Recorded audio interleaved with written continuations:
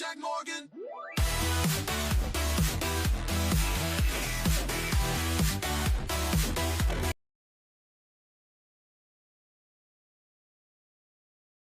You don't want to get mixed up with a guy like me. I'm a loner, Daddy. A rebel. A rebel. Be a rebel. Be a rebel, everybody. Bright and early new dawn. Every headline, every story gives your morning some glory. Everybody, welcome. Stay informed, stay in tune as the day greets new blue. Welcome, welcome, welcome. Headlines with Sky Jack Morgan. Start your day just fine. It's some information for you, darling. Yeah. Hot coffee in your cup. Come on, there's. Fill you right up. Trends and weather on the go. Morning show you need to know.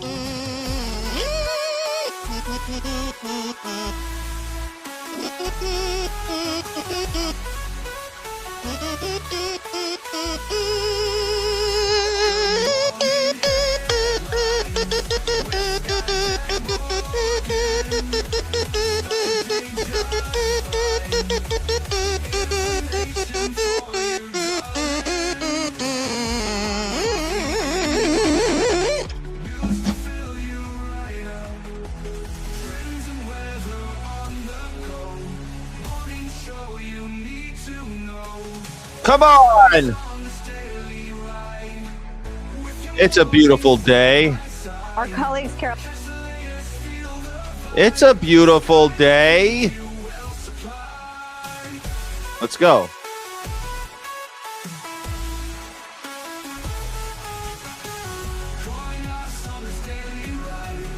With your moaning side by side.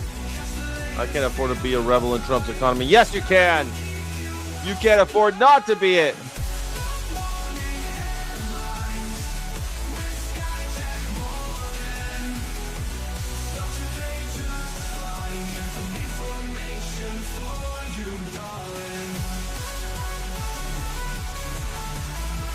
Yes! This is the show that you came for. This is the show that America needs.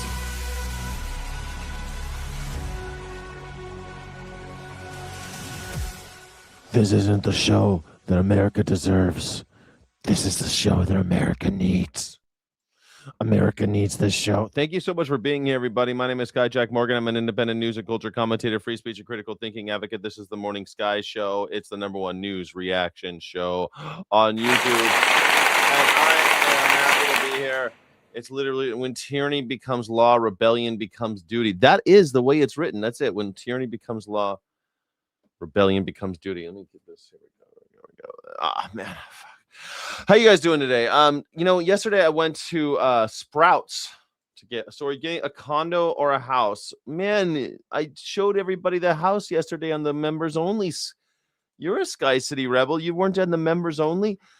I gave everyone a walkthrough of the house. Going for a house.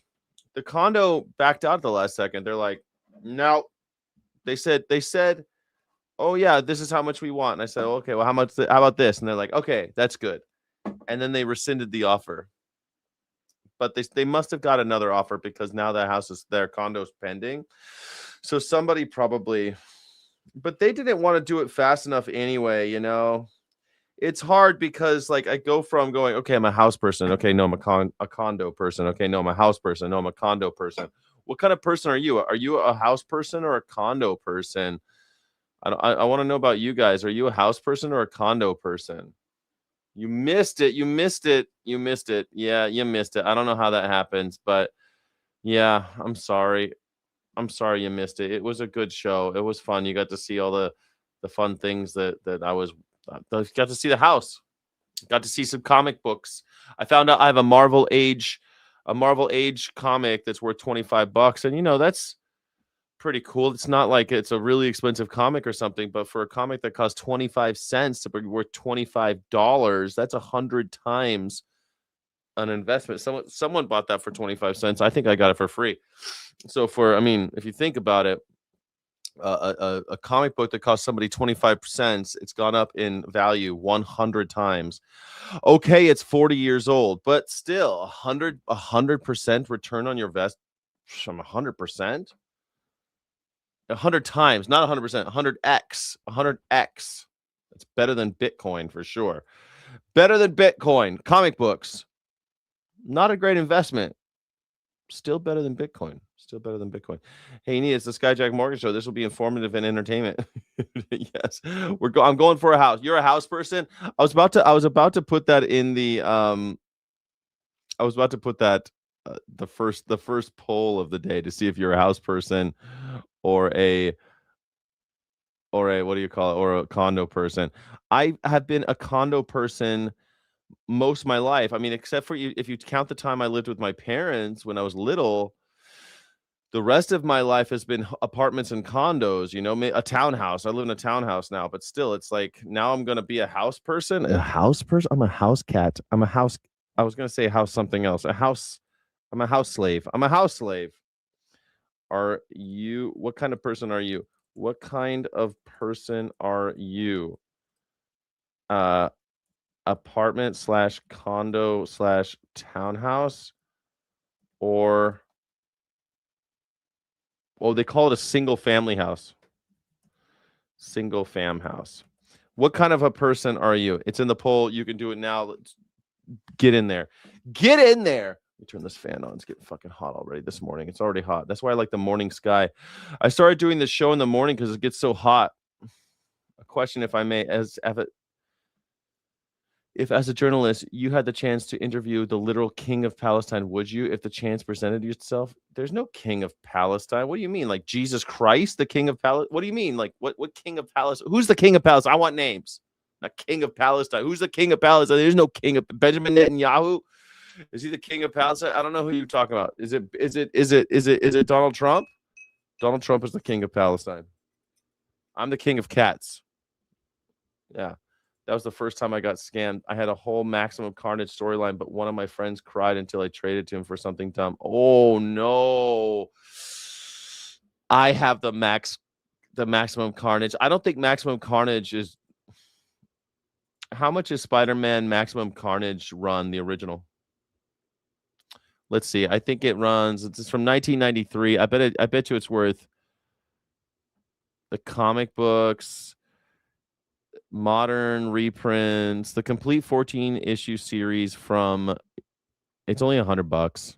It's okay. It's only $100.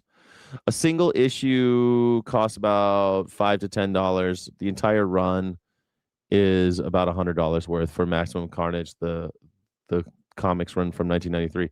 The problem with those 1993 books, first of all, they're not that old yet. Secondly, they are they printed a million of them. All those early 90s books, you could, those late 90s books, some of those are worth some money. Or if you got some Vertigo comics or some weird ones, but you got to get like weird ones. Man, I think I've got 3 copies of Spawn #1, and so does everybody else. You know what I mean? But Spawn number 95 or something is worth something because nobody picked it up. And the comic book stores didn't have as many of them, and blah blah blah blah blah blah blah. I've got a lot of comics like that. Things that, because in the 90s I was a kid, and it's like, oh, the foil one with the holographic thing, it's gonna be worth money someday, and then you go and you buy it, but you forget. As a little kid, you don't realize that Image and DC and Marvel, they're printing literally hundreds of millions of these, and they're all going to be wrapped in plastic just in someone's basement. So you're just like, duh, dang it. But that's okay. Like, I've got some really cool 90s runs. I've got some cool stuff. Some of my favorite writers were like at their heyday at that time. There's a reason why comic books were so popular. They were doing cool shit. Okay. And now people are like, well, they're not the great investment that they were. Well, good. I'm so sick of everything being an investment. Comics were cool. I loved them. And now they're not as worth as much as I thought they were when I was 13 years old. I was such a good investor at 13 with my chore money that my parents gave me a couple bucks for chores. I had a job when I was 13, and I was that coupled with my money from my parents when I don't know, took out the garbage consistently for 3 weeks or 4 weeks or whatever. I forget what the hell. I fed the dogs. I picked up dog poop. Stupid chores that your parents make you do. And they gave me a couple bucks. I bought comic books. It's all right. It's all right. So don't worry. If you got scammed, you probably only got scammed out of $100. That's not the worst thing that can happen. Think about it. Donald Trump just scammed us all out of billions and billions and billions of dollars. So don't worry. Hi, I'm Earth, crowned in secrets by Saint Pope John Paul II. I was named Earth as my royal name. No joke. It was done in secret because of the headhunters at Target nationally. That sounds rad. King of Earth. Wow, way to go. Keep it going, man. Keep it going. Keep it going strong. Keep it going. Keep it going full steam. Too nice to be. Why does it go? Keep it going, keep it going, keep going full speed. Too sweet to be sour, too nice to be mean. Okay, thank you so much for being here. My name is Skyjack Morgan. I'm an independent news and culture commentator, free speech and critical thinking advocate. Thank you. All donations, all Venmos will go to coffee. Venmo is Skyjack Morgan, and all Cash Apps will go to Melania Coin. I'm buying Melania Coin. It's the most important. It's the most important financial tool for Americans' financial freedom. Melania Coin's endorsed by the First Lady and created by the President of the United States of himself because he's a crypto lord. And I'm going to buy any Cash App donations or support today. The donos, any Cash App donos. I've heard all the cool kid streamers call them donos. Anyway, any donos are going to Melania Coin from Cash App, and if it's Venmo, it's going to coffee. Because I have shit coffee. I'm drinking shitty coffee. I'm drinking the shittiest. It's not the shittiest. It's the cheapest. I'm drinking Trader Joe's coffee. It cost me $6.99 since Donald Trump has been president. It used to cost me $4.50. Now it costs me $6.99. I think that's bullshit. But hey, this is the world I'm living in. You're a gibbalante. Nice. I love it. I love it. I love it. It's my job to troll MAGA in comment sections and to yell at people in the park in handicapped spots when they shouldn't. Ooh, when they shouldn't. What if they just forget their placard? How do you know if they shouldn't? Ugh, that sounds like a dirty job, but I guess somebody's got to do it, right? Hey, I don't know if you heard JD Vance's, his kids are being treated like royalty. I'm not sure why we're treating JD Vance's kids like royalty. It turns out that everyone in this administration is using the helicopter rides like it's an Uber, because that's what they do now. They use helicopters like Uber. Lennig and Von Hilliard are out with some gobsmacking exclusive new reporting on simmering tensions within JD Vance's Secret Service detail over crazy request by JD Vance and his family, considered completely unprecedented compared to every past vice president of the United States. From that new report, quote, on Thursday last week, Secret Service agents roused amongst themselves as they prepared to deliver another perk to Vice President Vance's family. Join a military helicopter crew to fly his young son to his golf lesson, end quote. The trip was canceled due to weather, but three sources tell Carol and Vaughn this, quote. Death Wish Coffee. I love Death Wish Coffee. They won't answer I want them to sponsor my channel. I want them to give me coffee and I'll advertise them, but they never write me back. These sons of bitches. Fuck Death Wish Coffee. No, I like Death Wish Coffee. They're good. They're good. Fuck them. I even made a video for them. The Secret Service staff's complaints about a planned chopper ride for an elementary school student reflects a building morale problem inside the team of agents assigned to shield Vance and his young family. Agents have shared concerns internally about Vance and his office, pressing them for trips and assignments that some agents consider an inappropriate or... What the hell? Trips and assignments that some agents consider inappropriate? I love that the Secret Service is complaining about working with JD Vance. Even unprecedented use of government resources compared to prior vice presidents. The agents pulled in to protect Vance and his family have also become fed up with the last-minute travel demands that Vance and his wife, Usha Vance, frequently place on the security team. The vice president's office provided a statement to MS Now saying this in part, quote, the Vances are grateful to the men and women of the U.S. Secret Service who serve our country with distinction. Joining us at the table, senior investigative reporter Carol. What? To the last sentence of this story, it is a holy you-know-what.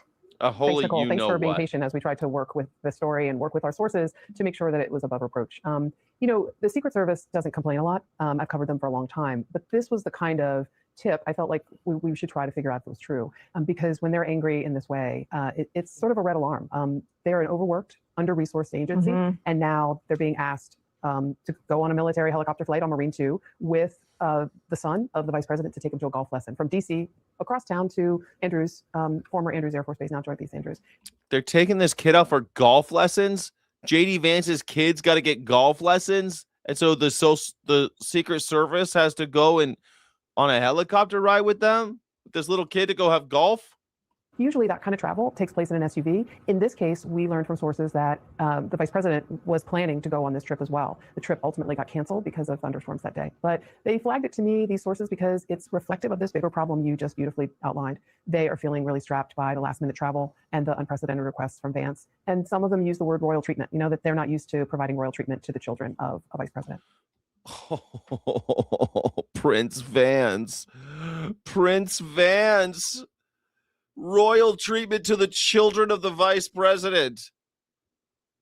Maybe that's, I don't know. Maybe that's a good reason why you shouldn't have.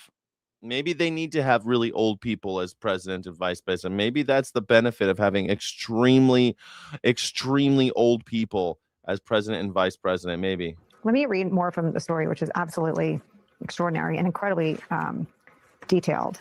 First of all, quote, the White House military office, which reports to the president, would have to authorize the use of the helicopter for the golf lesson. Operating the helicopter costs taxpayers between $16,000 and $24,600 per hour. What? It cost me $24,000 to bring this guy's asshole kids to golf lessons? How is that? Does that translate to the Secret Service? Maybe the Secret Service are his caddies as well. How embarrassing. I'm going to take a bullet for the president. I'll do anything. Okay, but first, take little Vance to his golf lesson. What? Yeah, and a helicopter ride. I got to get the helo. I got to get the chopper. Get in the chopper. Why don't we just take the SUVs just across town? Get in the chopper. His kids have to do golf lessons. I know, and I got to pay for it. I just paid like a $24,000 an hour is as much as an American makes in a whole year. It takes a lot of Americans a whole year to make $24,000.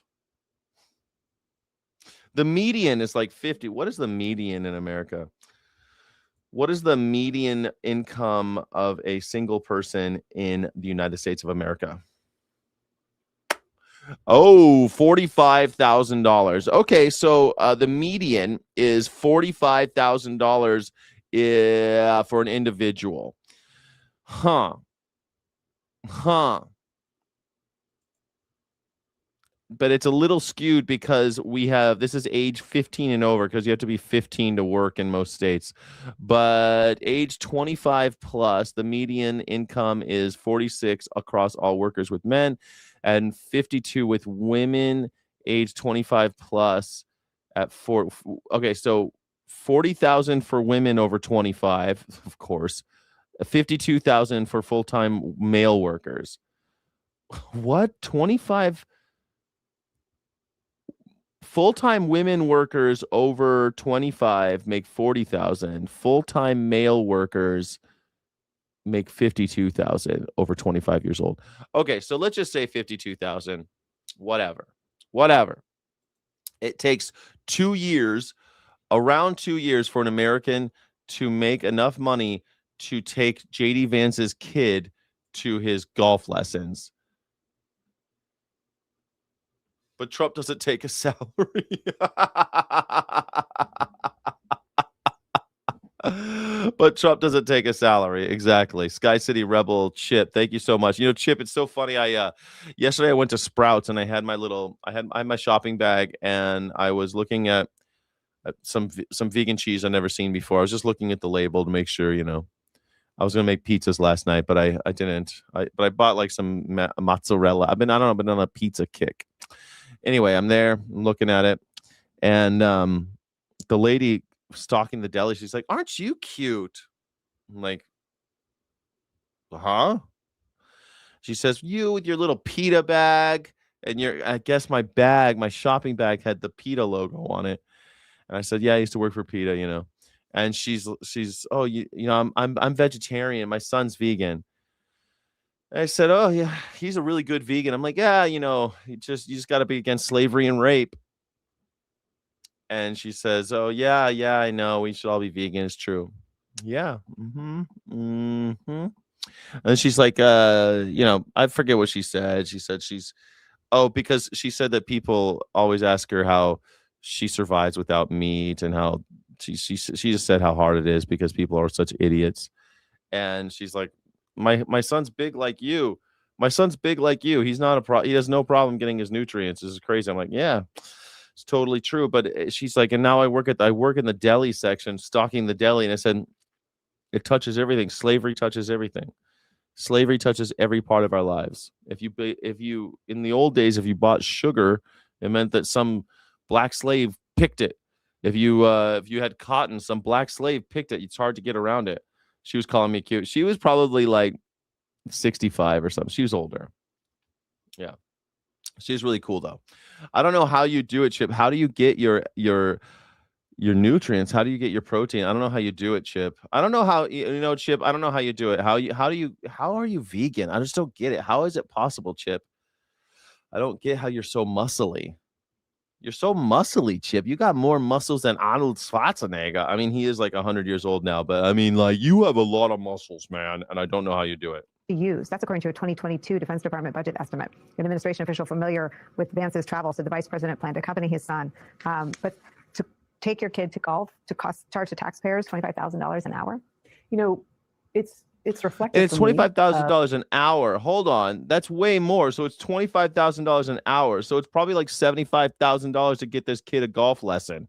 Because if it takes an hour to launch the helo, get the helo up and going, it takes $25,000 to operate this thing for an hour, and then you got to and you just got to go over there. That's probably counts for sitting over there while he plays golf and then flying his ass back. So it's probably like $75,000 for this little bastard JD Vance, little bastard Vance, to get a golf lesson. How much more VIP help? I don't know why people are getting more violent in America. I don't know why people are getting so violent lately. Why are people talking about the national razor? Why would they do that? Helicopter travel there was right from the get-go of the Trump administration, this presumption that anybody important could basically use a helicopter as an Uber, and it preceded that horrible fatal crash between a passenger jet. That's exactly what I said. I said it's an Uber. And a military helicopter that was training, at least, to do a lot more VIP travel. There was just buzzing all over Washington, D.C. with these helicopters. And in this case, the Secret Service is kind of waving the flag. Like, is this where we want to go? Oh, yeah. I remember. Do you guys remember that when the plane almost hit the helicopter? The military helicopter? They're saying that's why, because they're flying all these assholes around in helicopters. Everybody gets a helicopter. You get a helicopter. You get a helicopter. You get a helicopter. I want a helicopter. With the use of our resources, which are pretty limited. This is why they need a ballroom, guys, so that they can stop using helicopters. This is why they need a ballroom. A little bit more from the story. They have a strong culture, Secret Service. Anyone who's ever been privileged to travel with the president has the privilege of benefiting in that sort of umbrella of protection. I certainly did when I traveled with President Bush and Vice President Cheney, especially after September 11th, and they were very cognizant of how anxious people felt. And it is a real tight culture. You're sort of walking in small groups in and out of helicopters and in and out of tight corners and walking through kitchens of hotels. I mean, you really spend a lot of intimate time together, and they sort of have some gallows humor. Let me read this quote. The frustration over the last minute asks from the Vances has boiled over to the point that agents have made custom coins and stickers to mock the frequency of the vice president's and his family's last minute travel. Using JD Vance's Secret Service codename Bobcat, according to images reviewed by MS Now. Featuring an image of a Bobcat's head, the coins and stickers read, quote, Bobcat OTR, which is an off the record, I don't plan to stop, Bobcat OTR Survivors Club. They're making special souvenir coins. They're making challenge coins. JD Vance off the record survival club, because they're giving him so much VIP treatment, like he's a goddamn, what is he, Taylor Swift? Explain. What is he? Is he a crazy cat lady? Challenge coins and stickers are, kind of a black market token for agents to share some sort of arduous assignment they've had together, to also foster sort of mutual respect and trust about their adventures. Some of them hijinks, some of them really deadly serious, right? And in this case, we were steered to look at some of these images because they're basically now making fun of the fact that they are survivors of working for JD Vance and his family. I want to say something with care and in fairness to the Vance family. They're the first vice presidential family with really, really young kids at the Naval Observatory in a long time. But I'm so glad you mentioned the history of Dick Cheney, because it was a threat after 9/11 to Dick Cheney's children that led the vice president's children and grandchildren getting more and more protection. That's where it all began historically. Biden wanted the same for his children and his grandchildren. But the Vance family is in this situation of like, how do we take care of our kids, raise them in the city, and also have Vance serve as a vice president? We want to put our hands together for a father who wants to spend time with his children. Oh, yeah. Put your hands together for JD Vance. He wants to spend time with his children. That's how he finished that book. Because as a writer, I know I've got plenty of time for personal life when I'm working on a book. And also when he does the book tour and he's flying around America, giving all the and when he was in the Ukraine and when he was he's spending time with his children. Yes. Of course he is. He's a family man. These people are not family men. You think Donald Trump gives a fuck about his kids? He doesn't give a shit except for the one he wants to bang. He does not care about they do not care about their children. They care about power. They don't get to these points of these places, these lofty positions by caring about their kid. Yes, JD Vance. Yes. But maybe the agents maybe don't want to do it at $26,000 an hour. Well, and there's no reporting in this piece, at least, that suggests that anyone objected to driving them to the lesson in an SUV. This was about the helicopter specifically, right? It absolutely was. And Vance being on the helicopter makes it more. You know what's funny? I've heard a lot of bullshit over the years from Secret Service. A lot of bullshit because they've got a high stress job. These Secret Service guys, and it's like military boredom all day long, right? They're like this, but nothing ever happens. And then when something happens, it's they're cuckoo. You ever talk to a Secret Service guy? They're a little different from the rest of us. These Secret Service dudes, they got a special job. They got a special situation, man. Give them some slack. I don't know. I don't even know what kind of person gets into something like that, to be honest. It's a whole thing. But these guys to sit there and make challenge coins, making fun of the dude and say that they're basically Uber drivers for JD Vance, but instead of Uber drivers with the SUVs, they're doing it with helicopters that cost $25,000 an hour. So the American people are spending $25,000 an hour to take this little asshole to golf lessons. Awesome. I love it. JD Vance, put your hands together for JD Vance. He's a family man. Justified, if you will, because Vance, every time the helicopter travels, it's Marine too. It's an official trip, but a golf lesson raises serious doubts about how official or how necessary it was. The vice president should be allowed to spend time with his family. Agents are kind of crying out, we've had enough of this, and this is the worst example for them of a series of cases in which they feel the agency is being burdened. That is so messed up. I swear to God. Yeah. Do you remember Taylor Swift's jet? At least if Swift jet sets around, she's paying it for herself. Yeah. Right. Taylor Swift is paying for it herself. JD Vance is using your money to do it. Fly his damn kids around. I remember when Bill Clinton got a $600 haircut and people were enraged. They were incensed. Like, how dare you? Donald Trump on his tax returns, the reason why he's so upset, people don't talk about this enough. The reason why he's so upset that his tax return was leaked, and he has not denied that they're real. In fact, he sued the IRS illegally and then tried to collect $18 billion. And then he went back. Well, anyway, they're not allowed to investigate him anymore. All that bullshit. Listen, the reason why he's pissed out about those tax returns coming out is because one of many of the disgusting things that one finds out while reading his tax returns is that he spends $70,000 a year. $70,000 a year on his hair. Just on his hair. 70,000. Donald Trump's hair makes more than you do. Probably. If you are anywhere, because if the median income is $52,000 for people, working men over 25 years old, $52,000 is the median income of working men over 25 in America. That means Donald Trump's hair is making more than you. Well, Donald Trump has now paid E. Jean Carroll in full. Donald Trump, but he's paying off his rape victims now. He had to pay her $5.6 million of Donald Trump's money. The unanimous jury awarded that money to E. Jean Carroll in a lawsuit that took years for her to pursue.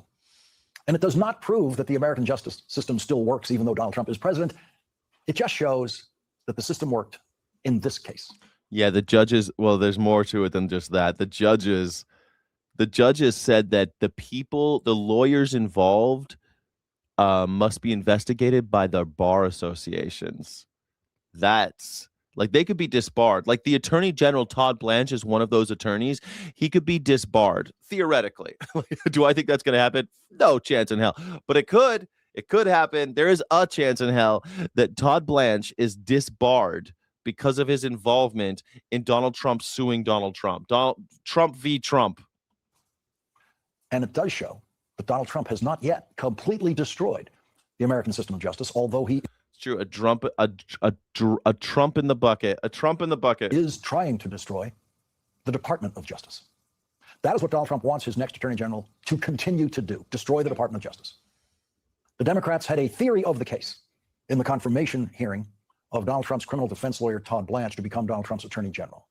Todd Blanche had already survived his first confirmation hearing last year to become the Assistant Attorney General to Pamela Bondi as Attorney General.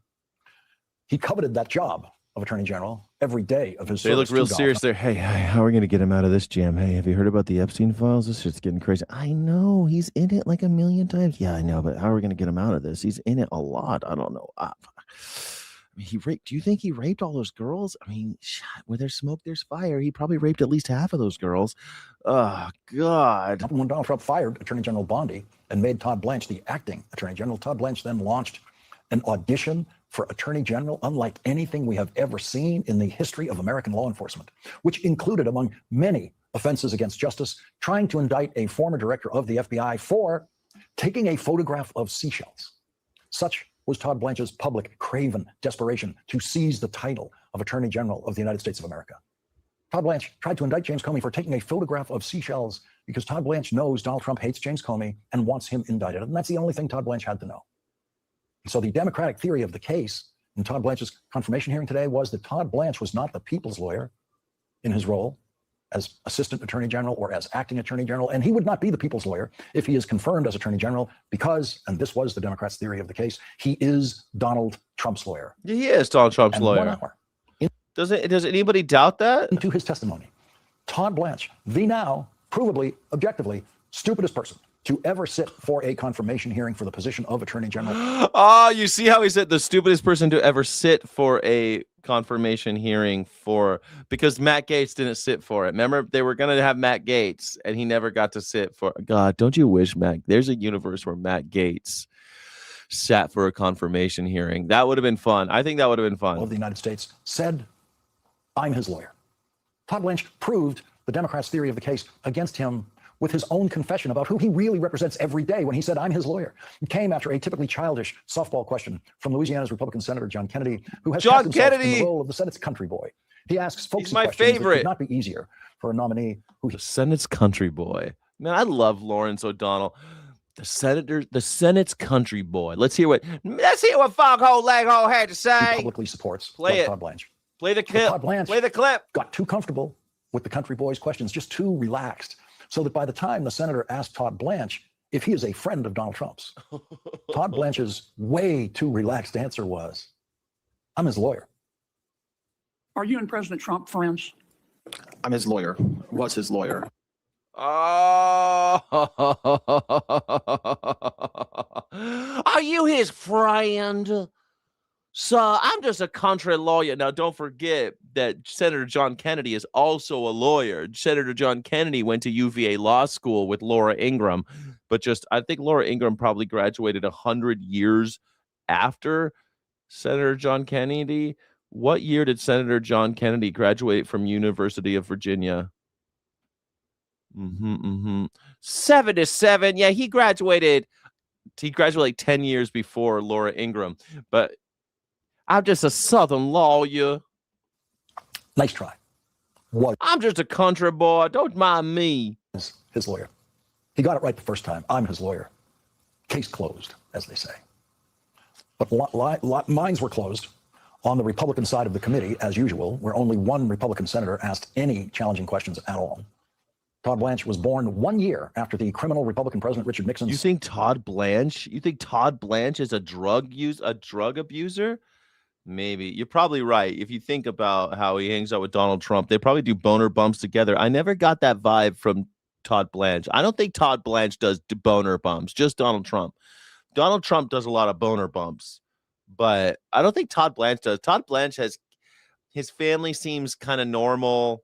I think Todd Blanche has just been taken down the dark side. He's been taken down the path of iniquity. He's been taken down the path of iniquity to the everlasting bonfire. Said, quote, mistakes were made in his ineffective and desperate defense of what was eventually exposed as the criminal conduct for which President Nixon was forced to resign the presidency. Mistakes were made was as far as Richard Nixon could bring himself to go in response to all of the... You think Richard Nixon was a leftist smackhead? What's wrong with you, Richard Nixon?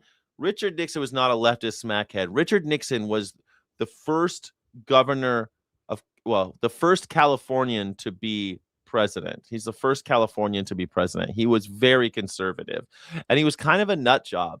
He was really kind of a paranoid, schizophrenic type guy. There was a lot of going on with Nixon. Was a complicated man. He was a very complicated guy. I don't think he was a smackhead, and he certainly wasn't a leftist. Thank you. Crime that flourished around him that he encouraged and was was part of the conspiracy. He could never say, Richard Nixon could not say, I made mistakes. He could only say mistakes were made. And so since that day, the year before Todd Blanche was born, one of the backstage flippant joke defenses that people throw around in Washington intending to get a laugh is mistakes were made. But those are the exact words Todd Blanche chose in response to the 92-year-old chairman of the committee, Chuck Grassley, who, as usual, read every single question that he asked from a script prepared for him by his Senate. You know, there's an old Vulcan saying, only Nixon can go to China. Only Nixon could go to China. There's lots of things. Richard Nixon also ended the Vietnam War, the pacifist. They said because he was a Quaker that he would mean the death to the American military industrial complex. And he was not the death to the military industrial complex. He just ended the war in Vietnam, which, you know, after 10 years, that's how long it takes to really embarrass a superpower up until now. Now it only takes a few months to embarrass a superpower. Iran did what Vietnam did in the course of a few months. It took Vietnam 3 million dead people and 10 years to embarrass a superpower. It took I think Afghanistan 6 years to embarrass the Russians, the USSR. It took them 20 years to embarrass us when we left Afghanistan. Afghanistan, superpowers 0, Afghanistan 2. Staff, as he has done in every Senate hearing he has attended in his 45-year career. Chuck Grassley threw Todd Blanche. What? Right-wingers drink themselves to death while leftists? Then how do you explain Charlie Kirk died of a fentanyl overdose? How do you explain Lindsey Graham died of a fentanyl overdose? How do you explain these things? You got these damn right-wing Nazi types dying of fent all the time. They're constantly dying of fent. Damn, they got the fire in their veins, son. They got that fire, baby. They think because they're rich that they can, I don't know, survive a fire, but they can't. Nobody survives the fire. Ask Lindsey Graham. He was there with all his gay boys doing fentanyl all day long, and he got himself a little bit of trouble. Meemaw. I'm a lifelong bachelor. We need a ballroom to let our hair down and have a good time. Softball about his handling of the Epstein files. And Todd Blanche literally said, mistakes were made. That was his explanation for releasing private information about some of the Epstein survivors who suffered again at the hands of Todd Blanche and the mistakes that were made by Todd Blanche. Todd Blanche told the top Democrat on the committee, Dick Durbin, I'm not allowed to meet with them directly, talking about the Epstein survivors. And that was a lie, of course. Todd Blanche claiming that he's not allowed to meet with the Epstein survivors. Why are you Nazis always so violent? All of you maggers always so violent. Hassan Piker will be run down on GoPro. What is it with you guys? Always with the violence. Every morning I do this show, and you maggers are always so violent. Why is the right wing always so damned violent? Why is that? You guys just don't understand things. Like, you can't act like human beings and have conversations. God gave us the birth of speech, and maggers are like, they do. I want to kill everybody. And an hour or so later, in response to a Democratic line of questioning, he then completely flipped, forgot his previous answer, and admitted that, of course, he is allowed to meet with them. It's simply that he won't, no matter how many times they ask. Todd Blanche complained that Donald Trump was the first president to have any portion of his tax returns leaked publicly by a private contractor who was working with the IRS. And that is true. He's the first one. to have his tax returns leaked because he didn't release them. Every other president of Todd Blanche's entire lifetime Released has publicly them. released every page of his tax returns. Every one of them have done that.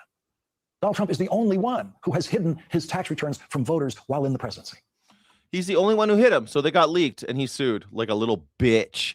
Donald Trump is like the little bitch in every 80s movie where it's like the tough guy's like, come on, let's fight. And he's like, I'm not going to fight you. I'm going to sue you.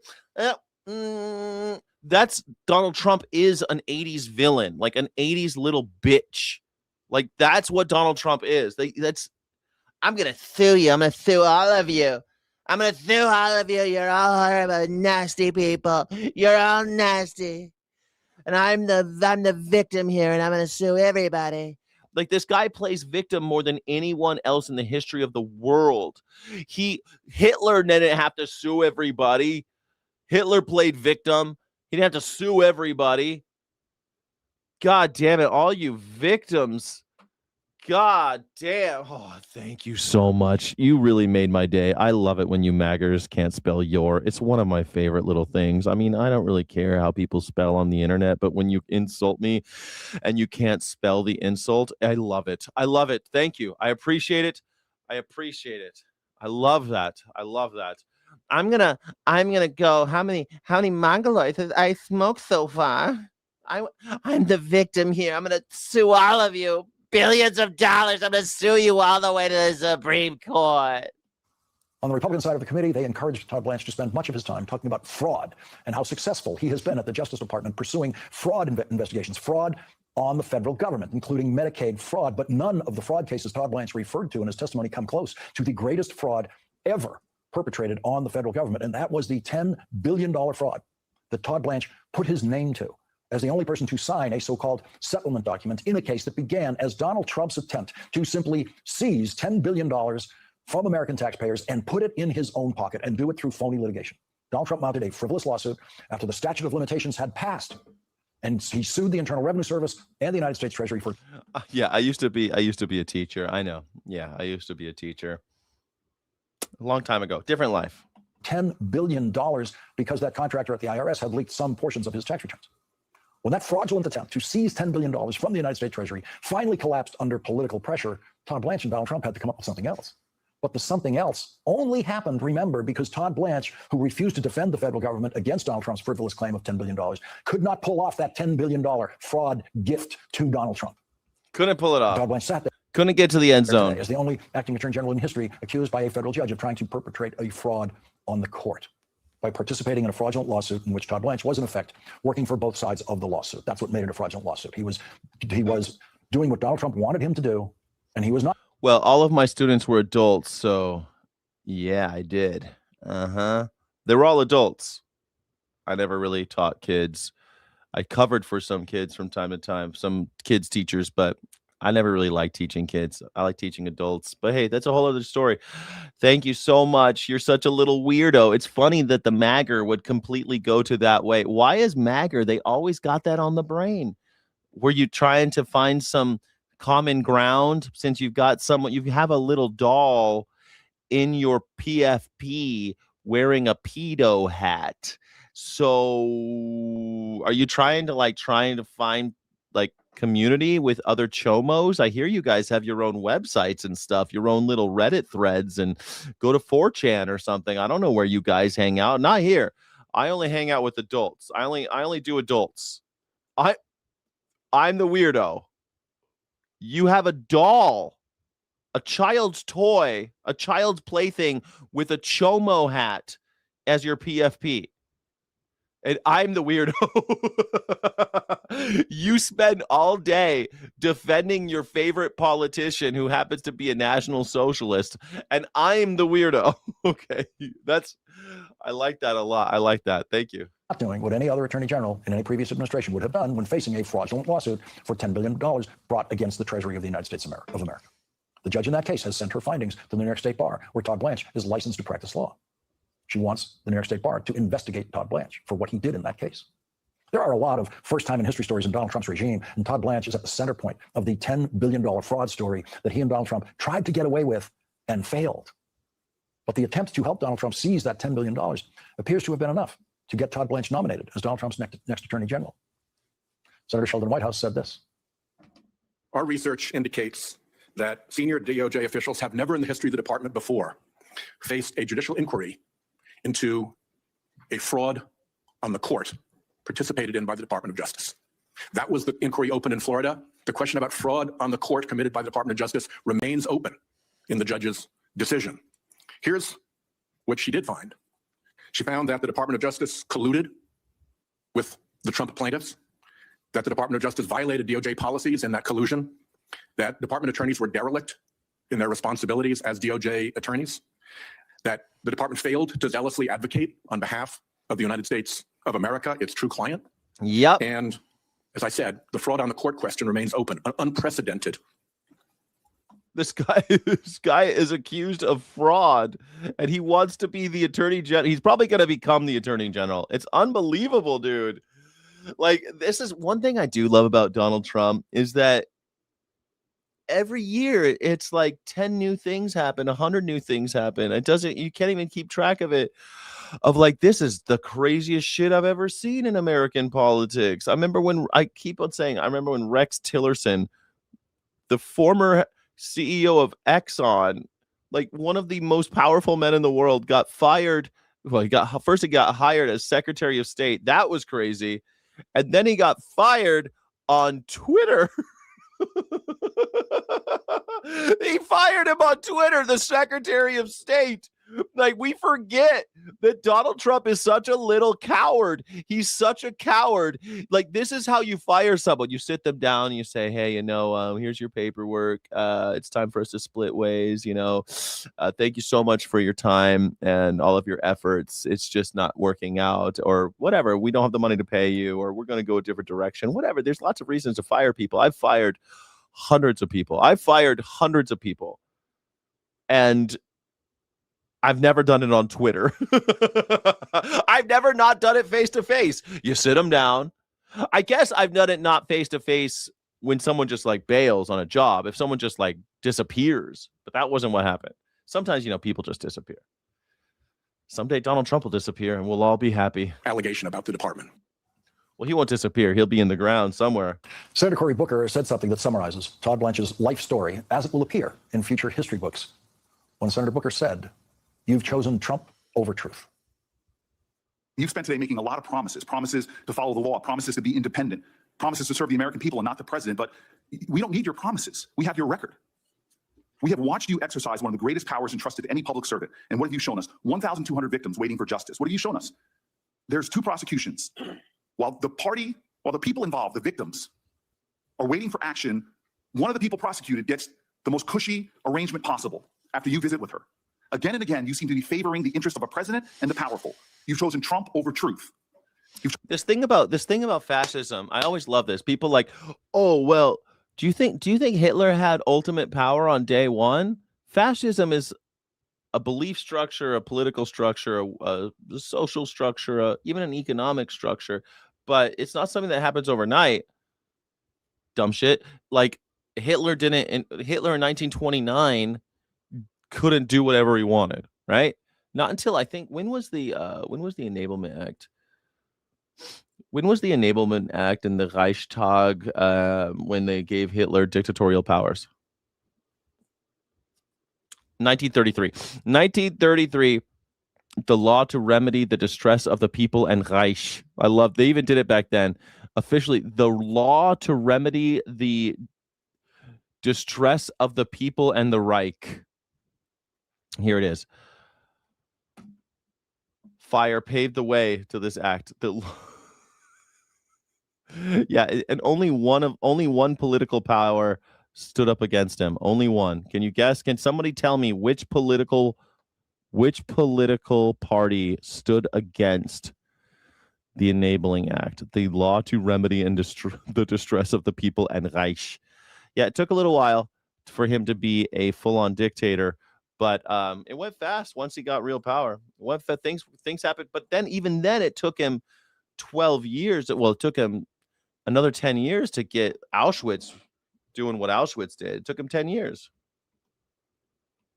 You've chosen corporations over the Constitution, and you fail to meet the test. I'll say this in closing. This is why your nomination should fail. For the second time in less than a week, there's been a deadly ICE-involved shooting. This is more proof that ICE, in its current form, is a rogue agency incompatible with the current constitutional order of the United States. We cannot live in a constitutional republic with an agency that has basically immunity to go around in masks and to murder both U.S. citizens, legal immigrants, anybody that they want. Beyond Alex Breddy, beyond Renee Good, even beyond the cases we've seen in the past week, they use the same excuse every time. This person tried to ram me with their car. We actually had one case in Chicago with someone named Martinez, a teacher from a Chicago school. She was shot 5 different times after they said that she tried to ram her car. But Yeah, then the video shows she didn't ram nobody. when they got the body camera footage showed the exact opposite. And then text leaked saying, I shot 5 times and she had 7 holes. Like a despicable, disgusting thing coming from ICE agents. Guess what the punishment for that ICE agent was? 0. Nothing. He's still on the streets over and over and So over. just one thing that's actually notable, and it's a little bit different in this sense, because this statement from ICE does not suggest that the agent thought his life was in danger. It explicitly does not say that, which is very different from what they've used in other incidents. And for that reason, when CNN spoke to some law enforcement sources who said every law enforcement officer in America is scratching their head trying to figure out what that means. What does it mean that he was a threat to public safety that warranted it seems like at least 5 shots in the windshield of that vehicle. And when you want to arrest someone, this is a good example of how to do everything wrong. So there is a question. There's a question of legal and illegal immigration, and then there's an issue of how law enforcement is being conducted and whether lives are being lost in the process. Yeah, I think there's definitely a lot of factors here. First and foremost, his immigration status to me does not matter at this point, because whether he was legal or illegal, no one deserves to die. That's a fact. Now, I want to also say this agent, which we're going to find out the facts through hopefully a very thorough investigation, was 100% wrong. Abolish ICE is reckless. Stephelson, allow him to talk. Allow him to talk. I like to see the violent nature of MAGA. Don't you? Don't you like to see it on display so that when they tell you, because how many times do people come into our chat and they say things like the leftists are dangerous and violent, and yet every day the only people doing the death threats are MAGers every day. Don't you prefer it? Don't you prefer it out in the open? I prefer it. I prefer it all out in the open. I prefer you're not MAGA. Yeah, okay. Yeah, all right, whatever, Ryan V. Ryan V, I appreciate MAGers like that. Right-wing nut jobs, fascists. I appreciate them out in the open. I love it. I love it. Because right-wing nut jobs are the most violent in our society. Every single time. It's irresponsible and it's foolish. You're basically saying ICE is whatever you said. I couldn't even listen to what you said at that No one point. at this table is saying Okay, that. it doesn't matter. Wait, do you think that Let me wrong? finish. You had your arrangements. Do you think the murder is wrong? Yeah, I love when someone like that goes, I don't even, yeah, like puts her hands in his face and then she provokes him and then let me finish. Well, you just put your fucking hand in my fucking face, bitch. You don't get to fucking finish now. That's how that works. You can finish if you have a point. If your point is to insult me with ad hominems, then no, I'm not gonna let you finish. Said, abolish ICE. Just to sort this out. Some people are saying abolish ICE. Adam did not say that. Okay, ICE is a rogue agency. So go ahead. Are you fighting for someone that's not here right now? I don't know No. what you're talking I'm saying you said ICE is a rogue agency. Actually, Wait, fighting you with think you. they're No, Adam, actually, let me let her I think that finish, Biden let please. millions of people in That's right. and an open border. Now Trump is left with that burden to try to deport millions. Biden. That's all they can ever do. Biden. It's so funny that Barack Obama, that dog, that mean, nasty man, nasty man, nasty dog man. Never born here. He was born in Kenya. I don't know if you know. Have you ever heard of Kenya? Have you ever heard of Kenya? It's a great place. They got lions and tigers, I hear. There are no tigers in Kenya, by the way. Just lions. Anyway, fucking, for some reason, Barack Obama was able to deport hundreds times of people that Donald Trump, and he could do it without having shootings in the street. Why? How is he able to? How is Barack Obama able to accomplish the dreams of Donald Trump? Donald Trump can't do what Barack Obama did. And who does he blame? Biden. Millions of illegal immigrants. Now say that this agent was horrible. Say that there's 5 ICE agents that are making headlines internationally that are the worst agents in the world. 5 bad eggs and tragic incidents do not now invalidate the entire purpose of ICE. We need ICE. I care about the Americans being killed by illegal immigrants. It is not systematic. Every murder makes every headline for weeks straight. And let me also finish my point, because you said your point. I have never seen this amount of resistance towards authority. We have all, I'm sure, had bad interactions with. There you go. Resistance to authority. There you go. Are you waking up now, honey? You're waking up? Yeah, you're not supposed to do what everybody tells you to do. Do what you're told. Respect authority. Respect authority. Respect. I love that people are finally waking up. She's waking up, everybody. Cops or agents, whatever you want to call them. You don't resist authority. And that's a thing that. You don't resist authority. Just do what they tell you. Bend over. That's what I did. Like, how can a woman say that? How can a woman say that? Just respect authority and do what they say. I can't believe a woman says shit like that and doesn't understand what that means, taken to its logical conclusion. That's first of all, you don't know that that's what happened. I've seen enough. You mentioned Alex and Renee. You mentioned plenty of people who were, in fact, we're talking about this incident in Maine. First of all, the guy had a gun. You don't. That's already A. He had a gun, though. It's legal to have a gun. You don't get shot for having guns in America. I got a gun. And he was a radical Facebook group. I don't want to talk about these cute talking points, but you just said that because he's in a radical Facebook group that it's justified. Alex goes, he spits on cops. He goes to protest.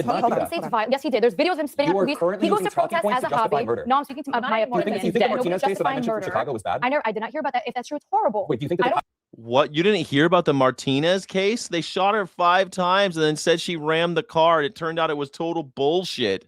They rammed me. Every time they say someone rammed them, nobody rammed them. Emily, I think should. Emily, do I think I should not now? ICE is a rogue agency because that one ICE agent was they violated 100 court orders just in January. Just in January, how many ICE agents are there? How many ICE agents? I don't know. You tell me. I don't know either. But you're saying that's a rogue. Yeah, there's 12,000 agents. There's 12,000 agents. How the fuck does it?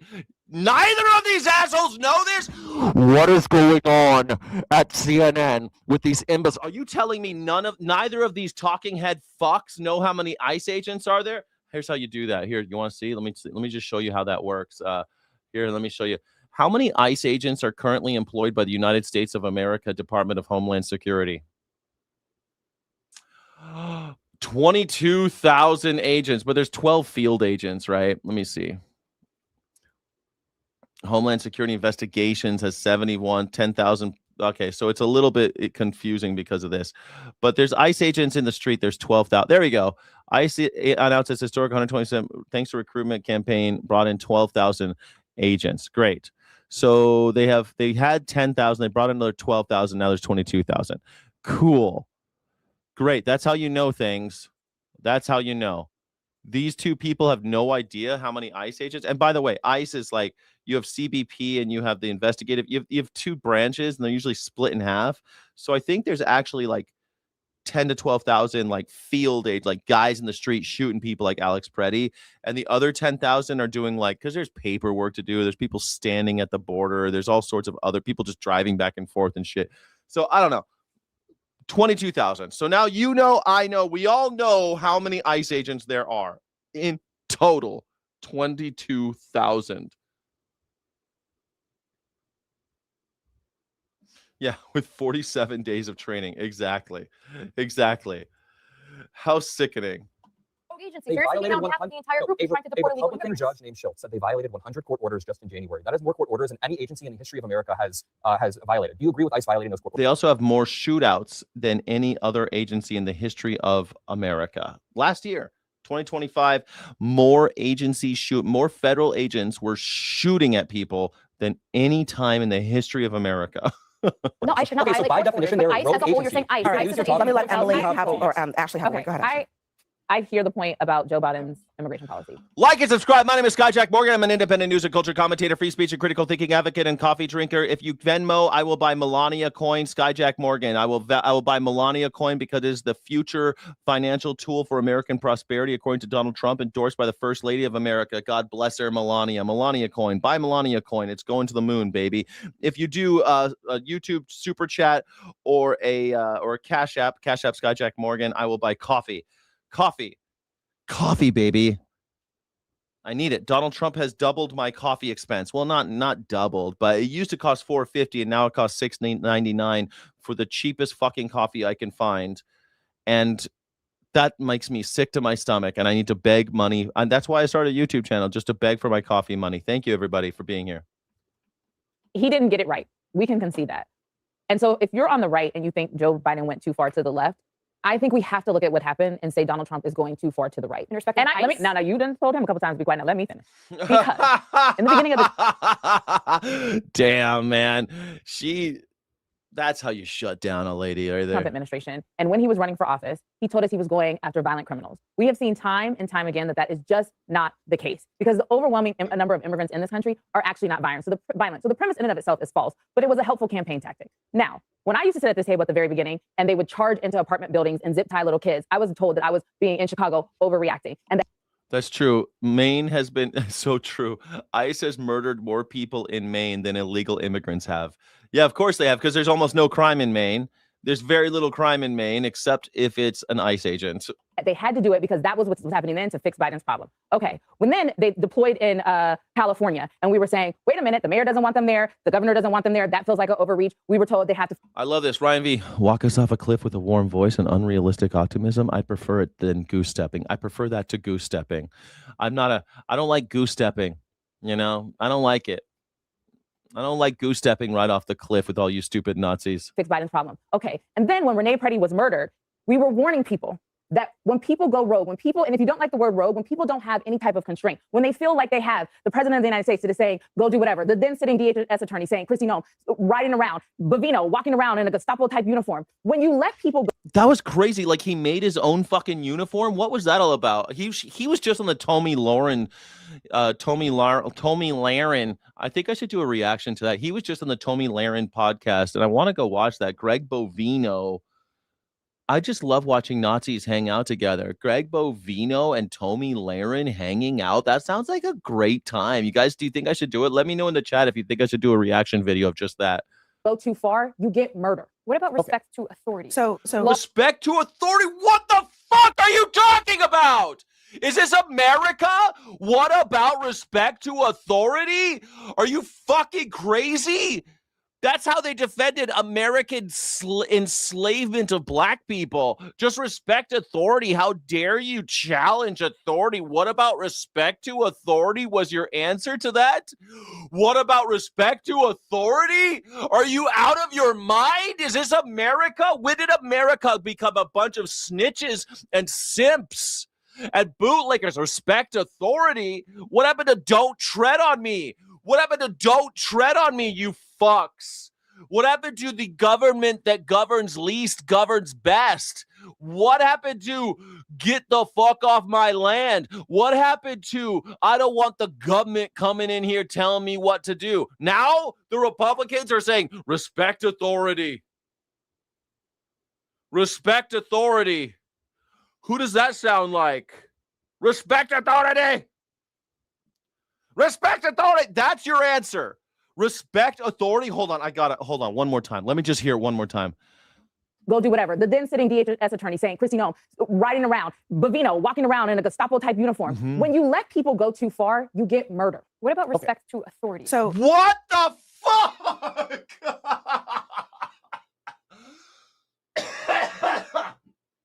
And you're saying that we're not a bunch of Nazis in this country? You're telling me MAGA's not Nazis? What about respect to authority? Does disrespecting authority get you murdered in America? Well, in the early days, yes, when we were fighting England. The fuck are you talking about? How is this? Where are your papers? Where are your papers? Exactly. Respect authority. That's the American. That should put that on the flag. Put that on the flag, everybody. Put that on the American flag. Respect authority. Fuck that. Don't tread on me. Now it's tread on me, daddy. Tread on me. So law and the I don't DHS, think anything that Renee did, this is how white people always are. Like this fucking, I am the law. You're in order.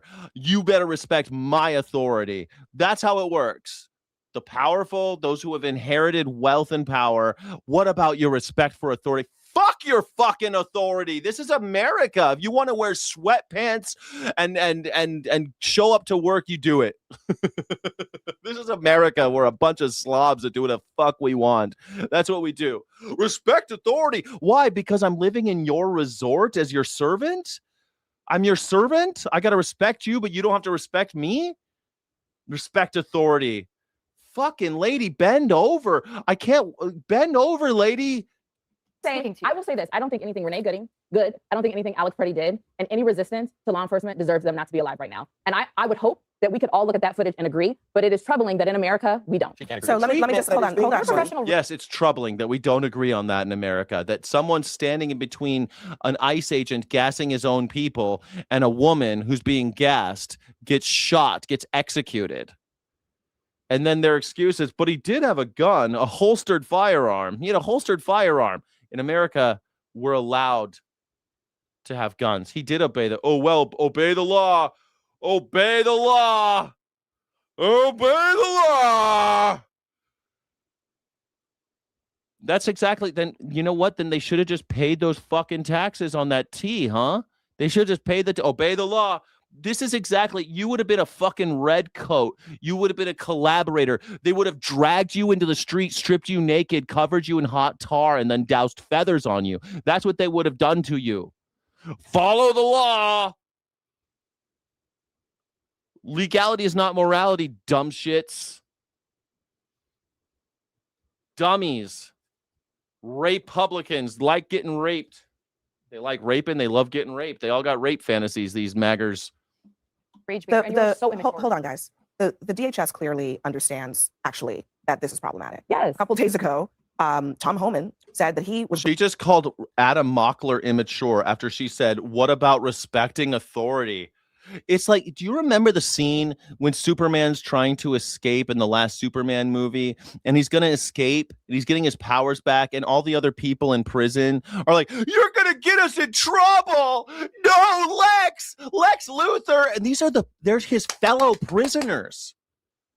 I thought that was the most honest depiction of the American experience right now. That was more damning of the current American political landscape than anything I've seen in the wokest of woke shit propaganda stuff.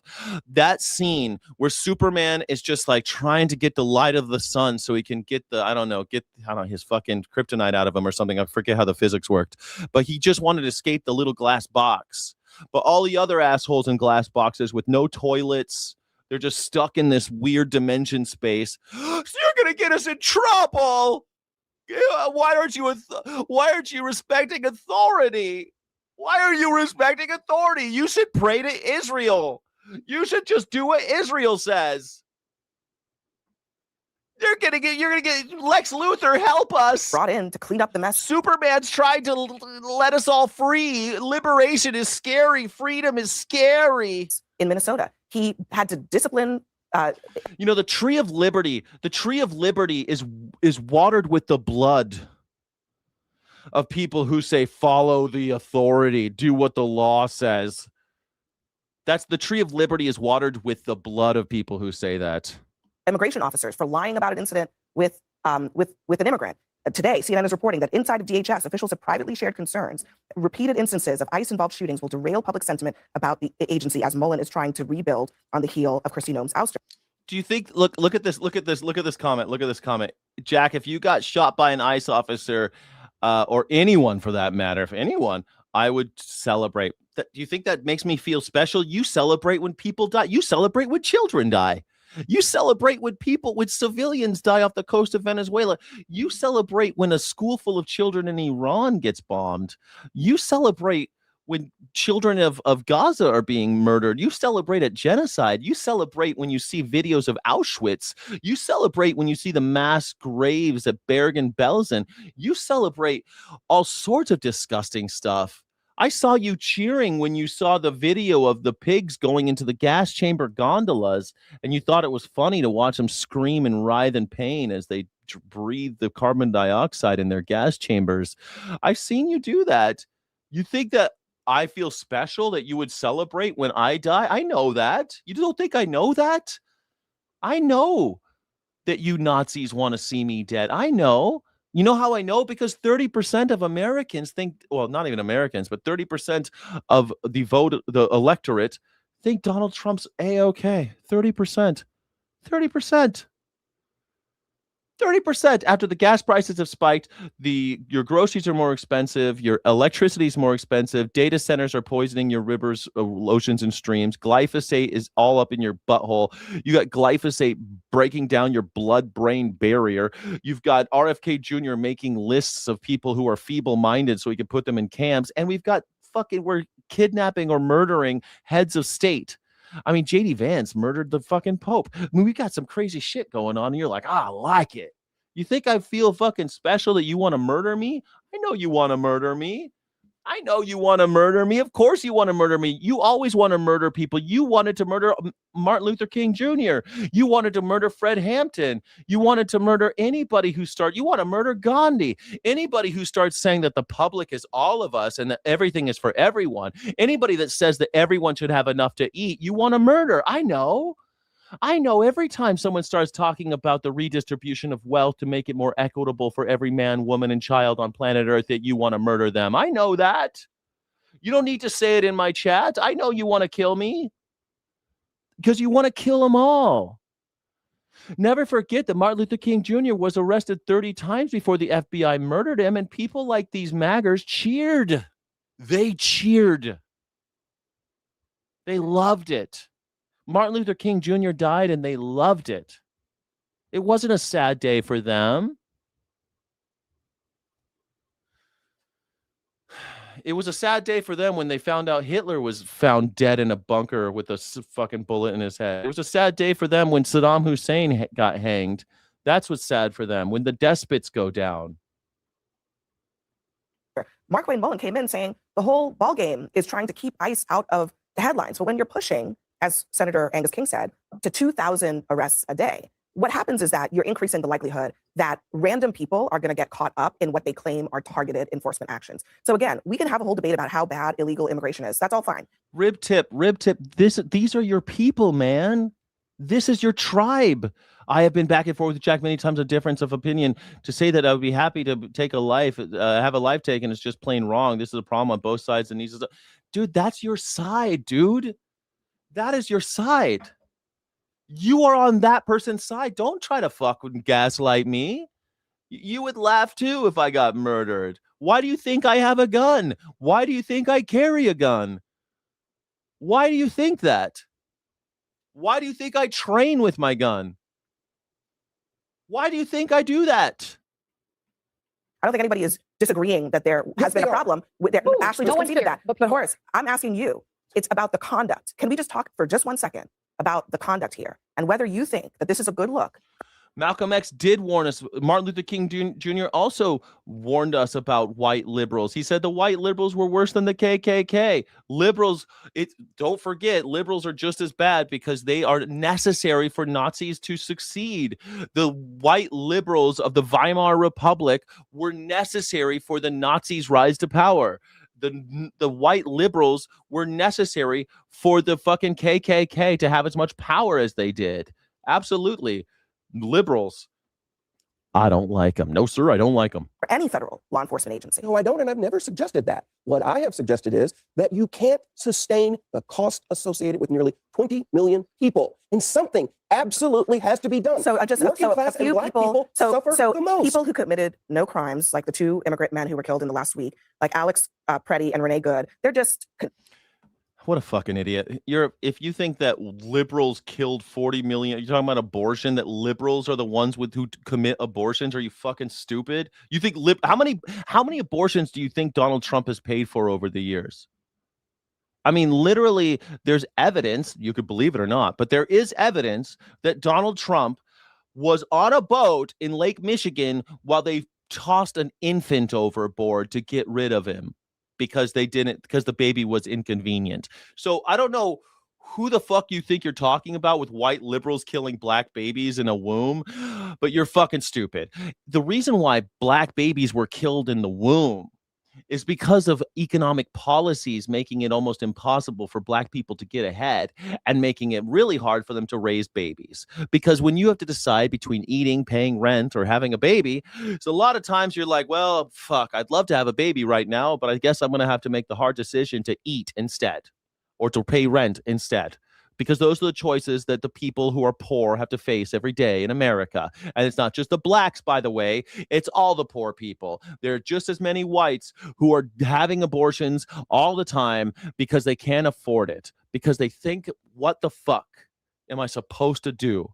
When someone has a baby, when someone finds out they're pregnant in America, they don't think, oh, gee whiz, I can't wait to see my bright baby's beautiful new eyes. All innocent the first time they look at the sky. They don't think that. They think, how the fuck am I going to afford this shit? They've been talking about it since fucking Elvis. Since Elvis. On a cold and gray Chicago morning, another little baby boy born in ghetto. In the ghetto.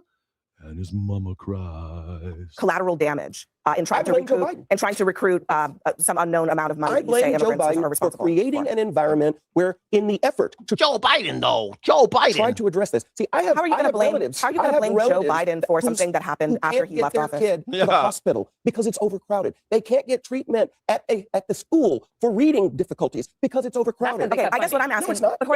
It's overcrowded because it's underfunded, moron. These are locally funded. Boris, what I'm asking you is, are you suggesting that people's actual lives, right, like these people who we're talking about who are dead, those lives are an appropriate price to pay for broader societal issues? Where do you guys keep wanting to add these words in? Because that's what you're saying. That's what you're suggesting, that people deserve to die because Joe Biden may or may not have let a higher number of asylum seekers into the country. Because I asked you a question and you responded by saying, well, hospitals are overcrowded, the schools are overcrowded. I'm asking you, are the lives that are lost a price that you're willing to pay?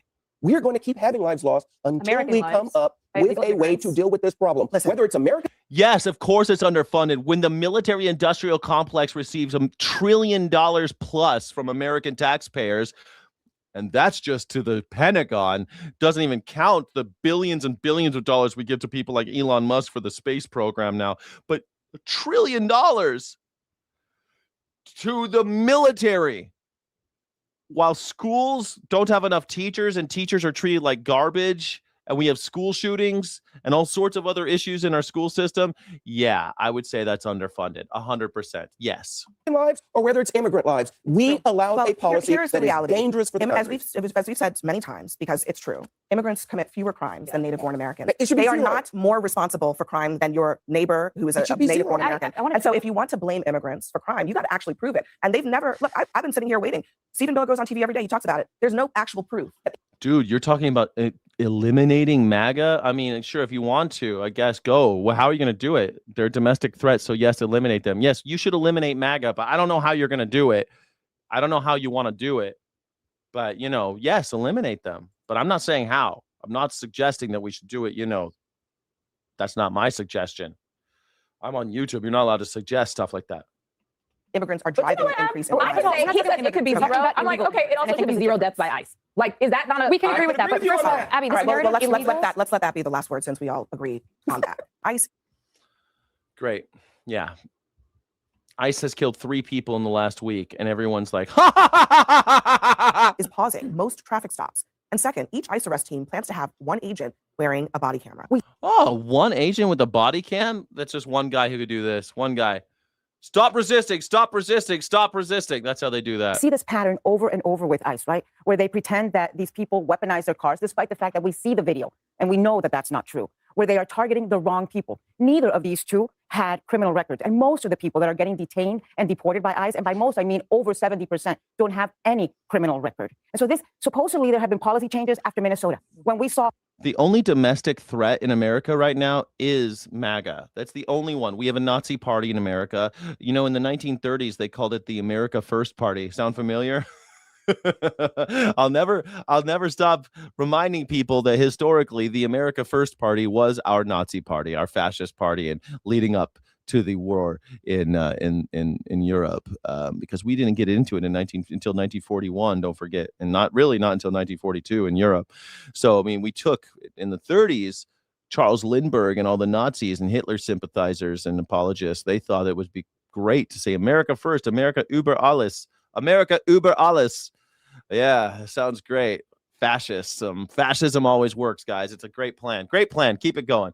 And then it's funny because when America came, Donald Trump said they were talking about D-Day, and Donald Trump told the Chancellor Merz of Germany, Merz, he said to him, D-Day is not such a great day for you. And he said, yeah, I mean, yes, it was. Germany was liberated from Nazi rule. You think everybody was Nazi? Like, he had to explain to him that the German people were also victims, that the domestic threat came from this Austrian who convinced people that they could make Germany first. Germany first. Everyone else is a loser. Deport all the Jews. Deport all the blacks. They're not real Germans. Deport all of the gays. They're not real Germans. And then kill all the autistic kids. They didn't call them autistic back then. They called them feeble-minded. Kill all the old people who are geisteskrank. Kill all the people with mental disabilities. That is how Hitler did his shit, man. And you guys are falling for the same thing all over again. All over again. It's the same goddamn thing. And the liberals are just like they were in the Weimar Republic, like, we're going to write a letter. I think what we got to do is write more letters. That's the plan. Great plan, liberals. Great plan. And the only people that stood up to the Hitlers of the world, people like Mussolini, were the Social Democrats. And guess what? Social Democrats are coming back. And people are surprised that Social Democrats are getting a little bit of steam under their heads again. FDR was a Social Democrat. FDR was a democratic socialist, and he killed Nazis. 2 blonde, blue-eyed U.S. citizens killed in the streets of Minneapolis. And now, months later, it's happening again. And it feels, you know what it feels like for a person of color, for a Latina immigrant? It feels like we are being hunted down by our government. You are being hunted down by your government. You are. Impunity and absolutely zero accountability. So, I mean, to Anna's point, I mean, the issues with these types of vehicular stops have been there for a long time. And in fact, in this main incident, they said that he was shot because there was a perceived threat to public safety. There's not a lot of information to support that. Social Democrats are useless. I mean, I like the social. I wouldn't consider myself a social democrat, but I like them. I like social democrats because they're the only ones who stood up against Hitler. The only ones who voted to not make him a dictator were 92 social democrats. And then most of them were murdered. But they stood up to him. And you know what? At least they had some courage. Social democrats might be useless, but I don't know. FDR was a social democrat and he killed Nazis. You'd be speaking German right now. Wollen wir auf Deutsch sprechen? Wir können eine ganze Zeit, wir können eine ganze Show auf Deutsch machen, wenn du willst. Viele Leute wissen nicht, dass ich Deutsch kann, dass ich in Deutsch wohnte. 6 Jahre, Alter. Was soll denn sowas, ey? Weißt du, ich hab diese Sprache studiert. Ich habe doch die ganze Germanistik studiert. Ich habe das Wissenschaft auch gemacht, ne? Die Vergangenheit habe ich studiert. Diese Nazi-Regierung habe ich studiert. Aber du willst mir sagen, was ich glauben soll über diese heutige Tage, ne? But one thing that is a threat to public safety is a moving vehicle with a deceased driver in it, which is one of the reasons that you really don't. You know, we're not speaking German because of FDR. Because if Charles Lindbergh had won the election and the Nazis, the America First Party took over, then we would be all speaking German right now. That's why. The reason why America won World War II was because the Social Democrats were there. Shoot and kill the person driving a moving car. So where is the accountability and even acknowledgement that there's a problem here? From just a straight policing perspective. Well, I think the acknowledgement is pretty clear. They paused traffic stops, at least temporarily, and we'll see how long that lasts. I think it lasted about 12 hours. Stop is different, I think. But one thing that should be the same. They should all be wearing body cameras. Alabama anarchists I wouldn't rally behind the DSA, but MAGA won't shut up. I totally agree. I wouldn't be a DSA guy, but hey, you know what? Now I'm starting to think about it. Look at that. Scott Jennings says they should have body cameras. And I know that the provisions have been made to send them body cameras. I know they're going to have at least one body camera on every team. I can't help but think that the repeated shutdowns of the Department of Homeland Security caused a delay in getting these things deployed. But no matter, body cameras here would help the public a tremendous amount. Now, in the case of Maine, there is no video. There is at least one witness who says. Great point. Thank you. Phil Connor?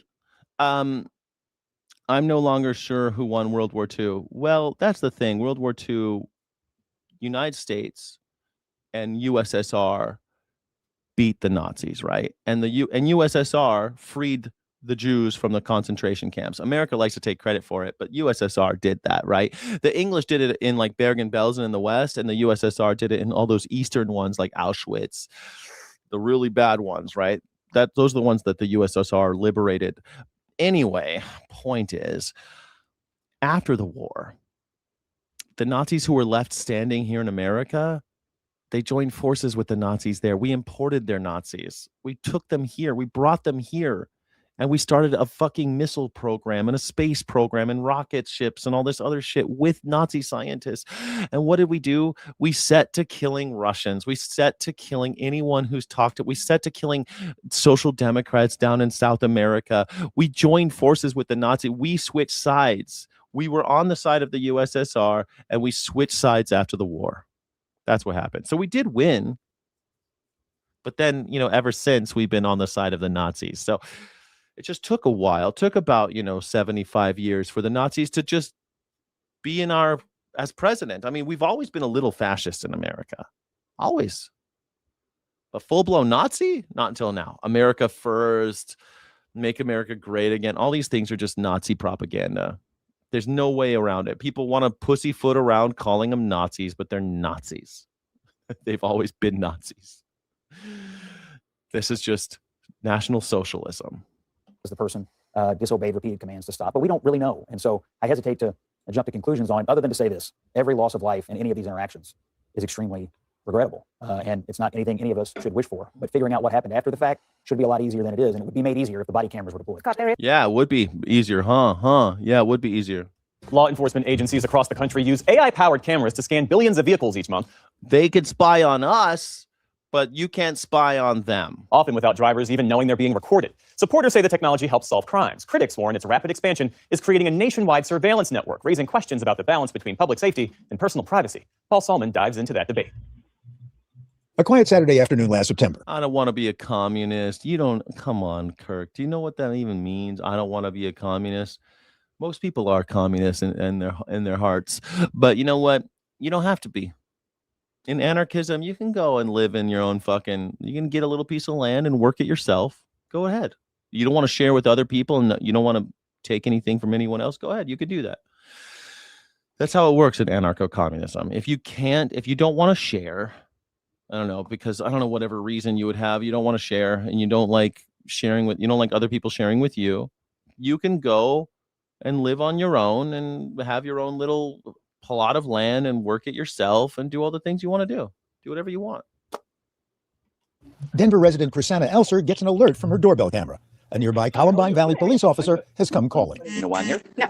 He pulled out a picture of my truck and accused me of stealing a package. We have cameras everywhere in that town. You can't get a breath of fresh air in or out without us knowing. Police. Fuck you. Did you see this fucking cop lying to her? And accused me of stealing. Listen to the confidence of this Nazi. A package. We have cameras everywhere in that town. You can't get a breath of fresh air in or out without us knowing. Get the fuck out of get off my property. Police-operated cameras had recorded her driving near the scene of the crime. Only problem, she had nothing to do with it. They caught me 20 times driving through the neighborhood that we drive through to go to work every day. Police. I go to work. You're not allowed to go to work anymore. Should simply match their video with doorbell footage of the theft, showing a blonde, like Elser. Well, can I see this video? If you go to court, you can. If you're going to deny it, I'm not going to extend you any courtesy. If you're going to lie to me. Fuck you. Look at her face. I'm lying to you? I wasn't there. Get inside, baby. Get inside. That guy standing there, I guarantee you that's a MAGA cuck. Gonna let him beat up his wife. Watch. I'm not going to extend you any courtesy. It was shocking to have somebody come in so strong and rely on the digital evidence. Small black cameras mounted on utility poles began appearing around the neighborhood. MAGA loves this shit. They love surveillance. They love us all being looked at. You're not doing anything wrong. It's not a problem, right? MAGA loves this shit. They love this Nazi shit right here. In 2024. But so what, says Elser? MAGA, this is MAGAism. Remember under whose watch this is happening. Remember who's president while this is going on. I took the stance that everybody else takes, that big deal. It's up there. If I'm not doing anything wrong, then why am I worried about it? Turns out these cameras extend far beyond Denver. Today, more than 100,000. Kirk Wilson, that's not true. So you can work your land as long as you don't hire other people, because that's exploitative, you see. So you can work your land all you want. Che Guevara doesn't want to take your land from you. Che Guevara just doesn't want you using the people or using an undue resource. If you can't till that land yourself, they're going to take whatever you can't do yourself. That's it. Yeah, everyone else. They're going to give it to everybody. Everyone else can, whatever you can't farm yourself, they'll farm, basically. That's how that works. Are installed across all 50 states, according to crowdsourced data from anti-surveillance organizations. The vast majority owned by security tech company Flock Safety. Let's shape a safer future together. We build hardware. A safer future. Look, they even have a little tree in the logo. You know you love that, right? Look at this is what America looks like under MAGAs. MAGAs everywhere you go.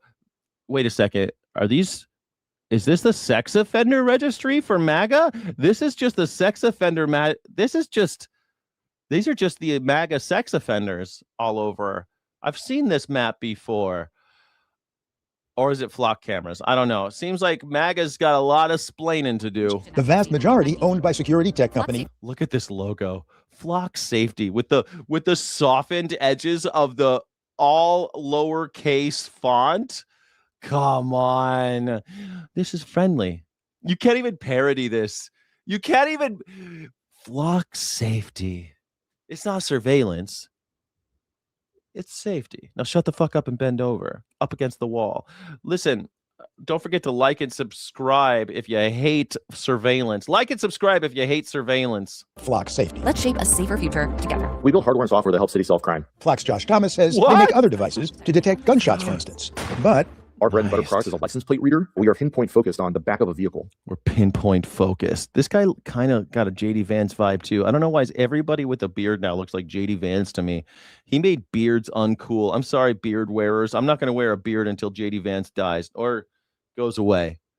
He'll go away, right? They'll put him in jail. What do you think's going to happen to JD Vance? Will he go to jail? To identify the make, model, color, the license plate, the state of the license plate. Timestamps, locations. But Flock's AI-powered cameras also record bumper stickers, dents, to match against local and national law enforcement hot lists. So when there's a wanted person, an outstanding warrant, a hit and run, a missing person, they will add those license plates to the list. So in real time, if one of those vehicles drives by a Flock safety device, we'll send an alert to local law enforcement.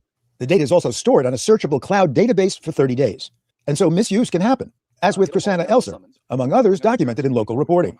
But it's rare, says Thomas. What's far more common, he says, the technology helps solve crimes. They're helping solve somewhere between 800,000 to 1 million crimes every calendar year. So roughly about 20 to 25% of all reported crime in America. This is so funny to me. Given everything you've said on my channel in the chat, you probably are from an area with overwhelming majority of maggers, and you think that, oh, the sex offenders in your area are lefties. No, honey. You literally have a child's plaything wearing a chomo hat in your PFP. You need to change that, chomo. You're a chomo. Jesus, look in the mirror, chomo. Is being solved in some way or another with Flock technology. You can always take the stories of the worst case scenario, but what's unfortunately and doesn't seem to get hit a lot are the stories of the best case scenario. Todd Chamberlain, chief of police in Aurora, Colorado. You're always being mean to us cops. We're the nice guys. How come you always report when we're bad, but never thank us when we're good? That's what all the fucking parades are for, asshole. That's what all the stupid salutes and the fucking badge and the little stars. That's for you being a good boy. That's what that shit's for, asshole. Why aren't you remembering when we're good boys? That's why we give you the cute little uniform and we all try to say yes, sir, to you. That's why. That's why we're like, yes, sir, okay, yes, sir, officer. Fucking asshole. How come you're not kissing my ass more? Because fuck you. There are some stories where lives have been. I just love it when cops are like, how come you guys aren't kissing our asses for doing our jobs? It's literally your job. Like, he's going to describe what his fucking job is, and he doesn't want to be held accountable when they shoot a person in the face or arrest the wrong person because of a flock camera. Changed through the use of this technology. As in Denver last December. A woman had put her child, a 14-month-old baby, into her vehicle. She had her car idling. Somebody came along, saw an opportunity to steal that car, and that mother was basically left watching her car drive away with her 14-month-old baby in it. Flock tracked the car, reunited mother and child. Thank you guys so much. Without that Yeah, and they didn't need this. They didn't need flock cameras to do their jobs. Flock technology, we might not have found that or 2 or 3 days later. That technology saved that 14-month. Bullshit. I remember this happening. Everybody said that there was no need to use flock for this case. So baby's life. So on balance, technology for the good? Well, Krisanna Elser, for one, might disagree. And Flock allows search data to be shared with police nationwide, potentially tracking Krisanna Elsers anywhere. When you have a national database of these cameras that can be queried by law enforcement without a warrant, that qualitatively shifts something about the surveillance. Joseph Cox is a journalist with 404 Media. This isn't a small beat local police officer just looking into local crimes necessarily. You can have an officer on the other side of the country search for vehicles on the other side of the country as well. On behalf of ICE, for example. And that has clearly worried a lot of people who are now having a conversation about, do we actually want these cameras in our community?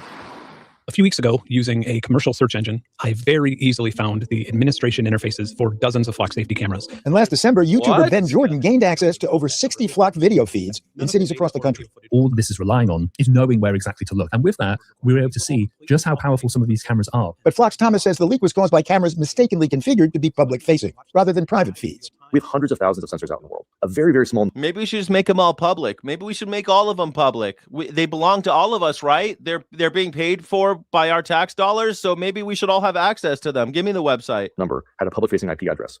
He did find us. And the second we found us, within 48 hours, all of those were changed.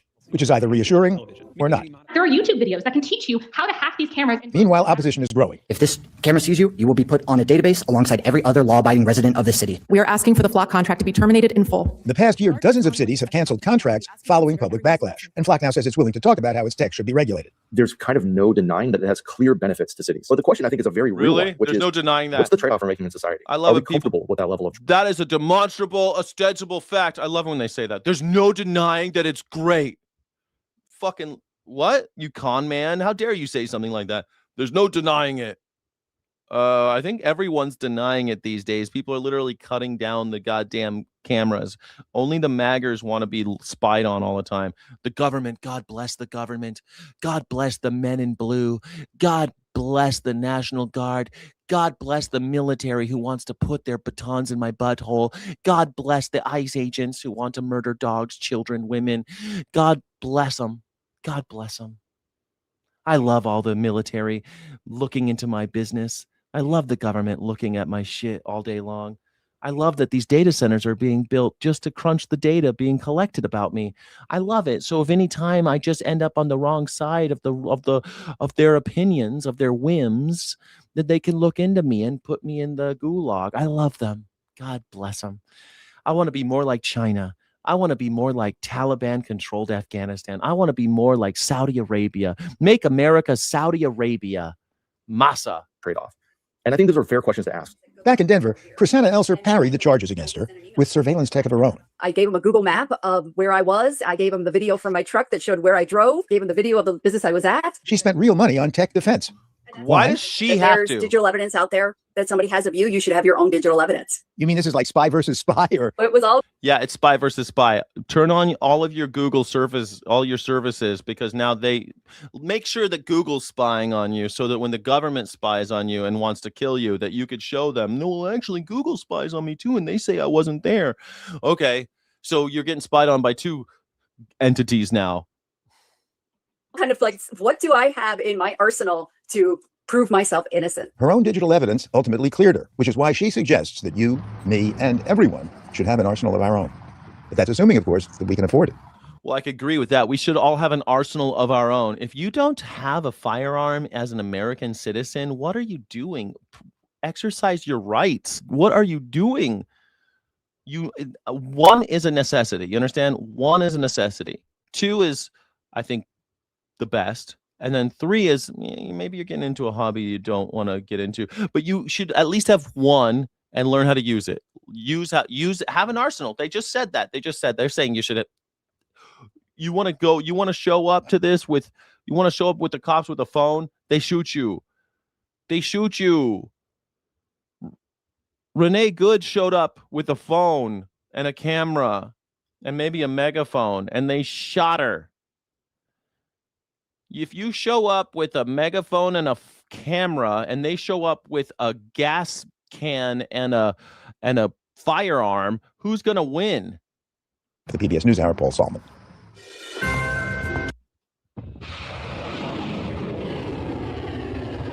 America, we're the good guys.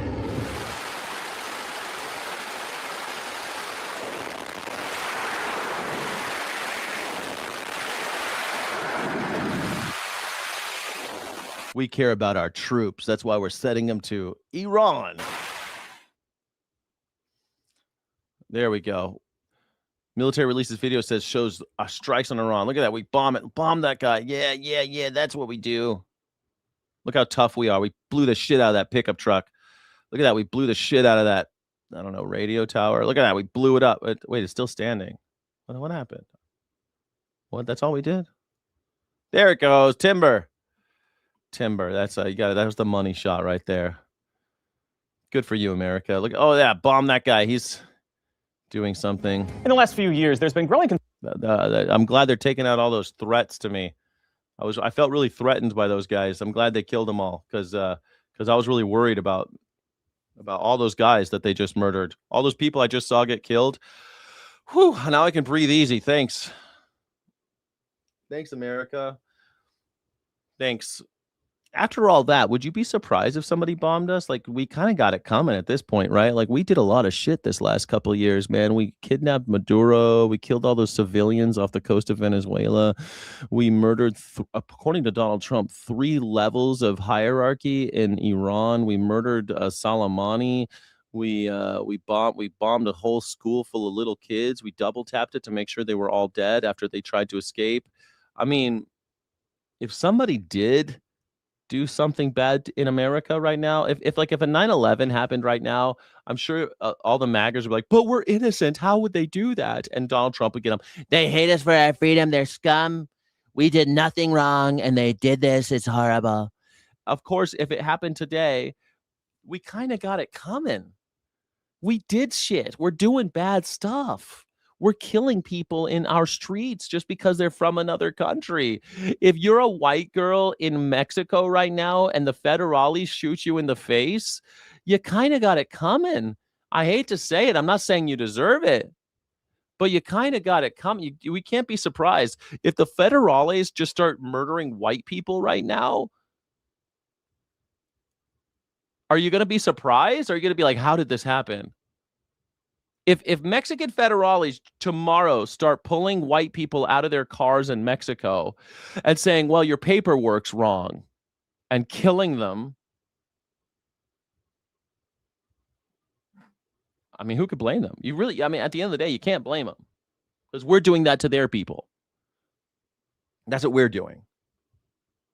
Like, you say F illegals, but most Americans don't obtain proper visas to go on vacations to Mexico. Most Americans don't. And there's 3 million Americans living in Mexico. If Mexico decides to kill them all, is that okay? Because that's what people like the MAGAs are saying here, that Americans, it's okay for ICE agents to kill people. That's what they say every day in my chat, because MAGAs are a violent Nazi regime. And the people who support them are Nazis. So, like, if Mexico started doing that shit, watch them cry. Watch them. How could this happen? I can't believe they're being so mean to white people. It's just like when Nigeria, they had some Muslims who were like the goat farmers, and they started having skirmishes with the with the Christian landowners. And they're like, how could this happen? And we bombed Nigeria. Remember when Donald Trump bombed Nigeria? No one remembers that. Concern about how reading habits are changing among children, both in school and at home. That includes questions about what kids are reading and why fewer books seem to be part of their educational diet. Now, a provocative new essay is widening the lens, raising similar questions about... Is that true? Mexico City has more Americans living there than Texas. Is that true? How many Americans live in Mexico City? No, it's only 30,000 Americans reside in Mexico City. However, demographers and local discussions note the actual numbers much higher. It's about 200,000, because most of them don't have visas and don't register with the official local census. So again, 200,000, they say, so that's 170,000 Americans are living in Mexico City illegally. Is it okay to kill them? It's not more than live in the state of Texas, but I love you. But still, so let me see this. 170,000 or 180,000 undocumented residents and digital nomads who do not register with official local censuses live in Mexico City. While official government statistics from Mexico's Migration Policy Unit show that the number of Americans holding residency visas in their region surged by about 70% in recent years, CDMX actually has a smaller total American population than Mexican border states. That's right. How many Americans live in Mexico? About 3 million. 1.6 million are registered.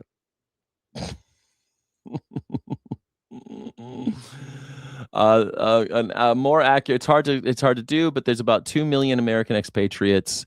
While precise numbers vary due to undocumented residents and part-timers, official statistics track populations heavily in Baja California, Chihuahua, and Jalisco.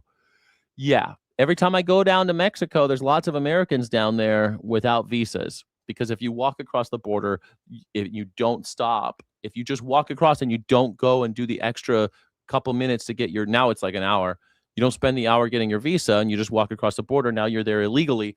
I guess you can get murdered by the Mexican government. The federales can murder you. That's the way we do it in America, right?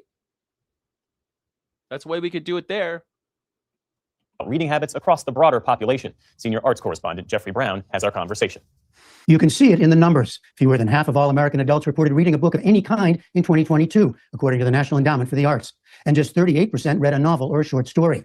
A separate survey found the proportion of... Yeah, Chris Howard, yeah, you would cry. I know you would cry. You'd be like, we need to go to war. They're killing us. They killed a white person.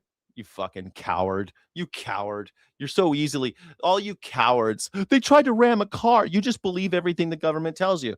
It's funny. They keep on saying that they're getting rammed, and yet not one video so far. They've killed 4 people saying that they were getting rammed. 4 have been killed. And no one has any video evidence of this. Americans who read for pleasure on a given day fell from 28% 2 decades ago to 16% in 2023. In some ways, it's a continuing trend, but a provocative... Chris Howard, you should call yourself Chris Coward. Chris Coward. Chris Coward. What a coward. New cover story in The Atlantic puts it far more dramatically. The age of reading is over. It's by Rose Horowitz, the staff writer at The Atlantic, who joins me now. And thanks so much for being with us. Every time I see an interview with this woman, she looks like she's looked into the void and she sees the death of America. Here. Now, it's a big statement that you're making, so why don't we parse it a little bit? What do you mean, first of all, by the age of reading?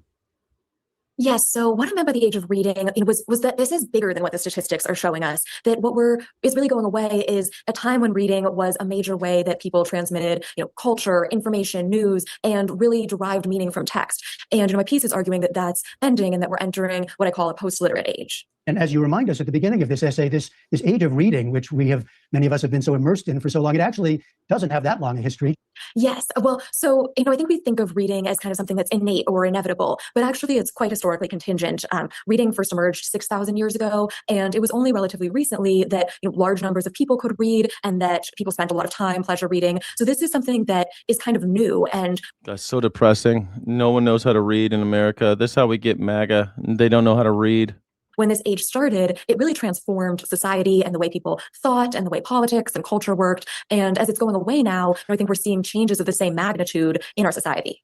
Now, you refer to what we're entering as a post-literate age. And there's been plenty of discussion, of course, about social media, short videos on TikTok and elsewhere. And you're arguing that we are reading differently already. So what do you mean by a post? God, man, I remember even in the 70s and 80s, they talked about how in the future they're going to get rid of books.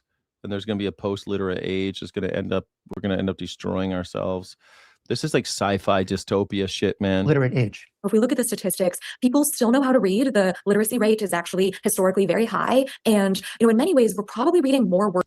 What do you mean, Sky, you should make this live stream a daily book for us? What do you mean a daily book? What do you mean you should make this live stream a daily book for us? I don't understand the sentence. I think I know I don't know what you mean. Words than ever. If you think about the number of emails and text messages and social media posts you're reading, we're inundated with words and we're surrounded with them. But what's happening is that this kind of, these number of words that we're swimming in has made it so that it's almost so difficult to focus on, any serious or complex work of literature for an extended period of time. And so it's not a crisis of literacy. It's that we are entering a post-literate age. And you write, reading shaped the modern mind. Its disappearance will reshape it. How will that change things? The bedrock principle in neuroscience is that you get good at what you practice and your brain adjusts to, improve at the things that you spend time doing. And so if we are spending less time reading, as we know that we are going to struggle much more to do it. And it's not that, we're going to be unable to decode words, but we have much less background knowledge and vocabulary to aid in comprehension. We are less accustomed to persisting through something for an extended period of time. And already we see that, 2 decades ago, the average attention span on a screen was... I do love it that while we're talking about a post-literate age, Chris Coward says you're definitely the new Democrats. Can't fucking spell your. I love it. Thank you for keeping it alive. It's one of my favorite things that happen, that you maggers can't tell the difference between your, and your. I know you're homophobic, but this is homophonic, okay? There's your, and your. There's 3 ways to write the word your, and they all mean different things, okay? It's just kind of like 2, 2, and 2, or there, and there. That's how English works. I know we're talking about a post-literate age. It's one of my favorite things that you maggers do. You don't know your homophones. It's because you're homophobes? Is it because you're homophobes that you don't know your homophones? I think that might be it. 2.5 minutes. And 5 years ago. That's my theory right now, is that you're so homophobic that you don't know your homophones. It's got to be it, right? Is that what it is? You're so homophobic, you don't know your homophones. It fell to 47 seconds. So we're already seeing, people kind of being less accustomed to focusing on something. We're already seeing an erosion of some of our, abilities to. Thank you, May. I love you. Thank you so much, May. I thought you left. You're still here. You're still here. Wow. Thanks, May. Do complex synthesis and analysis and comprehension, and we can expect that would continue. And some of these things, we have been looking at on our program, and of course have been well documented elsewhere, just the way this impacts children and the way they learn. Yes, I think for me, reporting this piece, sort of the most chilling statistic I found was that only 2% of Americans. Doesn't even have the indefinite article correct. You're a asshole. I just love you, May. Thank you so much. You just love to. I love that you guys prove my point while we're watching a clip about literacy. Maggers.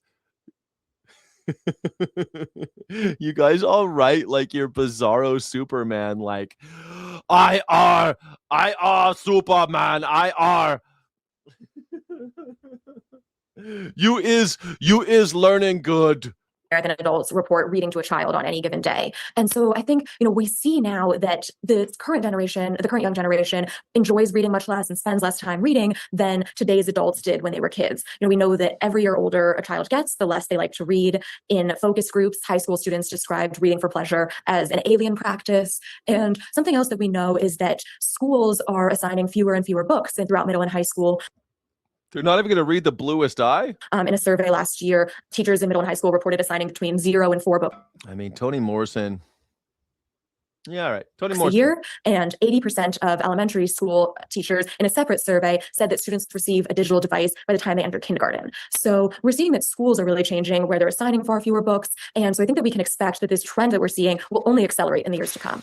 So one thing. But what's wrong with write about why can't we read digital books? What's wrong with digital books? I read digital books sometimes. Piece is the way that the changes in thinking, the changes in reading impacts.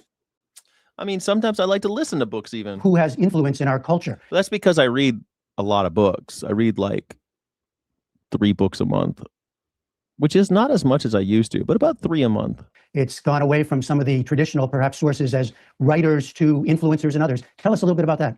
In a recent poll, 30% or 60% of Gen Z said that they would be an influencer if they could. And so I think it's a very different way of culture being passed, of power, being in society. We know that cultural and economic power tends to flow to people who are skilled at using the dominant communications media of the age. And right now, that is short form video, and it's not text. I can't resist at the end of our conversation here pointing out that this death of writing warning comes in a very long and fairly complex essay form. Yes. So I write in the piece about my own experience reading and growing up in a family of readers and having books passed down to me from my parents and my older siblings. And there definitely was an irony in putting this, warning about how nobody reads in a 9,000-word essay. But, I wanted to share my experience because I think that other people can relate to it. I loved reading when I was a child, and I still love reading today, but I noticed that it almost slipped away from me without me even noticing. All right, Rose Horowitz, thank you very much. Thank you for having me. Rose Horowitz. Can I marry you? Can I marry you, Rose Horowitz? I don't need to marry you, Rose Horowitz. Can we just hang out and read? You want to come over to my place? We'll just read. Just read and then talk about books afterwards. I think that'd be great. Rose Horowitz. She's probably looking for a man. Let's find out. Is Rose Horowitz looking for him? This is all the stuff that she's written. Look at all these things she's written. The last one was a 9,000. The end of reading is here. It's a 9,000 word essay. Optimists once believed that universal literacy was inevitable. Now it seems the age of reading might be a short anomaly in human history. I mean, I think she might be right. Does she have, what's her Twitter? She has a Twitter. Let me see. Rose Horowitz. There she is, the staff writer, Rose Horowitz. I wrote about the perverse consequences of great inflation between 1985. Nice. Okay. She seems pretty cool. I wonder how old she is. Is she age appropriate? I can't tell by looking at her on the screen. Maybe she is. I don't know. Rose Horowitz. I want to know more. 54% of adults read below a 6th grade level. Jesus Christ. Oh my God. 54% of U.S. adults read below a 6th grade level. Support journalism. I guarantee you they're all maggers. Now. I mean, I know it's you don't have to be smart to care about your Like, ugh. You don't have to know how to read to care about the workers and about consent and equity, but it helps. And it's really sad that maggers can't read. I mean, it's put every No Child Left Behind, baby. Yeah, I mean, that was they're turning the frogs gay. Yeah, No Child Left Behind. I mean, that was a George W. Bush thing, right? No Child Left Behind. And they're happy about it. Edward Thornton. Yeah, they're happy about not knowing how to read. Yes. Probably decent YouTube and being a great value. Alex Jones. They're turning the frogs gay. Alex Jones? What is this Alex Jones stuff? I don't drink enough whiskey to be Alex Jones. Alex Jones? I don't know why you'd bring up Alex Jones. Am I 300 pounds? Am I a 300-pound, 5'4" man? How tall is Alex Jones? 5'4"? Let's find out. How tall is Alex Jones? He's 5'9", of course. He's 5'9". He's born in California? No, that can't be true. Oh, no, that's an actor. Alex Jones, not basketball Alex Jones. Crazy Alex Jones. I want crazy Alex Jones. He has an IMDb. He was born in 1974 in Dallas. He's born in Dallas. Alex Emmerich Jones, 5'9". 5'9", 400 pounds. President Trump has overturned the temporary pause on traffic stops. This woman always looks surprised, and I'm here for it. I would like her deliver all of my breaking news. She's great. She always looks like, holy shit. Like, Donald Trump just reversed the order to pause traffic stops because ICE is killing people. Donald Trump is saying it's okay to kill brown people in America. This is happening, folks. Conducted by Immigration and Customs Enforcement agents. This decision coming just a day after DHS Secretary Markwayne Mullin reported. This is happening, folks. This is fucking happening. Gave the order to halt traffic stops. The National News Desk, Jeff Harris, joining us. We know the initial directive and now the reversal came after 2 recent fatal shootings during traffic stops. Break down what else you're learning, Jeff. So in a Truth Social post just today, President Trump seemingly reversing course on ICE traffic stops, which have been a major focus the last few weeks, writing in a lengthy message that ICE should continue them despite a policy less than 24 hours old, which it ordered to stop them. In that post, Trump writing on Truth Social, quote, "We cannot give up one of ICE's most important and effective crime-fighting tools, the traffic stop. Once crime fighting tools?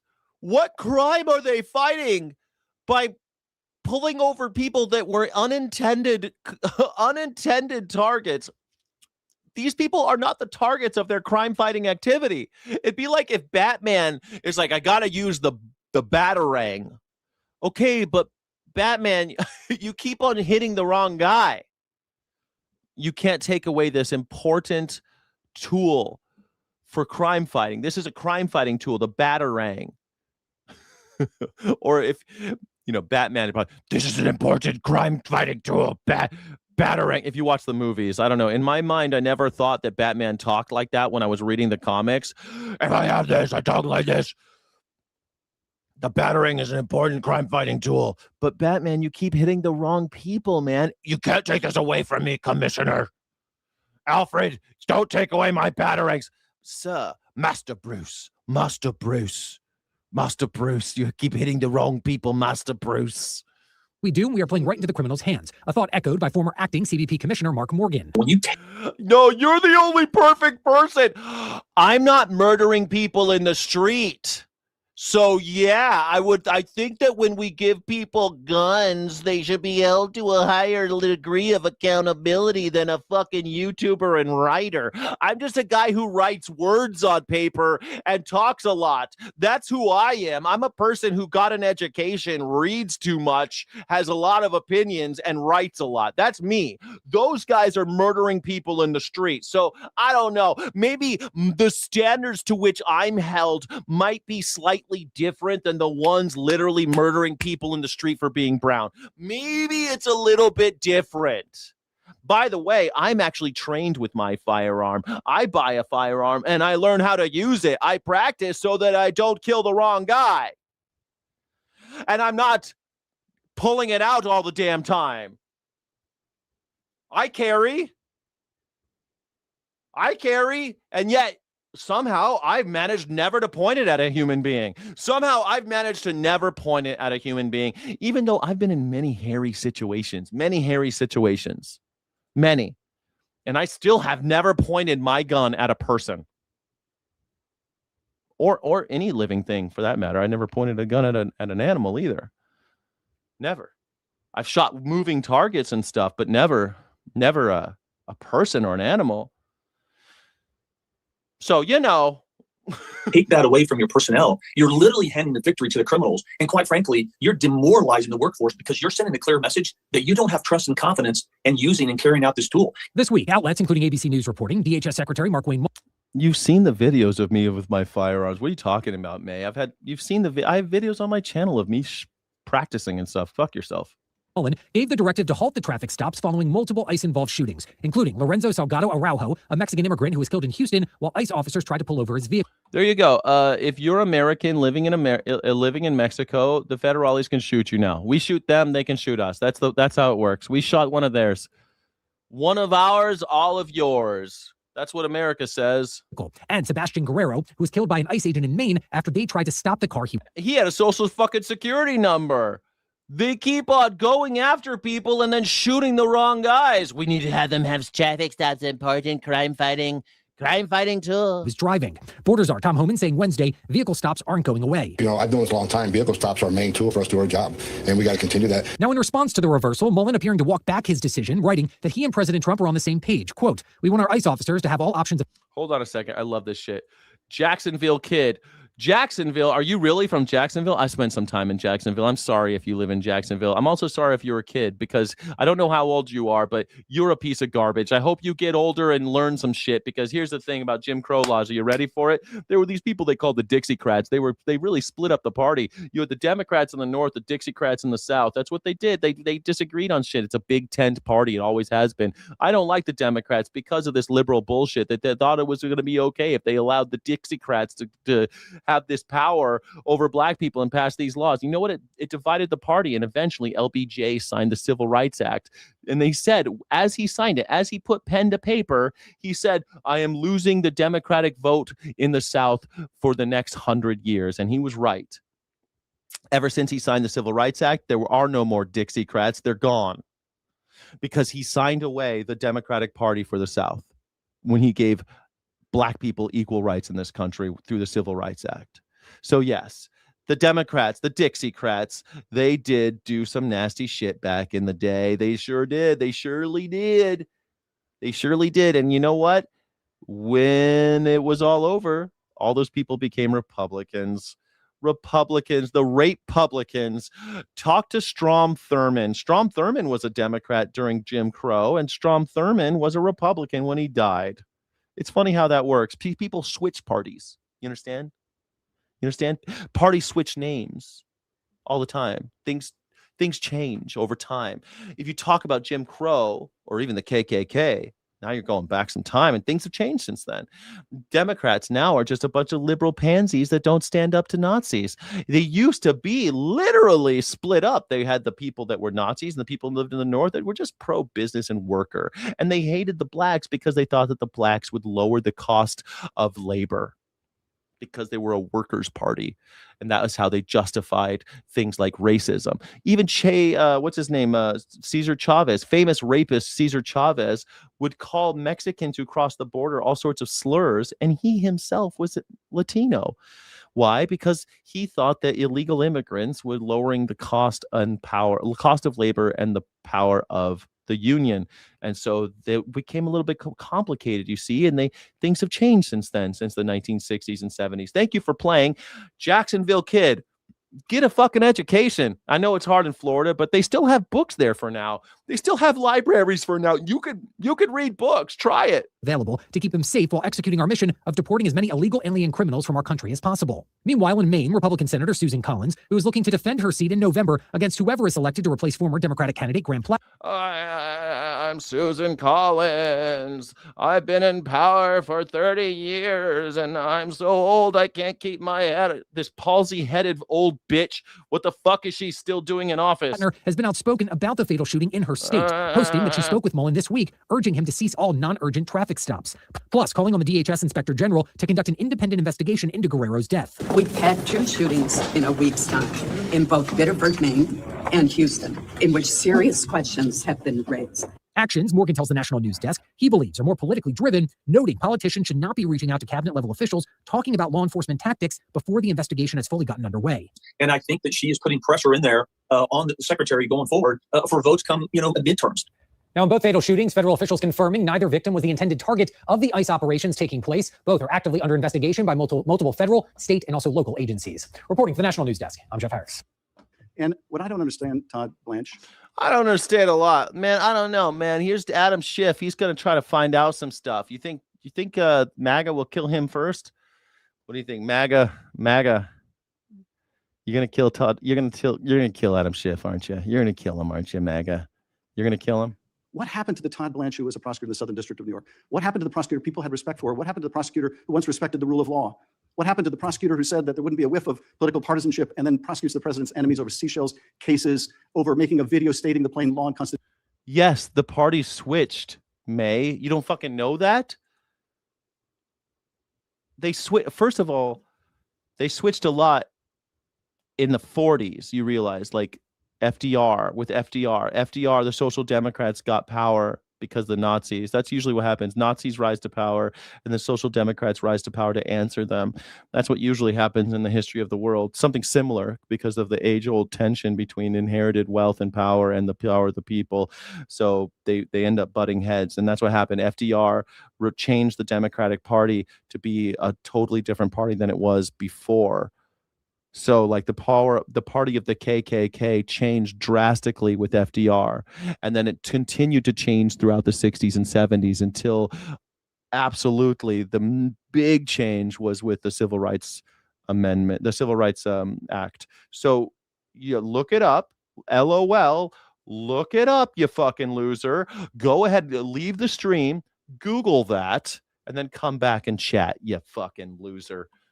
What happened to the Todd Blanche of the Southern District of New York that could convert him into you, someone willing to say the president has both the right and the duty to prosecute his political enemies? I cannot imagine the Todd Blanche of... There's not a whiff of political partisanship in what we're doing. the old days would have ever done that. What happened to you, Todd Blanche? I'll tell you this. I think Robert Caro had it right when he said that power doesn't corrupt as much as it reveals. I suspect it's just revealed who you are. And who you are is someone willing to sacrifice everything you once believed in for that title, for that position of Attorney General. And it is a sad story that we have seen from Trump appointee after appointee after appointee. We have seen people compromise themselves little by little and then a lot by a lot until there's... I mean, it's so funny because Todd Blanche has changed over the years. The Republican Party is not the Republican Party of John McCain and Mitt Romney or even Ronald Reagan. Like, things have changed. Like, this is so stupid how people like Democrats and the KKK in the 1840s. Dude, what the fuck are you talking about the 1840s? The political parties back then are entirely different than they are today. Totally 100% different. They are fucking totally different than they were 20 years ago. That you think that, I mean, shit, Donald Trump was a Democrat for most of his life. And now he's a Republican, supposedly. But he's not even a Republican. He's a MAGA. That's not even Republican. We have people like Greg Gutfeld and others saying that that Donald Trump came to the Republican Party and changed it to make it his own, to reflect his ideas. And that's what he's done. The Republican Party has completely changed. There are no more Republicans left. Tom Tillis is about to be out of a job. Mitt Romney's gone. Paul Ryan's gone. Fucking Newt Gingrich, Karl Rove, all these old fucking Republicans, they're not here anymore, man.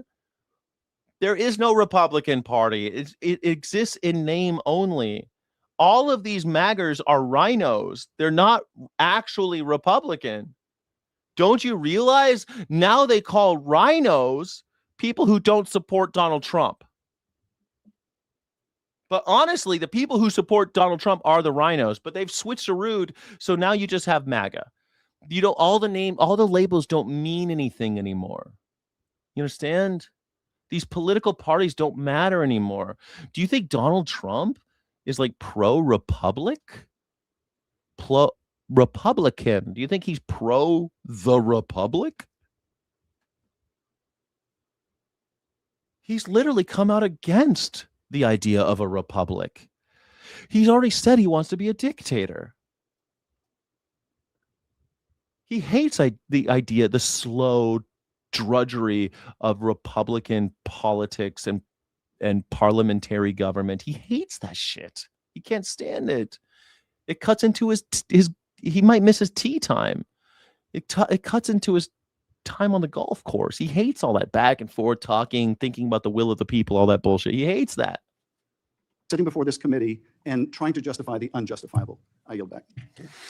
May I just briefly respond, Chairman? Yes, you may. Very briefly. So you asked me what happened to Todd Blanche. Yeah, I do want to know what the fuck happened to Todd Blanche. I'm still here. I am the same Liar. exact person I was when I was Liar. a federal prosecutor in the SCNY, which is do the right thing and do everything you can to keep communities safe. So when I was a line prosecutor, when I was a supervisor, when I was the head of a division, my motivation and my goal was the same thing with the people who worked with me and worked for me, which is do the right thing, enforce the laws, and put bad guys in jail. And so you spend time talking about, I did not interrupt you. I did not interrupt you. A little courtesy would be appropriate.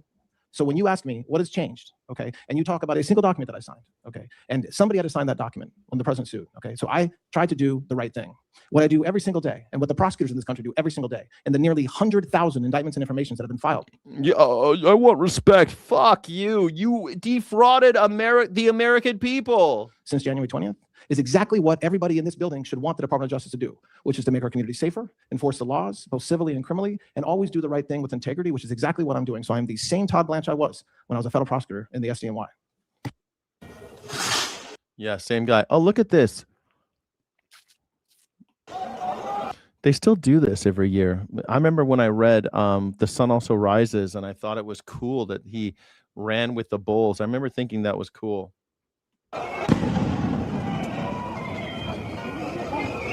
And now I see it for the slave show that it is. Run the slaves. Running of the slaves.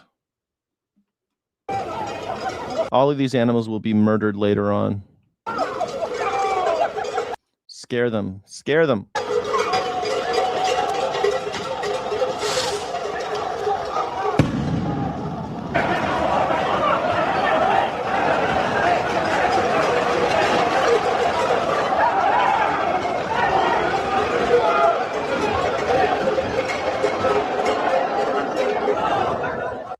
I mean, if all of these people died, because the bulls killed them, I'd cheer the bulls.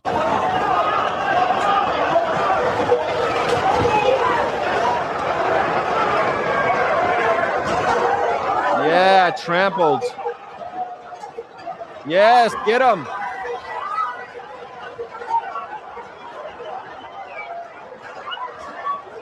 Get them. I love it when they trample on the people. I love it when the people get trampled by the bulls.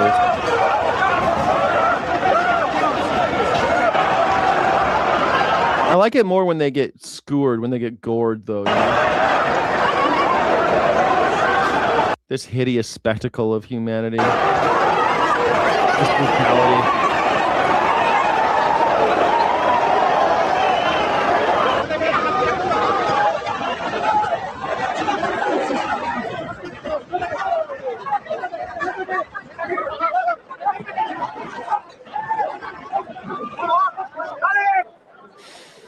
Oh no, his bones are showing.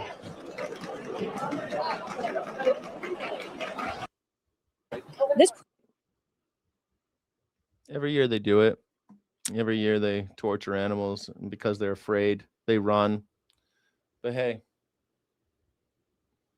Pro-ICE rally is happening here at the State House in Augusta. And as you can see behind me, people are holding American flags. There are signs that say we support ICE, while others are using a megaphone and talking to people that are going by. You guys are all about Grand Flag. You're getting carried out, the Nazi flags or nothing.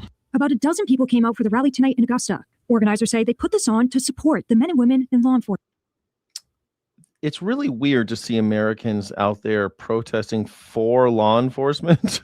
Like, what the hell are you doing? It's like, we support you. I came out here today to support ICE. We definitely need we support ICE. ICE. We need their services here in Maine. Then join, motherfucker. Join them. Join ICE. We need to round up any illegals that are putting a burden here on our state and our country. The largely peaceful protest. These cowards. They won't actually just. You could support ICE. Join them. Answer the call. They'll give you 50 grand. Is tense at times. Look at all this useless, worthless, stinking legacy media. You pieces of shit. Liberty over tyranny. Go military. Go ICE. Liberty over tyranny. Look at these fucking crazies. Look at him with his bear spray and his knife. Yeah, he's totally nonviolent.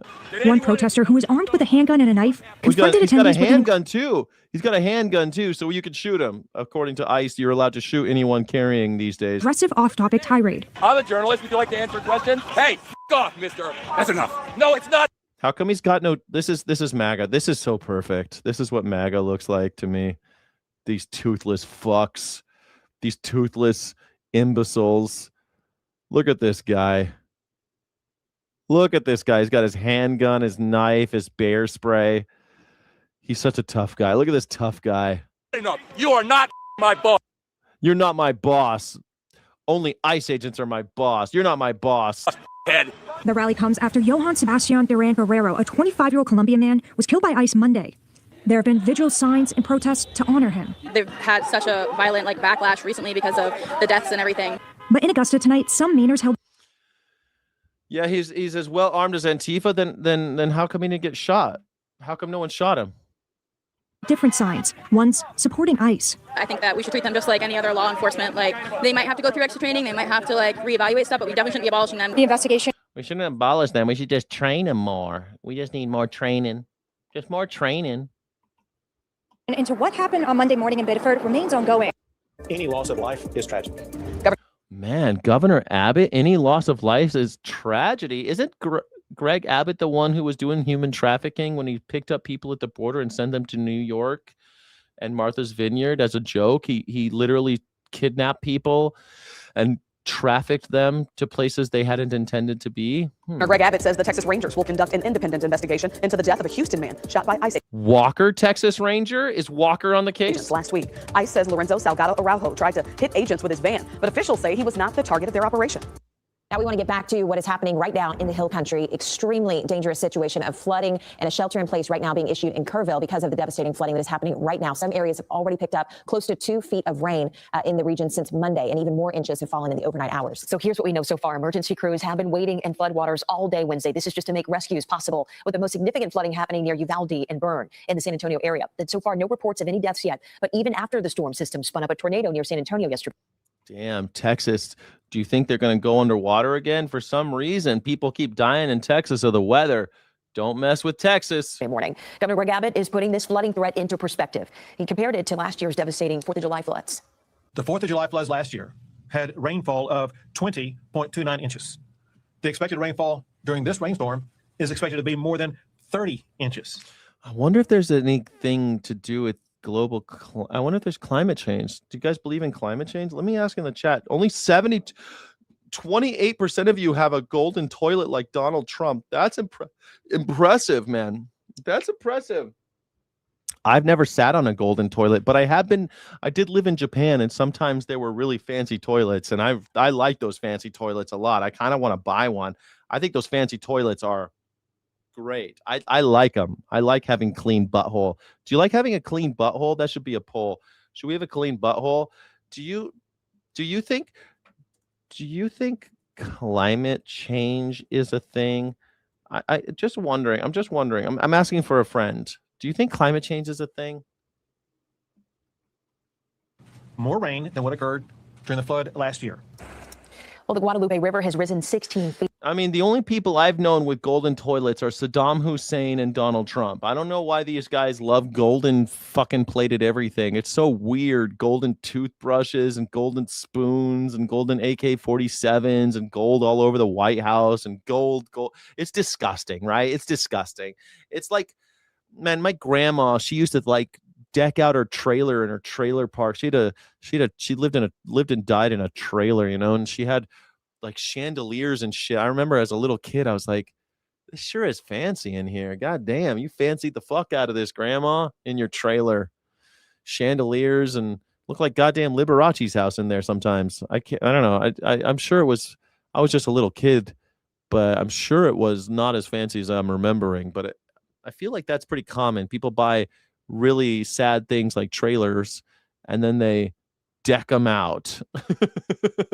Deck them out. I think that's like they have this. Donald Trump has the same taste as a trailer park grandma. That's all I'm saying. And get this, in just 30 minutes. I mean, officials are in close communication right now with state officials. This is all to make sure that the resources are still going to be available throughout this week, because they are concerned, of course, that the rain is far from over yet. And this is a situation we are monitoring very closely. Michael, I have quite a few contacts down there in Kerrville. I've been checking on them on social media to see what they're seeing. Kerrville, that's where all those little kids died last year. Some of them are saying the water is higher near their homes than it was last July. And I just saw a video from Louis Hay Park, which is where we were broadcasting from just a couple of weeks ago for the July 4th anniversary of that flood. And I mean, that flooded area right now, I mean, the river is well out of its banks. Yes, that's right. I mean, Madison, that river has risen over the last 30 minutes, 16 feet, and it's projected to get to levels it was back in July 4th of 2020.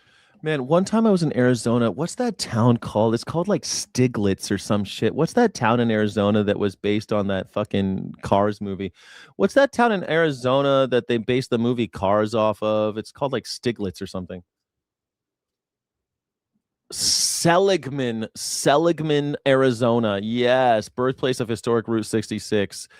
And they have Radiator Springs. It looks like Radiator Springs. Yeah. Okay. So I've been there a couple of times. I actually spent the night there once. Seligman. I think they pronounce it Seligman, right? And Seligman's a pretty cool little town. But I remember the first time I was in Seligman, a friend of mine, I was with a big group. We were all going to the Grand Canyon, and we're going to the far side of the Grand Canyon from Las Vegas. And we stopped in Seligman. I think either the way there or the way back. It doesn't matter. And a guy on a horse comes down Route 66 with a gun on his back and a shotgun on the saddle. And I was like, and then the sun's setting behind him and shit. It looks like a movie. I'm like this. I mean, I grew up in America. I've seen lots of guns, but a guy with a cowboy hat, like an old man coming out of the desert with a gun on his back and a gun on the saddle, and he had another like a handgun, and he's like, dong, ding, ding, ding, ding, ding, ding, ding, ding, ding, ding, ding, ding. Ding, ding, ding. That's what it was like. It was pretty rad. Except for, the whole using a horse. Horses are slaves. But I don't think people should be using horse. But it was pretty rare. Have you ever been to Seligman? I thought Seligman was pretty. I love Seligman. I like Arizona. I've been to Flagstaff and Prescott and Tucson. I've been to Tombstone. I love Arizona. You're right. There's a lot of guns there. You go into a store, like a convenience store, or just like a souvenir shop, and the guy's got a gun or a gun or a gun. They're all strapped in Arizona. And they're like, no one ever gets shot here. Yeah, you're in Arizona. No one fucking lives in Arizona, bro. Of course, no one's getting shot out there. They just don't have any reason. No one's got any beef. You guys all carry guns, and there's no like stress. You guys live in fucking Arizona. There's nothing. I guess like you guys are afraid of each other because you're afraid because there's not enough cops or something. But Arizona, man, you guys don't even have any big cities. Like, what's the biggest city? Phoenix? What's the biggest city in Arizona, and how many people live there? 1.5 million residents is Phoenix. Yeah, 1.5. I mean, that's your biggest city is 1.5 million people. The whole state. Oh, wait, the greater metropolitan Phoenix area is 5 million. That's actually pretty big. I'll take it back. That's pretty big, actually. But in Phoenix, I don't see many people carry guns, though. I see more people carrying guns out there in like Seligman and like bumfuck Texas. Arizona. Bumfuck Arizona. Tucson, I saw people with guns. In Tombstone, they carry guns, but I think it's more like just because it's a cowboy vibe out there. It's a ghost town. Whatever. I have a genuine question. In a moneyless, stateless, classless society with basic needs met, why would anyone volunteer to be a sewage worker or miner? Okay, first of all, if we all needed coal, right? You wouldn't just be a mine. You wouldn't be a miner. You would help a bunch. You and a bunch of people would go and dig out as much as you need for a long period of time. The reason why people become miners is because a company owns the mine and they don't want you to mine out all of it at once or anything. They want to get it out in a way that keeps you enslaved for a long period of time. They don't want to get it out and like have enough for 50 years or whatever. They want to get it out at a pace that can be in this just-in-time economy, a command economy. That's what they want. So like this idea of being a miner, you wouldn't be a miner. You wouldn't be a sewage worker. If there was a sewage problem, then a team of people would go down there and do the thing to fix it. Or they build a sewer to last a really long time. If a problem happened, a bunch of people would go down there and fix it. You'd have people that were experts on these types of things, and you'd still have civil engineers and shit, and they would go do it because they get fed. They get everything. They don't need money. They get whatever they need. Someone's got to do it, and we're all going to do it. Dirty work. This question of dirty work always comes up a lot.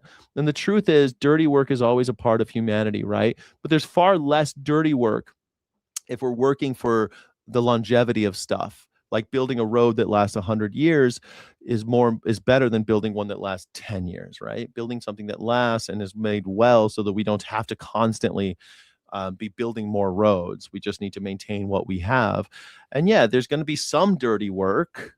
There's always dirty work, but the way in a moneyless cashless society is usually through social status and because you take what you need and the job needs getting done. There was dirty work in the Indian days. That's like saying in American Indian days they had no money, right?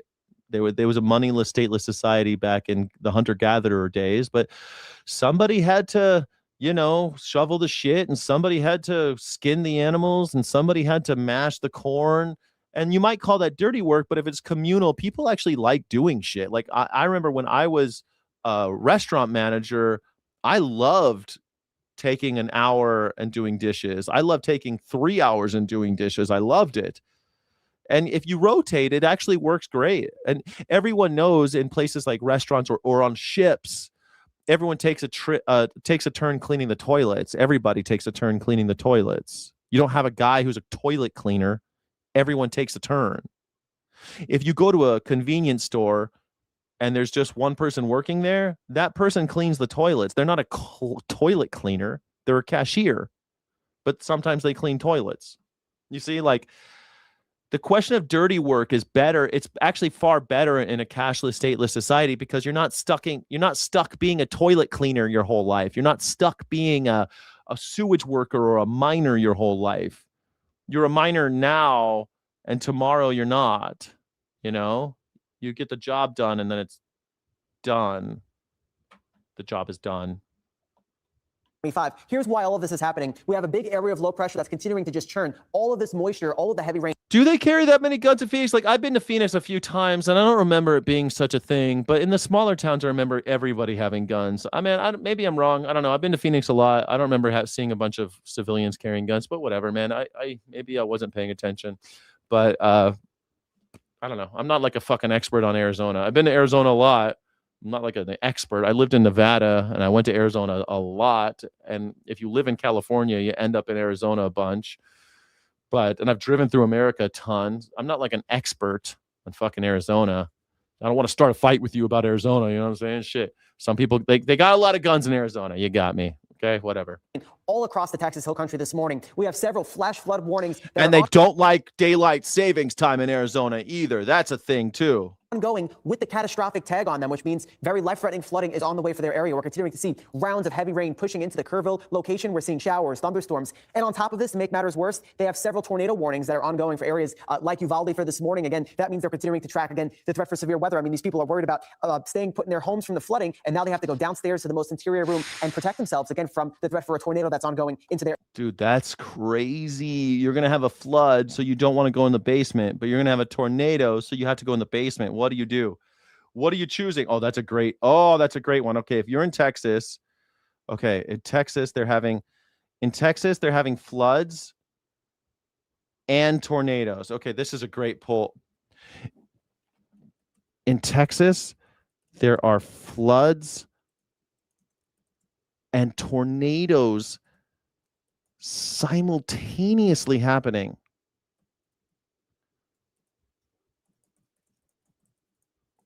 Which do you choose? Basement or attic? Or top floor? Attic, whatever, top floor. Basement or attic? Which do you do? Which do you choose? Pop quiz hot shot. A bus goes over 50 miles per hour. If it goes over 55, it explodes. If it goes under 50, it explodes. Pop quiz hot shot. Area as well. Also watching on Capitol Hill, the confirmation hearing underway for the acting Attorney General, Todd Blanche. Meanwhile, anger and outrage on the Hill as dozens of lawmakers learned former special counsel Jack Smith was secretly reading the content of their personal text messages. Dozens of lawmakers now. While investigating President Trump 2022, 2023, Senate Judiciary Committee Chair Chuck Grassley announcing plans to drag Smith back before the committee for a public hearing, accusing him of running roughshod over the institution. Smith's operation cut corners and blew through constitutional stop signs instead of respecting them and having been advised about the constitutional.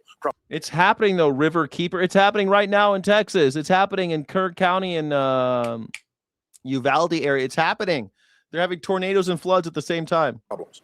The White House messages obtained and reviewed by Smith's team included communications with many senators and representatives. The communications included messages with members on this committee, including this senator. It also included other. Oh, you don't like being spied on? Wait a second. The senators don't like getting investigated. They weren't spying on you, motherfucker. They were investigating you because of January 6th. January 6th, a lot of you fucking maggers, all you Nazis were in on it, so they investigated it and pulled your phone records. That's not spying on you. That's investigating. But whatever. If you don't like being spied on, then let's cut down all these flock cameras, you old piece of shit. Information irrelevant to Jack Smith's case against then citizen Trump. Oh, we don't like it when you spy on us. You guys are spying on us. You work for me. You work for me, Chuck Grassley. I don't work for you, but you can spy on me. Make that make sense. It's okay for Chuck Grassley to spy on you, but if a special prosecutor wants to investigate his phone records for his involvement on January 6th, no, that's wrong. You can't do it. No. Instead of that information being walled off, it was intentionally shared. All right, now, congressional correspondent Bill Maloogian, a lot to track today. Let's start with this, Bill. Good morning there. Sky, can you answer what would happen to a person in a stateless, classless, moneyless society with all needs guaranteed to be met who doesn't volunteer to do hard or dirty jobs? What do you mean volunteer? Everybody would volunteer. What are you talking about? What, they're just lazy? You're saying they're just lazy? Well, there's a way to handle lazy people too. There's shaming. That usually works. That does the trick usually. Shaming works great. And then also saying, okay, well, if you're not going to help, then you don't get to go to our store anymore. Like, it's different if you can't, like if you're old or a child, right? But like if you are able-bodied and you're able to help when things need getting done, and you just don't wanna, well, then you're not giving what you can. Listen to what I'm saying. From each what one is able, to each what they need. To each what they need, from each what they're able. It's pretty simple. Pretty simple concept. This isn't complicated. I'm surprised you're having such a hard time with this, Dwarven Jesus. You seem like such a smart person. Bill, good morning to you. As you mentioned, we are learning today that more than 40 members of Congress had their text messages scooped up, collected, and read by former special counsel. Yes, give it to me, give it to me, give it to me. Thank you. I love this shit. You're a fucking communist. Can't spell your. You're an illiterate. You're a fucking communist if you think it's okay. Then I guess Trump can do the same to anyone he wants if it's investigating. He is, Mary. That's my fucking point. There's flock cameras all over the country now. There's data centers going up in order to crunch the numbers of all the data they're collecting on each and every one of us. Kashyap Patel says that he regularly purchases data from social media companies as part of his FBI regular course of business. So, and the big thing that they're all talking about in Washington right now is FISA, which is an act that enables the government to spy on you if you talk to someone in a foreign country. They can spy on you without a warrant. So, yeah. Are you fucking stupid or something, Mary? Are you stupid? Did you just wake up? They're spying on us. But when the people want to investigate them, no, they don't want it.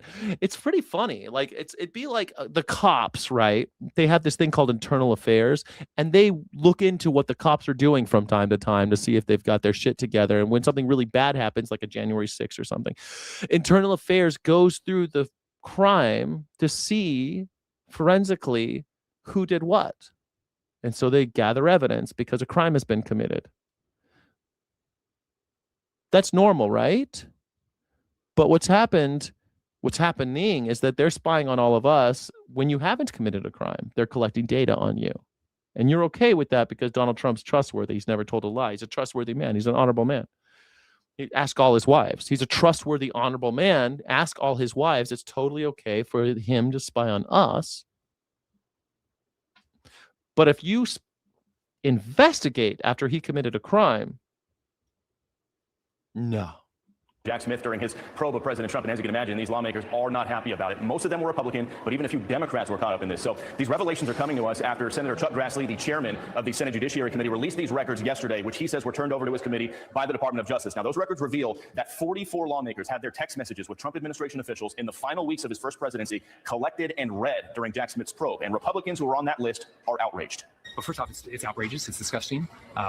It just shows you exactly what the Biden administration was. No, that's not fascist. Let me try to explain to you once again what fascism is. It's the cooperation between between government and corporations to the point where their goals become indiscernible and the public is left out in the cold. But it doesn't matter because they've narrowly defined who counts as a member of the public. So if you're a white person and you're not left out of the cold, that's fine, because as long as we only keep this narrow, if we prioritize the benefits to this narrow definition of the public, then fascism flourishes, right? So that's fascism. That's a totally different fucking thing. I don't know why you would think that that's fascist. If you don't know what fascism is, that's fine. But no, that's not fascism. Shaming anybody like I don't know, if somebody does some, I don't know, if somebody is... Most days, most of your life, you're walking around. If you saw somebody kicking a dog and you were like, hey, stop. See, that's not fascism. That's public shaming. You see, hey, everybody, this guy's kicking a dog. Let's stop him. You would stop them. I hope you would stop them. You might not, but I would say, hey, stop that. Hey, everybody, this motherfucker's kicking a dog. That's not fascism. You see, you understand? It's not coercion, public shaming, and it's not government enforcement. It's saying that if you aren't contributing, you don't get to take. From each what one can to each what one needs. Again, it's not a difficult concept. I think you're intentionally being obtuse now, and if you're going to do that, then I won't engage. I mean, I'm pretty irritated. I was irritated when I knew they were reading the text messages of members. I'm not a lot happier now that I know that it's me. And some Republicans are now accusing Jack Smith of lying under oath. This is after he said repeatedly during a December deposition with Congress last year that his probe didn't collect text messages. The toll records that you requested from the senators, did they include the content of the phone calls? No. The records that you requested, the toll records from the members of Congress, include the content of text messages? No. Well, Senator Rand Paul, who had his text collected, reacted on X, saying in part, quote, December 2025, Jack Smith's... all you fucking assholes talking about the definition of fascism. I made a whole video for all you morons. I made a whole video about the 14 points of fascism, Umberto Eco and Larry What's-His-Face. I've done a whole video about the 14 points of fascism because I can't do it every fucking day when you imbeciles you wander in like hayseeds blown off the prairie into my chat and are like, define fascism.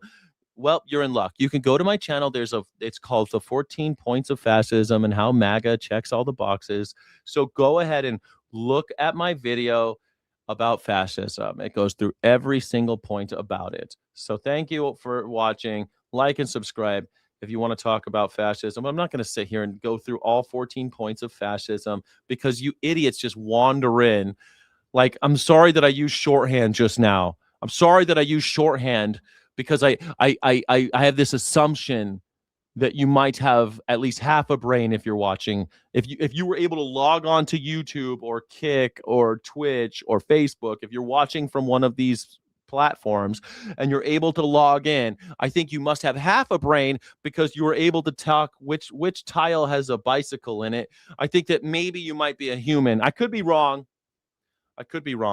But if I'm wrong, then that's on me. I made a whole video about fascism. You can go watch it. Moore swore under oath that he didn't spy on text messages belonging to members of Congress. Today, new evidence confirms he spied on dozens of members of Congress, myself included. This is a blatant abuse of power and exactly where our founders warned about. Senator John. Oh, don't worry, Mary. I'm just a little guy. I'm in the algorithm. I've been in jail, you dumb bitch. I've been in jail. If you was an alt dictator, I've been in jail. Because when you talk outside as a person who's practicing their free speech, you go to jail. Now, of course, I've never been convicted because a judge says, wait a second, this is clearly free speech. But don't worry, those days are numbered. Don't worry. They arrested Martin Luther King Jr. 30 times before they murdered him. But don't worry. Yeah, we're completely above board. But I'm safely in the algorithm right now. They like me right here. I'm perfectly harmless right here. You understand? They love that about the algorithms because they can manipulate them to make sure that they can silence me and keep my channel small. But it's okay because I have a very committed Sky City Rebels. Become a Sky City Rebel. Support the channel because support independent media. Keep going. Josh Hawley, who was also on the list, adds, quote, looks like perjury. And back out here live, Bill, two names you wouldn't expect to. Ooh, yes. Compare myself to MLK Jr. I compare anybody who hungers for justice. Blessed are those who hunger for justice. Blessed are the merciful. Thank you. See on the list who had their text messages collected as well. New Jersey Democratic Senator Cory Booker and former Democratic Congresswoman Karen Bass, who is now the mayor of Los Angeles. We'll send it back to you. Nearly bipartisan. Bill, thanks. Nice to see you. But it's because you're a communist. Fine.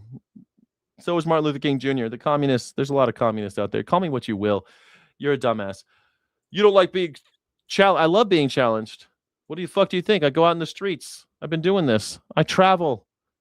I've done tours around the country talking at universities. What the fuck have you done? The fuck have you done?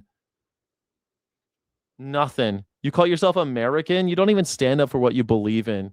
Fucking keyboard bootlickers. You're just a bootlicker carrying water for your favorite politician. My favorite politician tells me that the communists are bad. I'm never going to read the Communist Manifesto to find out what that's all about. I'm just going to accept what he says. Just accept what he says. Again, what was the dark specter? First chapter of the Communist Manifesto. The first chapter of the Communist Manifesto. A specter is haunting Europe. Here you go. A specter is haunting Europe, the specter of communism. All of the powers of old Europe have entered into a holy alliance to exorcise this specter. Pope and Tsar, Metternich and Guizot, French radicals and German police spies. Where is the party in opposition that has not been decried as communistic by its opponents in power? Look at this. The whole point of the Communist Manifesto was for people like this Mary Moron. Mary Moron, she thinks that you call anybody you want a communist. It's literally why he wrote the manifesto, was because idiots were just going around calling everyone else a communist that they didn't like. Anyone you don't like, it's called a communist. And so he wrote the manifesto so you morons could go, okay, well, what is a communist? Is it just people we disagree with? Still is. Most imbeciles still call anybody else they don't like a communist. It happens every day here. It happens all the time. Donald Trump does it every day. You're a communist. Everybody does it. I mean, shit, Mike Pence called Donald Trump a communist. Mike Pence called Donald Trump a Marxist.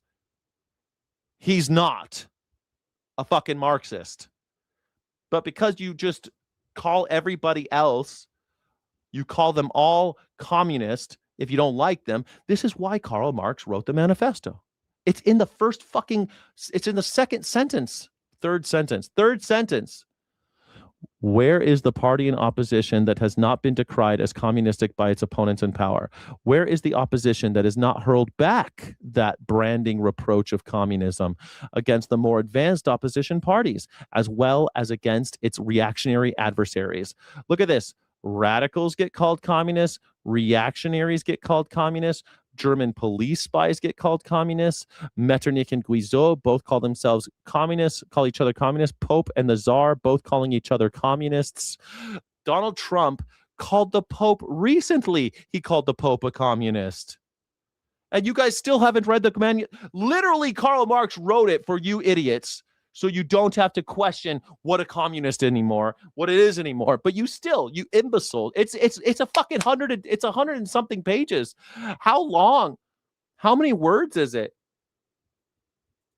How long is the Communist Manifesto? It takes 45 minutes to read. It's 12,000 words. It's 3,000 words longer than the Atlantic article we just were talking about. The post-literate age. Talk about post-literacy. We can't get people to read 12,000 words before they call someone a communist. That's how stupid they are. Like this guy, American police cams. There you go. Yeah, I'm a German socialist commie. Yes, totally. Yeah. Exactly. 12,000. They can't count that far. It takes the average reader 45 minutes to read the Communist Manifesto. I read it in high school. It ain't hard. This is not difficult. But people like this imbecile, American police cams, they'll never read it. They can't read it. It's free. It's free. And it's always been free. Still never going to read it. Still never going to read 12,000 words. That's too much. It's too much. 12,000 words. It's too much. Before I call someone a communist. Anyway, thanks for playing. I appreciate you so much for being here. Like and subscribe. Thank you so much. Can I get some W's in the chat for our newest member, Lee's? Thank you, Lee's. Sky City Rebels. Welcome to the Sky City Rebels. Sky City Rebels get extra content, extra streams, and extra love in the chat because your name turns green and I can actually see you through the maelstrom.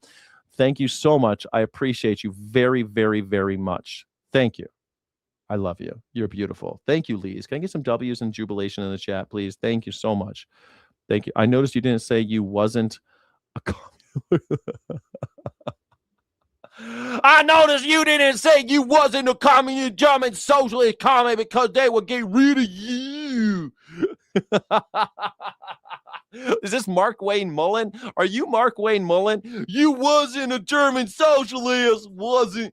I bet you was not. Ding, ding, do. God damn it, the illiterates. Oh my God. Anyway, no, you're a National Socialist and I'm an anarchist. It says it right under my name. Can you read? No, you can't. I know you can't read. It says anarchist right under my name. You see it there? See it there? I'm not afraid. I'll tell you exactly what it is. I'm an anarchist. I'm a total liberationist. I hate hierarchy. I hate bosses. I hate slave owners. I hate slavery. I love liberty. I love freedom. I hate all you slave owners. I hate all you guys that are supporting the slavery. I hate you, slave owners and bosses. But hey, thanks for being here, everybody. Illegitimately non-carborundum. Our next witness is James O'Keefe. He's an American investigative journalist. And Paul, he used to be considered a crazy libertarian Republican. Now he's just, I don't know, somehow Rand Paul is the only sane Republican left. And media entrepreneur. He's the founder of Project Veritas and currently serves as the founder and CEO of O'Keefe Media Group. Mr. O'Keefe. Chairman Paul, Ranking Member Peters, and members of this committee, thank you for the opportunity to testify. In February of 2026, I disguised myself as a homeless person and approached a petition circulator on Skid Row. What? You disguise yourself as a homeless person? Near San Pedro and South 6th Street in downtown LA. I saw cash clipped to his shirt, which I thought was odd. The petition circulator told me, we're going to need 14 signatures and we're going to pay you $2. One of our reporters, disguised as a heroin addict with track marks on his arm, asked the homeless, what's going on here? They all replied with one word, money. We recorded a woman named Brown handing over cash as payment in exchange for a homeless person to register to vote in a federal election. Now that is a federal crime. Why does okay, so then Elon Musk should go to jail then. He was giving people $1 million to register to vote. That's cool. All right, let's put them all in jail. If you're getting people to vote is against the law now, everybody. Paying them to register to vote is also against the law. So put Elon Musk in jail. It's time. It's time. Congress expressly criminalizes payments to people to register to vote. Why? Why? Elon Musk paid people to register to vote. How much money did Elon Musk pay people to register to vote?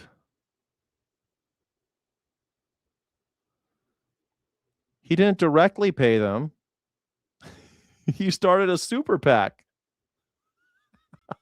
He incentivized registered voters by paying them to sign political petitions or refer other voters to do so. Yeah, he should be in jail. Fucking Elon Musk should be in jail by this guy's. You don't have to disguise yourself as a homeless person.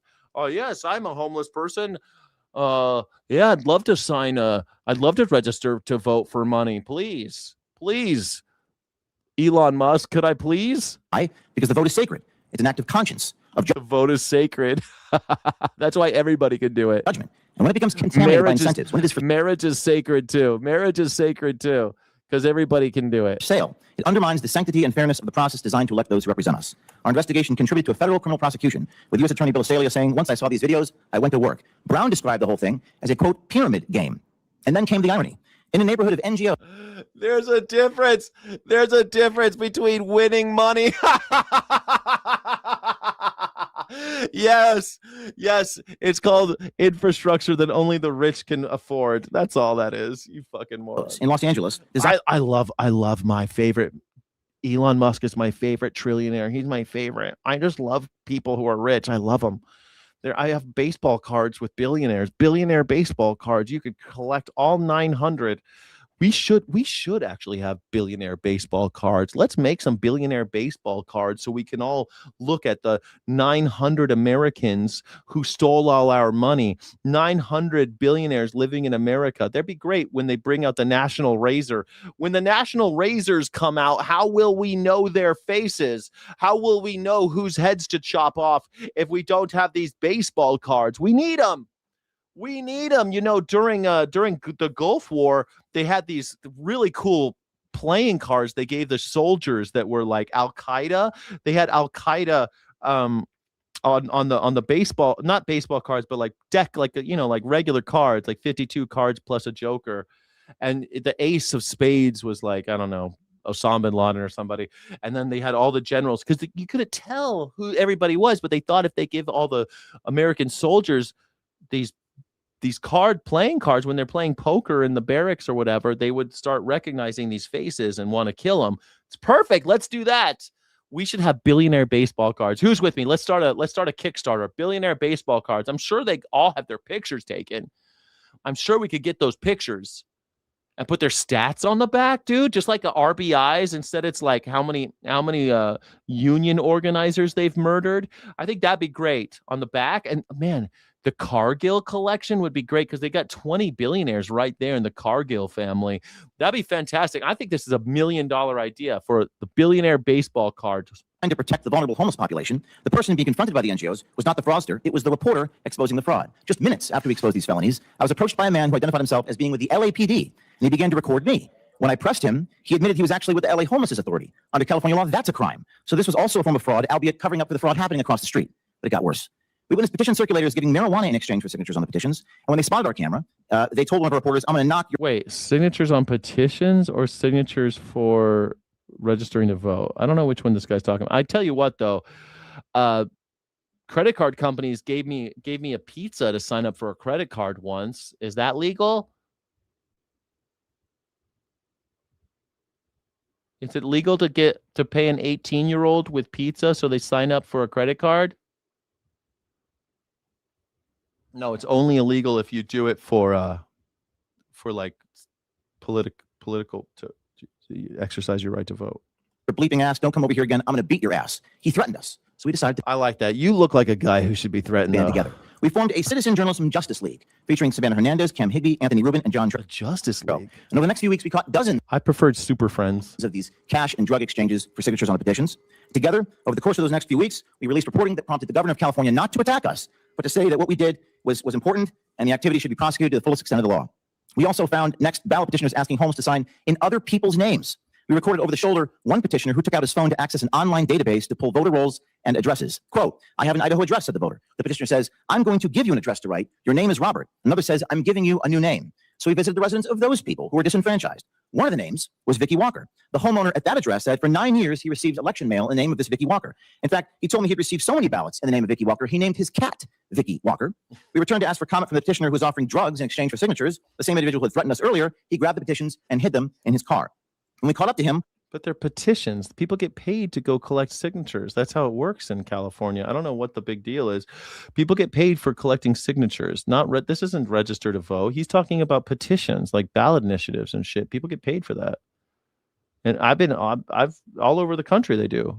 Any place where there's ballot initiatives, you got to go collect signatures. You got to pay people to do that. How the fuck are you going to do it otherwise? one of his associates charged at us and punched my producer in the neck. The two men then charged at me. And right before they struck us, Cam Higbee deployed pepper spray. With pepper spray in their eyes, the two men continued to attempt to assail us. My colleague Braden and I had no choice but to run for our lives. I don't accept this person's narrative on that part. I think this guy was looking for trouble. To this day, all the fraudsters that committed state crimes roam free. This, as Nick has said, is not a political issue. It's not a partisan issue. It's not a conspiracy theory. And is most certainly not circumstantial evidence. Everything I've testified to you here, all the quotes and many more, are all recorded on tape. So the question before this Roll the tape. is not whether the fraud exists or whether it's happening. Oftentimes in politics, you all debate the facts. The facts are what they are. The question is why the incentives allow it to flourish. There is money in fraud, but there's no money in exposing the fraud. And when laws are ignored without consequences, fraud becomes the incentive. Fraud becomes the model of life. Tony Moore, one of the coordinators for the ballot petitions, told us if there's no consequences, it doesn't matter. And that's the point. I don't have subpoena power. Us journalists don't have the power to do anything but expose. They campaign in this building about freedom and protecting democracy. I really love that there's this narrative that ballot fraud is happening in California. I really love that narrative because my whole life I've been hearing how everyone in California is a fucking liberal fruit. All my life I've been hearing that. If that's the case, if every Californian is a liberal fruit, then why would they have to commit ballot fraud? Are you telling me that everyone in California is actually Republican and that they're just being defrauded by some mystery cabal? Is that your suggestion? all 50, 60 million Californians, I think there's like 60 million of us now, 60 million Californians, and that all of them are secretly Republican and that actually they're not Democrats or liberals. Most Californians are pretty fucking liberal. But I mean, if you go out to the Central Valley and stuff, they've got these huge swaths of land where not many people live. And a lot of those people are pretty conservative. A lot of them are like, dairy farmers and stuff. So when you go out there, you see a lot of Trump signs and stuff. But even in mine, my next door neighbors are Trump supporters. And I live in Southern California. Are you telling me that they are being disenfranchised? It's so funny. Why would you need to if they already have it in the bag? Like, think about what you're fucking saying. The Democrats already have it in the bag, so they'll commit ballot fraud for something they already know is a sure thing? The fuck are you talking about? Like, where's the motive? In preventing disenfranchisement and how nobody... Like, it's always the same thing. Like, illegal immigrants are voting. Where? California. California? The state that you guys say all the time the Democrats already have in the bag? Why would they need to have illegal immigrants vote? First of all, it's fucking impossible for an illegal immigrant. Whatever. Why would they bother breaking the law for something they already have in the bag? It'd be like a billionaire robbing a bank. Oh, wait. Nobody is above the law. But those principles are not enforced. Nobody's above the law unless your name is Elon Musk or Donald Trump or Jeffrey Epstein. When they're violated in broad daylight, they're not principles at all. They're slogans. And without accountability, our notion of freedom is just an illusion. Thank you. Welcome back. We bring you all the most important and breaking news from Capitol Hill whenever it comes in. As we mentioned just before we went to break, the House failed to pass an amendment by Kentucky Republican Tom Massey to cut off aid to Israel. More than 100 Democrats voted for it. Only Massey, as a Republican, voted in favor of it. All the other Republicans, no. I want to turn to our political panel. Democratic strategist, former press secretary to then Vice President Joe Biden, Kendra Barkoff-Lamy, and Republican strategist, and former chief of staff to Vice President Mike Pence, Mark Short. Great to have you here. Thanks, Major.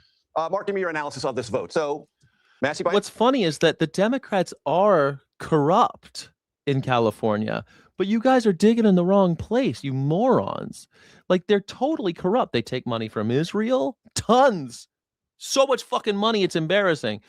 They take money from huge corporations like PG&E and all the oil corporations that are here, like Chevron. They're corrupt. The Democrats are corrupt, but rather than try to expose corruption, because the Republicans are doing the same thing, you want to talk about ballot fraud and stupid shit that they wouldn't bother. It just doesn't make sense to even put any effort into ballot fraud. They've already won. The Democrats already won. Why would they do ballot fraud? They're because Steve Hilton might. No one gives a fuck about Steve Hilton. Nobody. Like, even Gavin Newsom, who is garbage. Gavin Newsom is garbage. I hate Gavin Newsom. They did a recall and he won. There's no reason for him to do ballot fraud. He beat a recall. Gray Davis didn't beat a recall. Do you know how hard it is to beat a recall? And he beat it. I mean, I don't know what the fuck you're thinking. They do break the law, but not the laws you think. The laws you think are the same laws they're all breaking, because the unitard party, Republicans, Democrats, they're Republican and Democrats are committing the same crimes. You understand? They're tricking you into thinking the Democrats are cheating at the Republicans are cheating. That's not how it's working, man. I mean, the redistricting thing is annoying and stupid because it's happening now instead of every 10 years, but they do it every 10 years. It's really fucked up that they're doing it now. Maybe that'll be normal now. Maybe we'll do it every 5 years from now on. We'll redistrict every 5 years instead of every 10 years, but whatever. They're both doing it. And you guys are like, Democrats, Republicans. It's the same group, assholes. It's the same billionaires and trillionaires who are the bosses of those idiots. And the same countries like Saudi Arabia, Israel, Qatar. They're the same. They're sucking the same dicks. You think Democrats suck a different dick than Donald Trump? Democrats are sucking the same dick. His name's Benjamin Netanyahu. They're both sucking dick. And they're sucking the same dicks. You understand? It's like a glory hole video, except Democrats and Republicans are in the glory hole booth or something. I don't know. Dicks just keep coming out. They just keep sucking the same dicks. Himself, Republicans clearly whip this, leave him on his own, and see what the Democrats do among themselves to fight this out. Well, look, I think that this close to election season, when Thomas Massey's not well liked in the conference, there's no doubt they're very comfortable with him offering this on the floor, believing that this is what a lot of Democrats would vote exactly as they did. And I think that the Democrats have a growing anti-Semitic problem in their caucus, and it's only going to get worse when a lot of these Democrat socialists they've been pushing forward. If one nomination will likely be there next year. I want to clarify, because do you believe any vote that questions U.S. aid to Israel is by definition anti-Semitic, or could it Whoa, hey, nice. This guy's usually not this hardcore. be a policy disagreement with the sitting Israeli government? It can be a policy. I wanted to see this because look at the title. 103 House Democrats vote to cut off aid to Israel. That was a hard. Do you think that cutting off aid to Israel is anti-Semitic? Disagreement. But I also think they have an anti-Semitic problem. I think you have people who have basically been nominated this cycle in their party who have basically called for the end of Israel. You have people in their party who have gone further than just saying they want to cut off aid to Israel. So this creates the dichotomy the Republicans want to say, we stand with Israel when Democrats don't. Kendra? I mean, I just can't, I don't go with that viewpoint. I would just say, I worked with the survivors of that were held hostages and those family members after October 7th. And we met with more Democrats than Republicans. And I don't think that happens with anti-Semitic members of Congress. And so, I think there's a lot of people in Israel that live there that have a lot of different religions. I think this is not a political decision in terms of them being anti-Semitic. I think that they just don't like what the current prime minister is doing. So there's a lot of Democrats who certainly are not anti-Semitic. But are you suggesting you don't have a problem with anti-Semitism in your caucus? Well, the Republican Party doesn't have necessarily absolutely clean hands on this either. I agree with you, Major. I think there's a growing concern on the right, too. I think a lot of the followers of Tucker have demonstrated that. Yeah. So I concur with that. But I think that there's a more significant challenge with elected officials in the Democrat Party, not just podcasters on the right. Kendra, there was a release today from the former president about a book that's coming out after the midterms. Let's play it. I've written a book about my time as president. It's called Promise Me America. It's coming out in November, and it's available for pre-order now. Jesus. Oh my God, AutoPen. awareness about the challenge we face as a nation. Did he actually write it, do you think? I mean, if he wrote that shit, I'd be really surprised. What do you think? Did he write that shit? About the decisions I made, and why I made them. Kendra, that's the best version of that. It always is. It still sounds a little rough to listen to. Yeah, I think clearly he's aged and his health is in decline. We know that he's made his cancer public and he's obviously going through treatment is what I can assume. And he has made the conscious choice for this book to come out after the midterms. And I think that was the great relief of the Democrats. Smart thing for him to do. And I think the Democrats are very happy that it's coming out after the midterms. I think, look, Joe Biden served as a public servant for almost 50 years. He did that because he wanted to. He's a fucking asshole for almost 50 years. Make the country better. And he did not make the country better. At the end of the day, he has a truth that he wants to tell, and he should be able to talk about it in the way he wants to talk about it. He should be able to talk. I'm going to skip over you on this, Mark Short, not because I don't think you have something He didn't have enough time to talk when he was president, so he needed to write a book. Can't wait to read it. valid to say, but because I want to have something that is more personal to your relationship with the former Vice President Mike Pence, because he was raised by J.D. Vance, because he recorded podcasts with Joe Rogan, and name-checked your former boss, so let's listen. If you look at what Mike Pence or some of the conservative hawks, like people who voted for us but have been very critical of me, very critical of the administration, if you actually look at what they're proposing, they just want the military campaign to go on forever, and they can't actually identify what it is that they're trying to accomplish. Mark Short, the floor is yours. Well, look, I think that it's odd that he's name-checked the former vice president in a couple of recent interviews. It shows an incredible amount of sensitivity appears on his part. I know what do you think that's about? I know how hard the job is to be vice president of the United States, and I think Really? I mean, you were the chief of staff of the VP, and you're okay with this? especially under this president, especially under this president, Mike Pence does. And I think there were a couple of times when, one, Donald Trump asked Mike to go renegotiate the Remain in Mexico policy. Two, when Erdogan was slaughtering Kurds and crossed the border, he asked Mike Pence to go to Turkey and help solve that. So he knows what's been asked by the president to go do these tasks.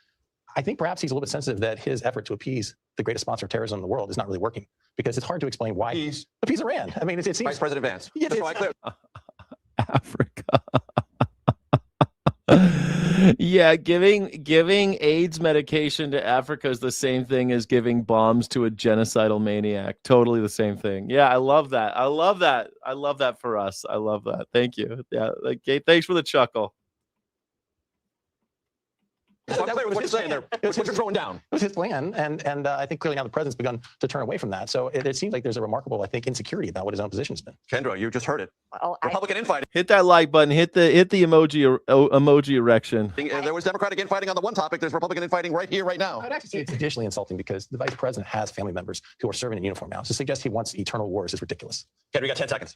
Yeah, I mean, I think throw Mark Rubio in the mix and you'll have a whole lot of fun. But I do think that there's some competition there, and Vance's ego is clearly very bruised. Ego politics. Never heard of it. Mark Short, Kendra Barkov-Lamy, thank you so much. The nuclear power plant in Citrus County is shutting down. The nuclear industry is... It's funny because they said, is cutting off aid to Israel anti-Semitic? And he's like, well, we don't have an anti-Semitic problem? Like, yeah, so do the Republicans. Yeah, but they didn't answer the question.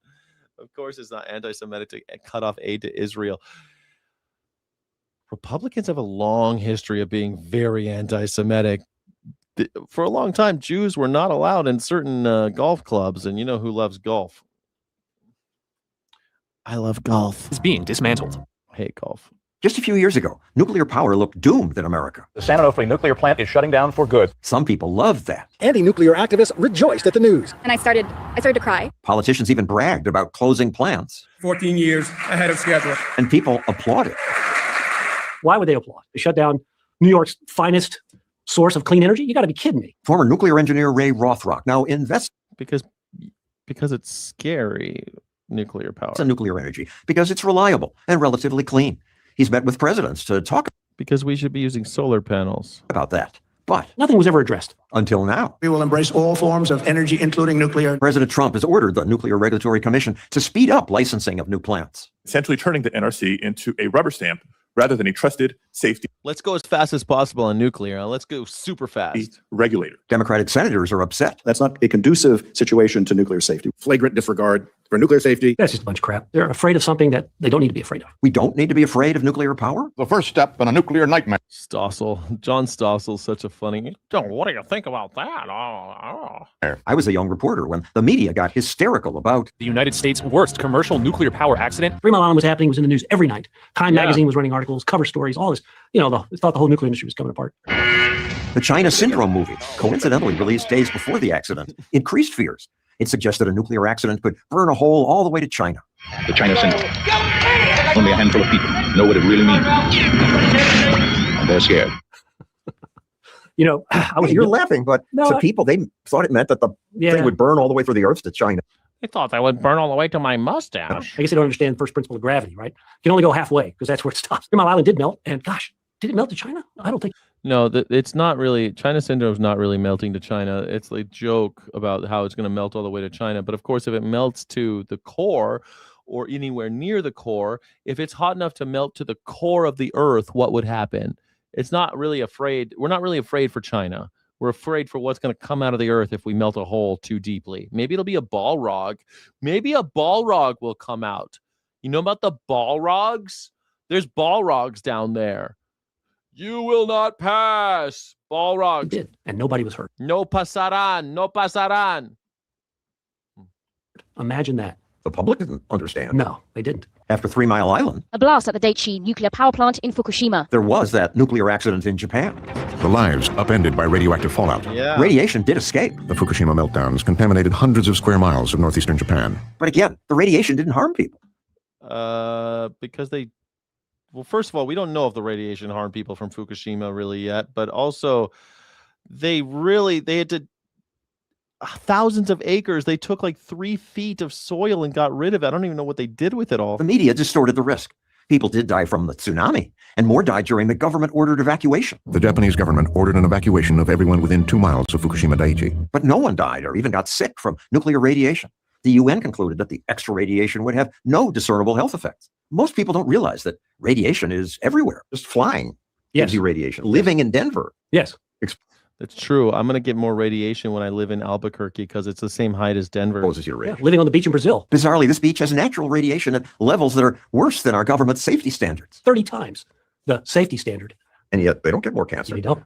Why take any risks? Why don't we just use solar and wind? Wind. There's no problem with radiation, guys. Radiation's cool. Stops blowing sometimes. And solar only works when there's sun.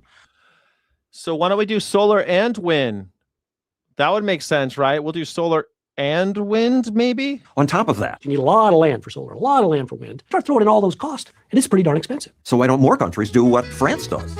Get most of their power from nuclear plants.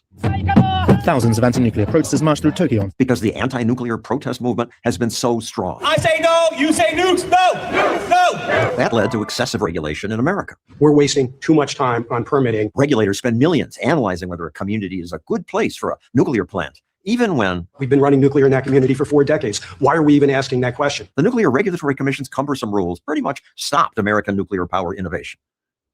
Bro, you want to talk about how many animals are killed? Really? Nuclear power kills a lot of animals too because it totally heats up that river that they're on or on the ocean that heats it up. Plus, they're sucking in lots of water to cool all the time. Don't get me started on the animal populations. Holy shit. How many animals died because of Fukushima? Thou shalt do it this way. Thou shalt have that. Thou shalt have this. The regulators said. Or you want to talk about the dogs that are fucking still alive? There's generations of dogs living in where Chernobyl happened, man. It's bad shit. It's not good. Well, if it takes a 3-foot, 6-inch wall to protect from the radiation on this side of the wall from the people on that side of the wall, why don't you make it 4? Better still, why don't you make it 10? Just to get approval for a new plant. Got to be 5, 6, 7 years. And then people stopped completely. No new. Just give up. Just don't even do it. So for 30 years, literally 30 years, the NRC has not seen a new reactor proposal. The regulators rarely adjust rules for new technology. They require this big dome, a safety feature for water-cooled reactors. But some new reactors are not even cooled by water. They're not pressurized, so there's no need for a dome. Yeah, I know. It's yeah, exactly. People, that's a crock of crap. There was metric tons of cesium-123 and uranium-235 that got dumped into the ocean. I know. They're saying that was not a problem, though. Fukushima was harmless. But the rules say you have to. Stossel. I'm John Stossel, and I can't believe people don't like nuclear weapons. Build a dome. Only now has that rule been nuclear power, nuclear, everything nuclear. Changed. And there's finally a limit on how long bureaucrats can spend reviewing reactor designs. 18 months. But government is always slow. More than a year's passed since Trump issued his orders. But things now are finally turning around. For the first time in 10 years, a new reactor has been approved. It's expected to power up to 400,000 homes. A Michigan plant that had been closed will be started up again. Making history as the first nuclear plant to reopen in the U.S. But again, activists complain. This nuclear nightmare is back. You can have a full-blown reactor core meltdown. But this time they're losing. And 18 other reactors have had their operating licenses extended. In addition, a new generation of advanced reactors is in development that some say could signal the dawn of a new nuclear age. On top of that, private entrepreneurs are making safer and better fuels. The uranium in each one of these balls produces about as much power as about 4 tons of coal. Don't drop that shit! and reactors that are easier to install. Valor will mass manufacture reactors and deploy hundreds of them at each location. One company's building a prototype that Google will use to power a data center. The goal is a standardized design that can be built over and over with shorter timelines. The most disgusting thing is always like, we need all this nuclear power. Why? It's going to power homes and stuff. Homes? Really? You want to power homes? Yeah, it's for homes. Really? Because most places, if you give a house solar panels, they can get off the grid almost completely. And they end up becoming positive generators. Like, you could turn every house into a generator by putting solar panels up. But the sun doesn't always shine. But it shines enough. The sun shines enough where human beings are living. It's always shining somewhere, the sun. So why do they want all these nuclear? What do they want it for? Data centers. Look at this. It's for Google. Lower costs. Wait a second. I thought it was for the homes. You said it was going to power 400,000 homes. Wait, it's not for the homes? You're not doing it for the people? If it's so great and so cheap, then how come I still got a fucking electric bill? Democrats, get out of the way. We'll soon have cheap, clean energy that'll make the world a better place. Thanks for watching. Bro, I've seen a battery charged by magnets through a bullshit perpetual motion machine. I've seen batteries charged by algae decomposing and creating methane that burns and charges a super clean energy. And then as it dies, it sinks. The algae comes back, decays, and causes an engine to go. I've seen these things with my own eyes in person. And yet we're talking about nuclear weapons, nuclear energy, sorry. Why do we need that? Why do we need that?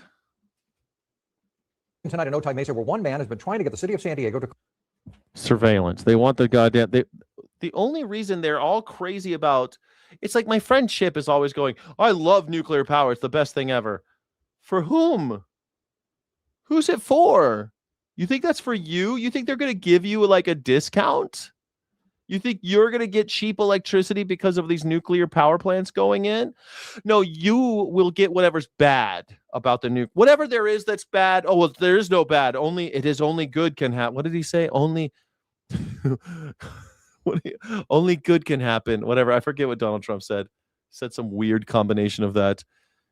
Nothing bad can happen. It can only good happen. I think that's what he said. It can only good happen. Whatever there is that's bad that will happen from the nuclear power plants, you will be that externality. They, the capitalists, will get money and resources. You will get whatever the fallout is. You think you're going to get free electricity because there's a solar panel going? I'm sorry, a nuclear power plant going in? No, a solar panel you might get for free. You should be getting that for free, but no. Clean up an RV encampment without any luck. And now he's calling us, hoping that they will take action. The encampment is right along the border between San Diego and Chula Vista. NBC. It can only good can Marty happen. Fleming shows us the problem. Here's the problem right over my shoulders. Neighbors say that this RV encampment just continues to keep on growing. They worry that it's not just an eyesore, but it's a danger to the community that the city's not responding to fast enough. I love This is how it. it started back in February. Just Trumpville. one RV with a boat behind it, parked up. This is what happens in America. Everyone in America is moving into RVs because Trump sucks. Otay Valley Road in Otay Mesa West. This is how it's going 6 months later. 2 RVs that have renovated and expanded by adding the shanty-style living room with the Mercedes-Benz parked out back. Trumpville. Needs to be cleaned up, though. It's a hazard. Jerry Allen's been leading the charge since February. Talking There's to San Diego Mercedes-Benz there, so obviously they have money. Dude, a lot of these people, you can't get rid of the Mercedes-Benz. What are you supposed to do? If you got a payment and then you hit rock bottom and the only thing you can afford is to make the payment on the Mercedes-Benz, then you're going to keep making it while you move into an RV and your kids don't eat.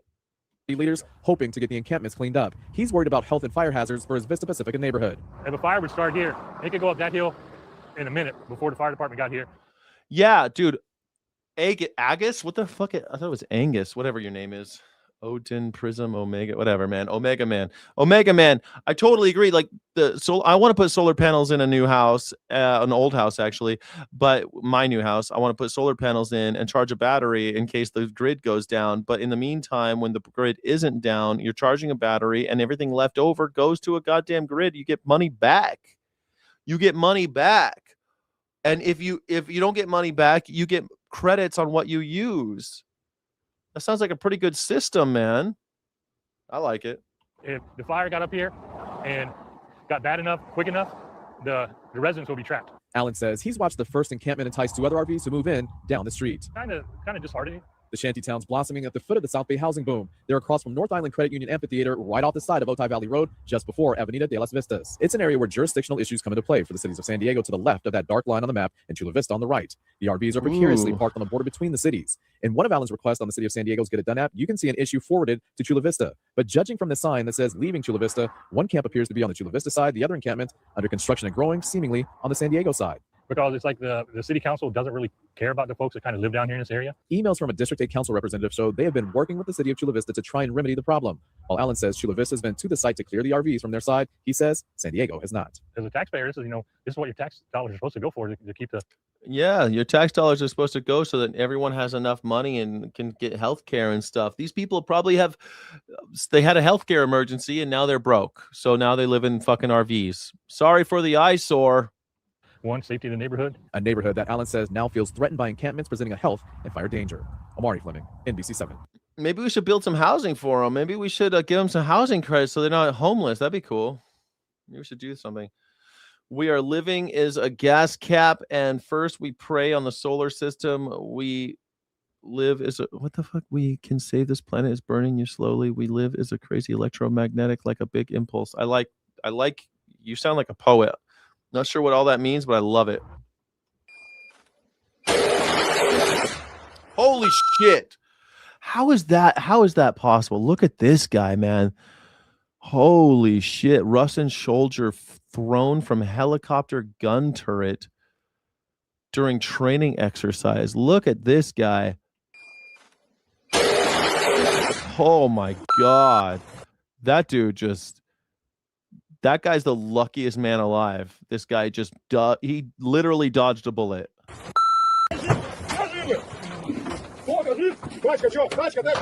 Dude, I wouldn't I wouldn't put my hand up. That thing was spinning fast. Okay. His hand, he doesn't care about his hand. Okay, watch it. Oh, he touched the barrel. He burned his hand on why would you touch it at all?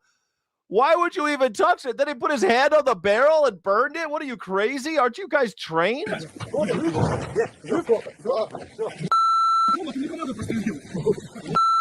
He's like, I burnt my hand. I burnt my hand, you capitalist swine. I burnt my hand.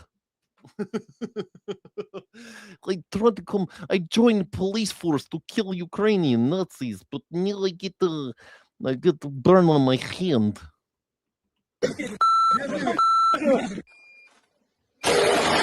Bro, that is crazy. Woo! I can't believe he reaches up and touches it. This guy's also so stupid. He's the luckiest man alive. Oh, and he burns his hand. Like, come on. If God if the universe conspires to allow you to dodge the bullet, don't reach up touching shit. Just stay down for a couple minutes. Take a breath. As the gravity will do its job. It's not going to spin forever. It's all right. You just stay down. You'll be all right. Just don't touch the barrel of the gun. It's safe now. No one's pulling the trigger. God damn.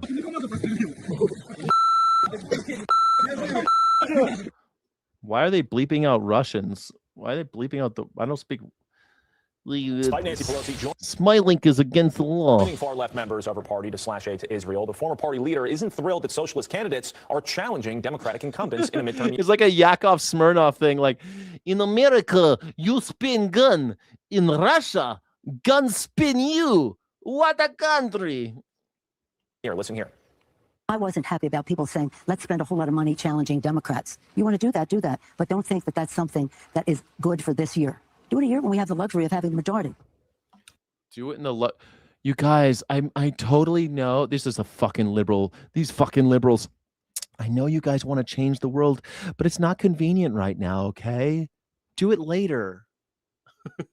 This is so typical. I wonder, do people like she's old as shit. She knows that it's never a good time for a revolution. Just stop, Democratic Socialists. Stop. It's not a night, not in the midterms. Wait, just wait. No, Nancy. We've been waiting long enough, Nancy. You still have a job, Nancy? U.S. Senate candidate for North Carolina and former RNC chairman Michael Whatley joins me right now. Michael, thank you for joining the program. What do you make of Pelosi's comments? You know, the Democratic Party right now is a jailbreak to the left. When you have liberals like Nancy Pelosi are getting run over by the Democratic Socialists, I think it says a lot. When you have Yeah, it does say a lot. Liberals always in the way, right? leadership now is Zoran. Well, they got run over by the Nazis. Now they're about to get run over by the Democratic Socialists. So yeah, that's how it happens. Mondani, AOC, you know, my opponent Roy Cooper and others who are marching farther and farther away from Main Street and really truly fighting harder for illegal aliens, fighting harder for criminals than they do the people of North Carolina. That's why the Democratic Party is losing membership in states like Pennsylvania, Florida, and my state of North Carolina every year. Yeah, and we heard Gavin Newsom in California say that they are in the addition rather than the subtraction. When are you going to run for office? You don't think I've run for office? You don't think I've served? You don't even know me, Gino Valentino. You don't know shit about me, you dumb piece of shit. When are you going to run? I have run. How old is Nancy Pelosi? 86. Nancy Pelosi is 86. My God, man. My God.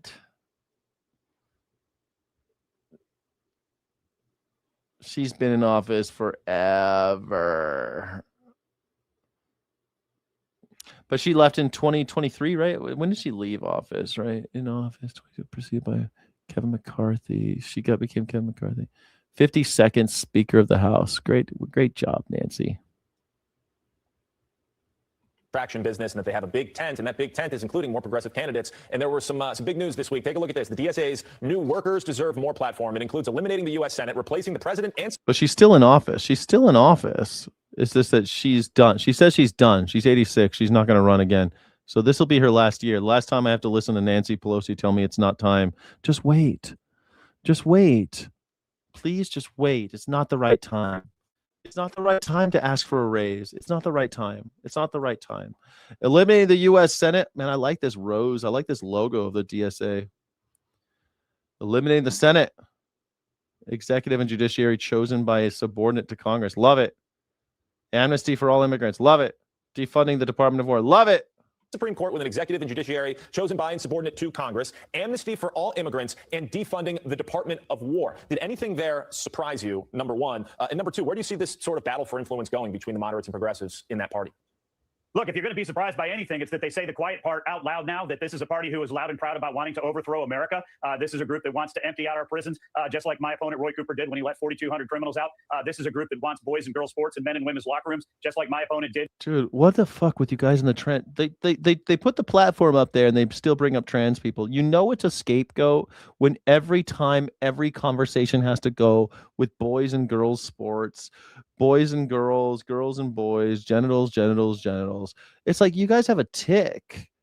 We're talking about politics and you keep on bringing up a tiny percent, the trans people. You're so afraid of the trans people. What is with you guys? When he vetoed legislation to prohibit that, the fact is the Democratic Party right now is being taken over by the socialists, and they want to subvert America. They want. Well, they are being taken over by the socialists, but that's because the National Socialists took over the Republican side. That's all that happened. To go ahead and crater this greatest country in the history of the face of the earth. So in your campaign against former Governor Cooper, you just visited all 100 counties in North Carolina. Tell me about that, and what did you learn during those visits?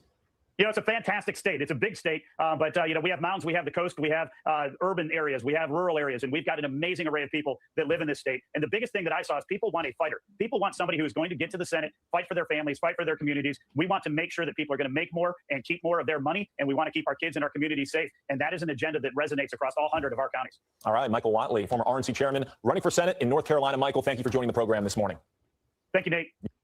Be sure to like and subscribe for all the Fox News latest on YouTube and catch full shows streaming now on Fox One. For the first time overnight, Carl McDaniel is opening up about his now viral face-to-face encounter with a raging bison last Friday at Montana's Yellowstone National Park. Okay, we watched this yesterday, man. I want to know. They said he was 100 yards away. I don't think that was 100 yards, so whatever. Grandfather now recovering from a broken femur after the massive animal chased him around a camp before tossing him high into the air. McDaniel telling CNN, "We were about 100 yards away." Does that look like 100 yards away? I don't think that's 100 yards away. and the bison was not aggressive, so they snapped a few photos and continued walking. Photographer Mike McLeod filmed the wild encounter. They were doing everything right. They were respectful, and once the bison showed any agitation, they left, and they were just at the wrong time in the wrong place. McDaniel says around that time, a truck drove by, and the driver honked his horn. Oh, he honked his horn? The truck drove by and honked a horn and freaked him out? He believes was an apparent attempt to get the bison to move. And it worked. The sound agitated the bison, and it began running toward them. McDaniel telling CNN there was not a lot. That was not 100 yards. Don't give me this Of bullshit. time. So I told my grandson to run in one direction, and I went the other to try and draw him away. After chasing the pair around a wooded area, the hulking animal eventually caught up to McDaniel and sent him flying. Damn. McDaniel says he was on the ground and unable to move when something remarkable happened. He was right on top of me. He could have stomped on me. He could have gored me. He could have done almost anything to take my life, and he did not do so. That's when the photographer says he immediately stopped filming and ran to help, yelling at the bison along with other Good Samaritans to scare it off. I could see that bison was standing over him and he was pumping his head, very aggressive and agitated, and I knew that somebody had to distract that thing. McDaniel, who had surgery on Sunday, says he's grateful for all the people who helped. Broke his femur, bro. That's a big bone to break. And thankful it was not much worse. I mean, what a story. So what does his recovery look like now, Camila? Yeah, Savannah. So Carl McDaniel told CNN that he broke his femur in 4 places near his hip. He says That was Savannah Guthrie. Remember when Savannah Guthrie's mom got kidnapped and Kasha Patel did nothing? he'll be doing physical therapy for the next few days to start walking, but he was thankfully able to stand yesterday. Savannah. Wow. And good for the person shooting to put down that camera and help. The right Yeah, way to go, person shooting. Don't get near bison. That was not 100 yards. thing to do. Thank you so much. You told me that guy was a football field away from the bison. Not true. That is not true. That's like one time I got in a car accident and the speed limit was 50 and a guy ran a stop sign and I hit him going full speed, totaled the car. The cop, when they got me out of the car, was like, "How fast were you going?" And I was like, 45. I have no idea how fast I was going, but there's no way I was going 45. I had the right of way. There was no reason to expect someone to run a stop sign and just go right in front of me. So I was just going straight and someone popped out in front of me and I hit him. And but when the cop asked me how fast I was going, I'm like 45. You're just gonna I was 100 yards away. He knows he's not supposed to be. He's supposed to be at least 25 yards away from that animal. There's no reason. There's no way he was over. That wasn't even 25 yards. It's 100 yards away. I'm a football field away from that animal, and he went crazy and gored me. We have told you. Don't get near wild animals. Shit, I don't even like being near wild squirrels. If squirrels, they're fairly harmless, but like you get one up in your grill. I don't like them I don't like them too close. Tell you that much. A wild squirrel too close to me. I'm get the fuck out of here. What do you think you're doing? That's what I say to him. I'm like, what do you think you're doing? Get. I like squirrels. Not too close. A record number of claims were filed in the last year since Ohio lawmakers settled on using $600 million in unclaimed funds to help pay for a new Brown Stadium in Brook Park. Now, the wait to receive your unclaimed funds from the state, that can drag on. Your Ashtabula County reporter Clay Lepard shows us how some feel their simple claims became unnecessarily complicated. You're going to see more ads encouraging you to look up and see if you have any unclaimed funds, like this one from Lieutenant Governor Jim Tressel. Take a minute and see what's waiting for you. Visit unclaimedfunds.ohio.gov. It's because of a new 10-year deadline for Ohioans to file a claim to reclaim their money before the state sets it aside and uses it for sports projects like a new Brown Stadium in Brook Park. That's what they need. They need more sports. Better get your money. Yamamoto knew he had to wait for the nearly 10 grand that was sitting out there. This pet project included 24 separate claims, some dating back more than 30 years. We waited and waited and waited. All right, we're going to go. Okay, Guy Fawkes, what you got? Guy Fawkes? Welcome to the show. How you doing? Howdy. I did the playlist link thing. Oh, nice. I want to see it. You got 3. The first one's I see the first one. Okay, we're going to do it right now. Nice. I love this. Oh, the Super Show. You got the Alien Super Show. This is the only good Melania. We got a lot of videos on this one. All right, let's They're go. Shorts mostly. Yeah. Let's go. All right, here we go. We're going to do it. Let me adjust and we are ready to rock.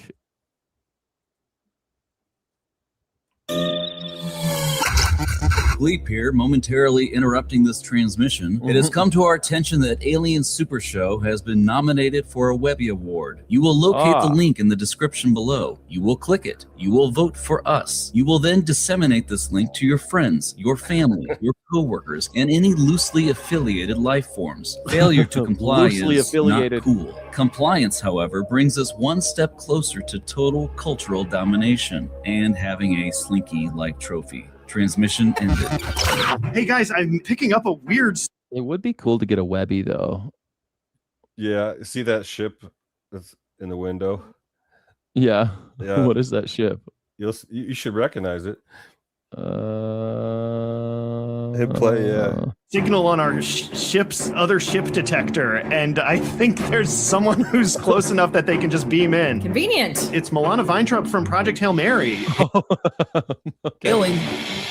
Milana, I assume you're cool with us promoting Project Hail Mary. Doesn't need my help, but yeah, sure. Yeah. Cool. Well, now that you're in our orbit, you have no choice but to watch these horrific clips with us. What a fun pastime for two aliens to. Well, I'm not an alien, but I guess anything other than whatever species you are is an alien to you, That's right? true, yeah. Although I think after watching this, you may not think Earth is worth saving. So Yeah, can you take me back to wherever you guys are from? yeah, that's a great alternate ending to the movie. We have really regime change. You know, this is a change in the. That is how the movie ends on Project Hail Mary. He ends up on their planet. Spoilers.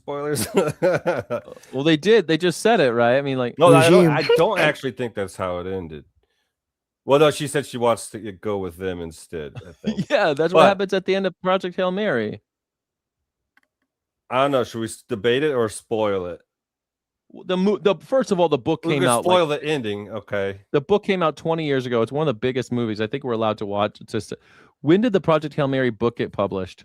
It's just on Prime now. Okay, so the book came out 5 years ago by Andy Weir or Wire. I don't know. If you don't want spoilers, everyone earmuffs. Okay. He goes to the biodome, but after the biodome on Rocky's planet, they go. He gets shipped back. He says maybe it's time for me to go back, but you get the idea. idea. You're right. Yeah, he's got those little rocks. He's got the little rocks. He spends enough time there to have you're a class where they all know him, and he's teaching them like something. I don't know what he's teaching them, math or something. So and they're all like cheering him on, and he's there with his rock friends, which is kind of weird because I guess now he's just like an incel. But like these are smart rock animals, but they're not. Can they give him a woman? I don't think they can. So give him a rock. Give him a rock. These fucking rocks out there. He's like, is there a soft part he could stick it in? I don't know. She didn't have a good enough role in the movie. I don't even remember this woman in the movie. She was the astronaut that died. What? She said it. Her dead body's in it, right? She had two clips. She's like, I like. Oh, her death shot wanted to be whatever the execution shot with a little bit of heroin in it. That's what. That's her only quote in like the whole movie. Oh, I remember that. Yeah, You might not recognize her face because she lost weight, but she was also the werewolf in that movie with the black mailman, or she's the mail lady. That was the werewolf in the Snow Town. I forget what it's called. I do not remember what you're talking about. Werewolf in the Snow Town. I don't know what you're talking about, but I like it. I like the idea of a werewolf. She's the actress there too. It's pretty good.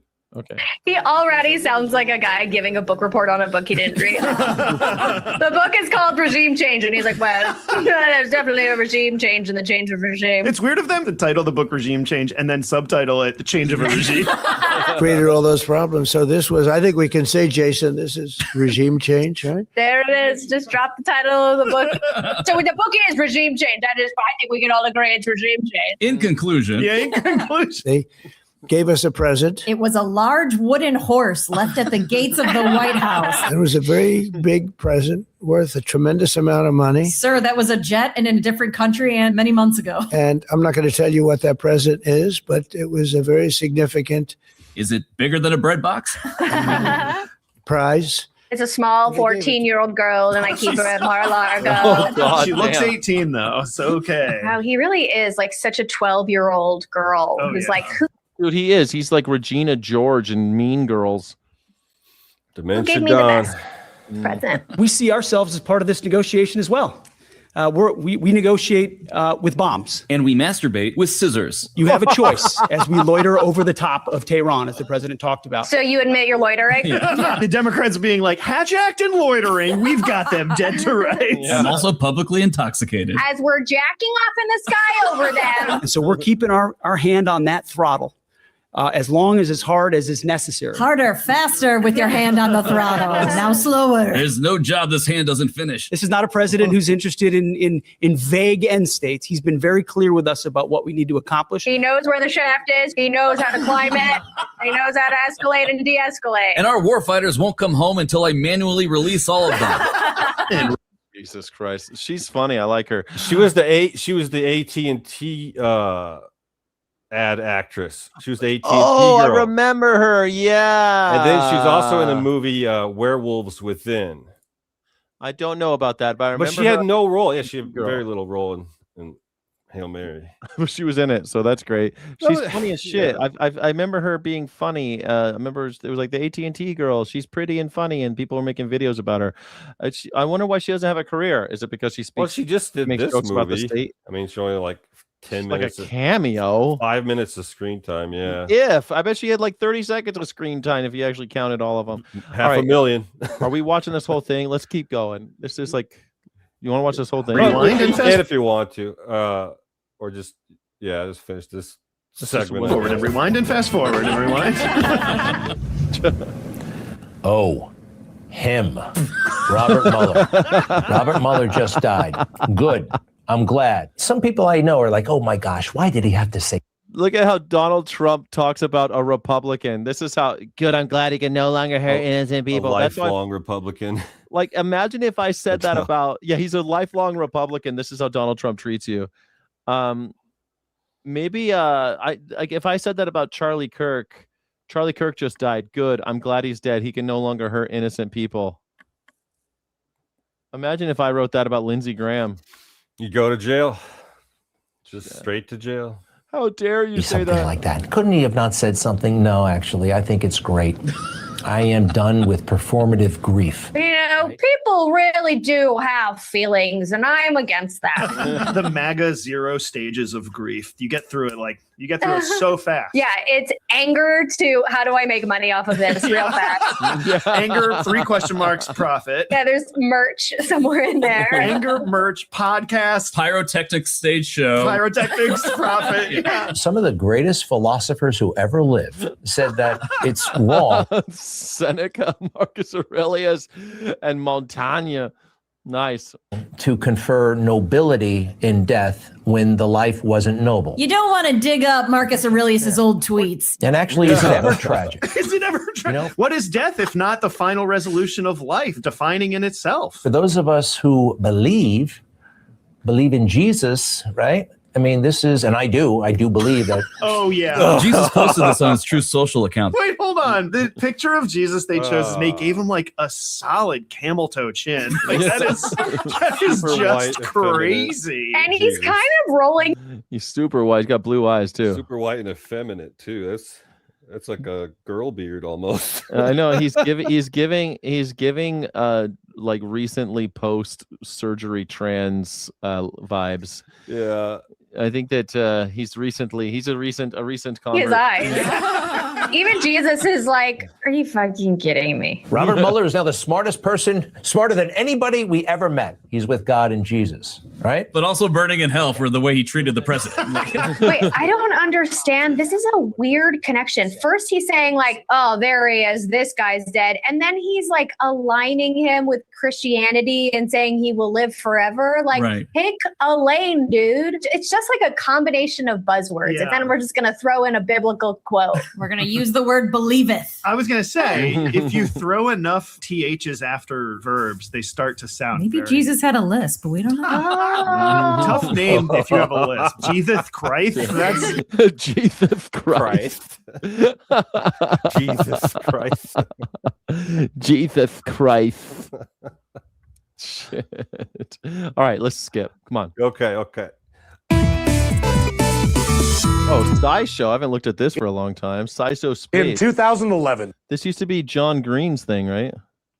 Yeah. An international team of 4 astronomers were looking through telescope data when they found evidence of something unusual. A jet of matter was producing an electric current of 3 exaamps. A quintillion amps. That's about as much current as you'd find in a trillion lightning bolts. It was the largest electrical current ever discovered in space. And this jet is shooting out of the center of a galaxy 2 billion light years from Earth. The galaxy is called 3C303, and it's in the direction of the Boötes constellation. And it's about Oh, man. I always love the booties. 1,000 times dimmer than Pluto is on an average day. So it's pretty... Oh, that's how you get past the radio edit. You say, Boötes. They're not booties, they're Boötes. Like when everyone was saying biatch on the radio instead of bitch. hard to see this galaxy. Now we just say bitch for some reason. But just because it's not very bright in visible light doesn't mean it isn't bright in other wavelengths of light. 3C303 was first observed back in 1981 by a series of radio telescopes in New Mexico called the Very Large Array. The team of researchers who discovered the huge electrical current used that data, plus follow-up observations taken in 2010 and 2011. They published their findings. All right, Guy Fawkes, why am I watching this? This is the it's almost got it, but it's a 150,000 light year long lightning bolt in space. That's it's pretty larger. crazy. It's larger than our entire galaxy. It's just a giant lightning bolt, like that one in Generations, like in Star Trek Generations, with the lightning bolt like scoops them up. This is crazier. It's like this is the larger. It's like 10 to the 18th power. It's even way bigger. Electric current. It's insane. In the Astrophysical Journal letters in October 2011. The main thing they found was this record-breaking current, but they also discovered something else. The jet itself is huge. It's being pushed outward at least 150,000 light years from the center of the galaxy, meaning that this jet is longer than the Milky Way, which is 100,000 light years across. A jet this powerful is it God? Must be fueled by something. Is it God? I might think.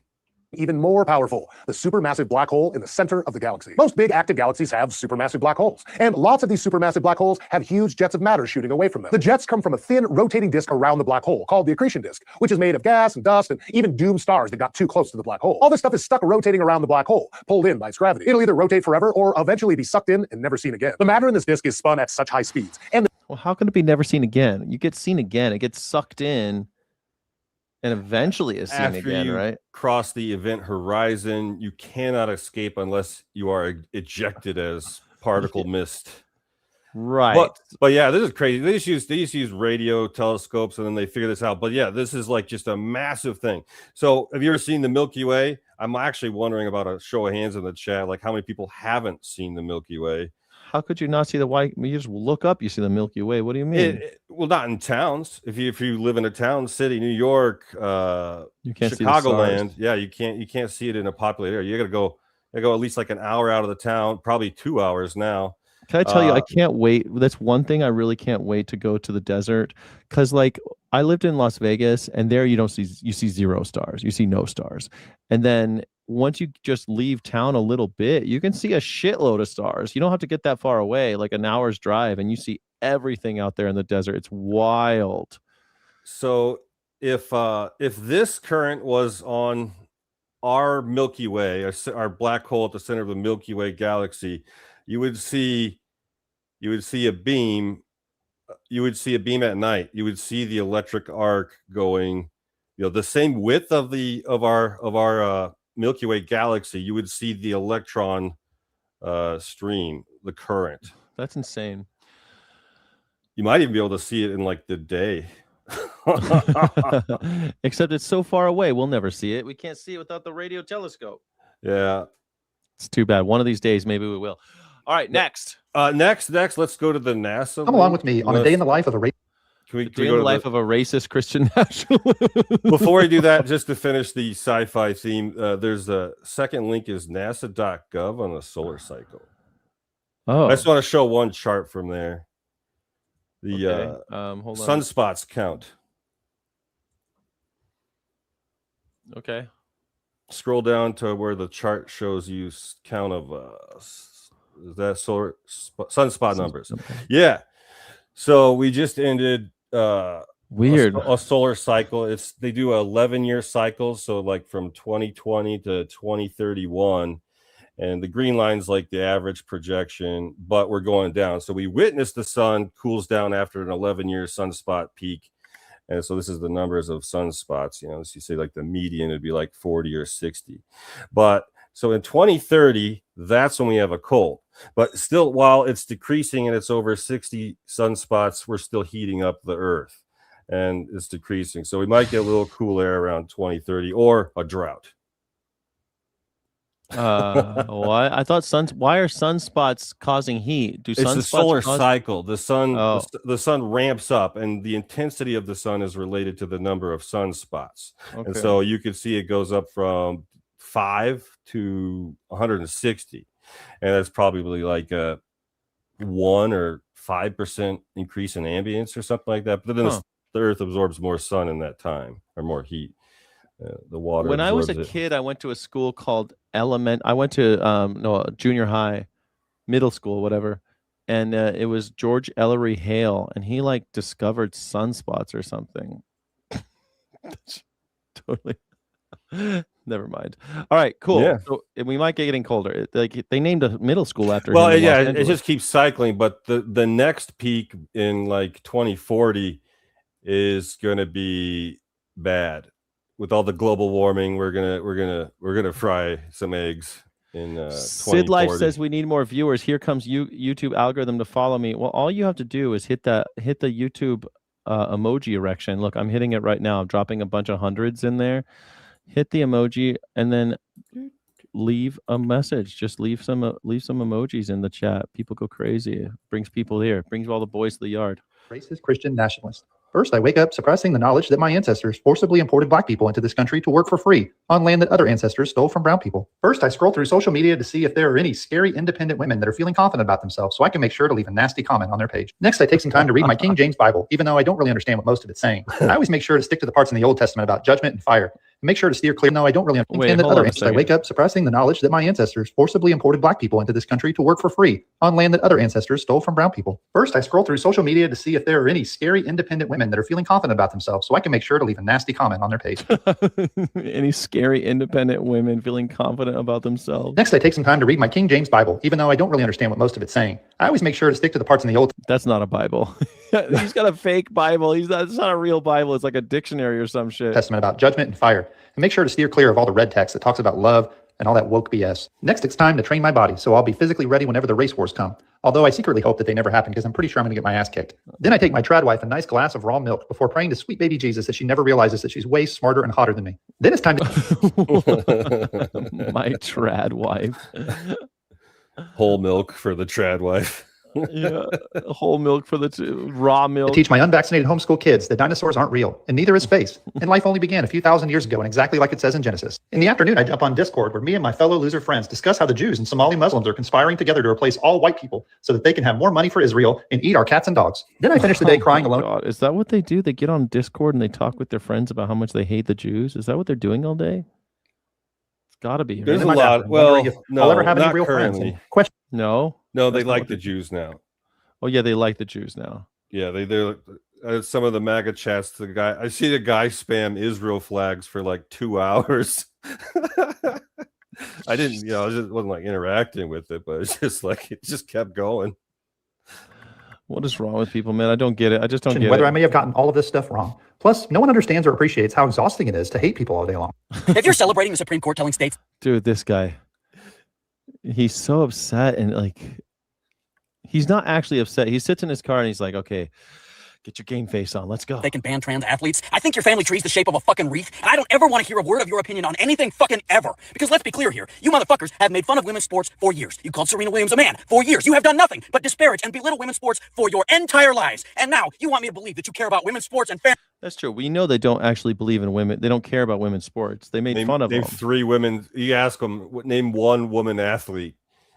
And they'll go, that Caitlyn girl that plays basketball, you know? Yeah, Caitlyn. And there was only 10 trans people in the entire United States of 350 million people. Yeah. Those 10, we need an executive order for that. Trans people are scary, man. They're scary they're really scary because they have so much power, you see. The only scary trans people are the MAGA eunuchs. They just, I'm a fascist, and they snip them off. That's happening all over the South right now. It's so crazy to me that people are afraid of trans people. All the trans people I've met are perfectly harmless and wonderful. I don't know. I've met a lot of them, and I don't have a problem with them at all. I was thinking Alex Morgan. Who's your favorite in the chat? Who is your favorite female athlete? Let me know. Who's your favorite female? He mentioned Serena Williams. Yeah. I think Alex Morgan was the first one that came to my mind. I don't really think about athletics very much, though. If you ask me a famous male athlete, I'd be like Marshawn Lynch, I guess. I don't know. I don't know. I don't really think about sports. I like to watch volleyball. You like to watch volleyball? Yeah, you like to watch volleyball. Shit. Kind of nice. Yeah, like beach volleyball, you mean? You like watching beach volleyball? Yeah, it's a great sport. It's a great sport. They're so competitive. It's Olympic. I really like the athleticism. I don't know any of their names either, though. Yeah. Eat shit! Just like the bathroom thing, you white hood wearing fucking freaks have taken a non-issue that affects a fraction of a percent of people in this godforsaken country, and you blew it up into a national issue. Also that you don't tread on me fuckwits can tread on the rights of a bunch of people who've never heard a fucking fly because they choose to live their life differently than you live yours. All while you ignore the glaring fucking problems directly in front of your 3-tooth fucking face. This is the first and only time that any of you have ever pretended to care about women's sports, and you only cared about women's safety because it let you make up a bunch of bigoted horseshit about trans people in bathrooms to attack them with. You elected a rapist who covered for a bunch of pedophiles who were his best fucking friend. You can't name 5 women athletes, and you've never said a fucking word about the pay inequality in women's sports, but you expect me to believe that you care about women's sports and women's safety. Do people send this to like maggers? Is that what happens? He makes this video and people like send it to their magger uncle. I should do that on Discord. I don't know who this is for. You should do it on Discord. I don't know who this is for, I guess. Like I see this and he's like I feel like he's shouting at me, but I'm like, dude, I'm already on your side. This guy's like, they're shouty. I guess we need more shouters. I don't know, man. It just seems like he's shouting at the wrong people. I guess people just need. He needs a bullhorn on his car, and he could just yell down the road. You know. Yeah, he looks insane. I mean, I think it's just like an extra act. It's just an act, right? I mean, it's just like all the maggers who do the magger live streams are always so unhinged. I guess he's just matching their energy. Yeah, people like this unhinged energy. I guess. Woke 2. Makes sense. Woke 2.0. It's woke 2.0. Now we're just as evil. Now we're just as evil. Is that what it is? Woke 2.0. Yeah. He's just upset, I guess. One trans person is worth everything. It's just like I want him to have him on my show to see if he talks all crazy like this. What is this guy like when he's just normal? You know, I've been watching this show called Zillow Gone Wild because my friend is an editor on the show. He's like he's one of the he's the main editor on the show. And I said, I want to watch it because it's your show, you know? So I started watching it, and it's got that Jack Breyer guy who played Kenneth on 30 Rock. Do you know what I'm talking about? Yes, I'm looking at him now. Yeah. The clerk or staff. He's the page. Yeah, he's the NBC page. Yeah. So he's the host of Zillow Gone Wild. And I'm like, that's such an act, like, yeah. And he's like, he interacts with people on the camera, but then in real life, you know, I'm sure he curses and he acts, you know, tells dirty jokes. But he reminds me of Bob Saget when he did America's Funniest Home Videos. Do you remember that? Or when he was on Full House. But then you go see Bob Saget in real life, and he's like the dirtiest comic imaginable. Oh, yeah. Brad Garrett's like that too. Brad Garrett plays Everybody Loves Raymond. He plays the Raymond's older brother or younger brother. He plays Raymond's brother on Everybody Loves Raymond. But then you see him live and he's an insult comic. He's very offensive. Yeah. OMG, Jack. God sends so many birds above the sky of balcony. Yes. The balcony's beautiful. I don't know what you think, but this guy's the same kind of thing. Like when the cameras are off, I think that the act goes away. By the way, people chose this. You know that, right? 2 years ago. God damn it! How do you watch this stuff, Guy Fawkes? I know this. I go for the lyrics. I don't feel the sentiment of the anger, and I know it's not directed at me. It's always like people yelling at their phones. I don't know. Oh, this wasn't fucking happening. 2 years ago, you could trust fucking lettuce, and you didn't have to worry about getting shot in the head by a masked man that your tax money pays for. 2 years ago, if I asked you about Strait of Hormuz, you would have made a joke. You'd be like, Strait of Hormuz, plug it. I guess don't like Lady Gaga. Now instead, you're like, why? Did it close again? What's the gas price? You fucking every fucking day, it's worse and fucking worse and fucking worse. And what do we do? We look around and we just go, oh, another guy got shot in the head today? Oh, I guess we can't eat beef now because of the flesh-eating fucking fly. And every single one of these dipshits, every single one of them, whichever South African billionaire you want to talk about, whichever bald fucking podcaster who's deeper in the closet than fucking Lindsey Graham's goddamn coffin, any single one of these goddamn grifting pieces of shit who have more money than we'll ever fucking need, who can't buy a hug from their own dad or the respect of the people around them. They all convinced a series of fucking morons that it was bad. They convinced everybody that 2 fucking years ago it was bad, and now it's worse than it's ever fucking been every goddamn day. I just want to remind everyone of this. It wasn't like this 10 years ago. Think back to 2015. Did you think in 2015 that a masked man wearing a bulletproof vest and a fucking gator on his nose would be shooting people in the fucking head, and then the government would tell you you're not allowed to ask his fucking name? No, I did not see that coming. I gotta be honest. I didn't. Did you see that coming? I did not see that coming. During his first term, I thought like the warning sign, like what would be the warning sign for me, would be when they start developing a private army. And so they had to bus in the private army to the January 6th event. They had free buses. They paid for the buses. They got all the people there. It's going to be wild, right? Yeah. But I guess did you see people? Did you see that was a private army? Yeah, I mean that's the warning sign. That was a warning sign, but he just said, did you think that they were going to have a dude with a gator on his nose shooting a citizen in the face, and then you're not allowed to ask who he was?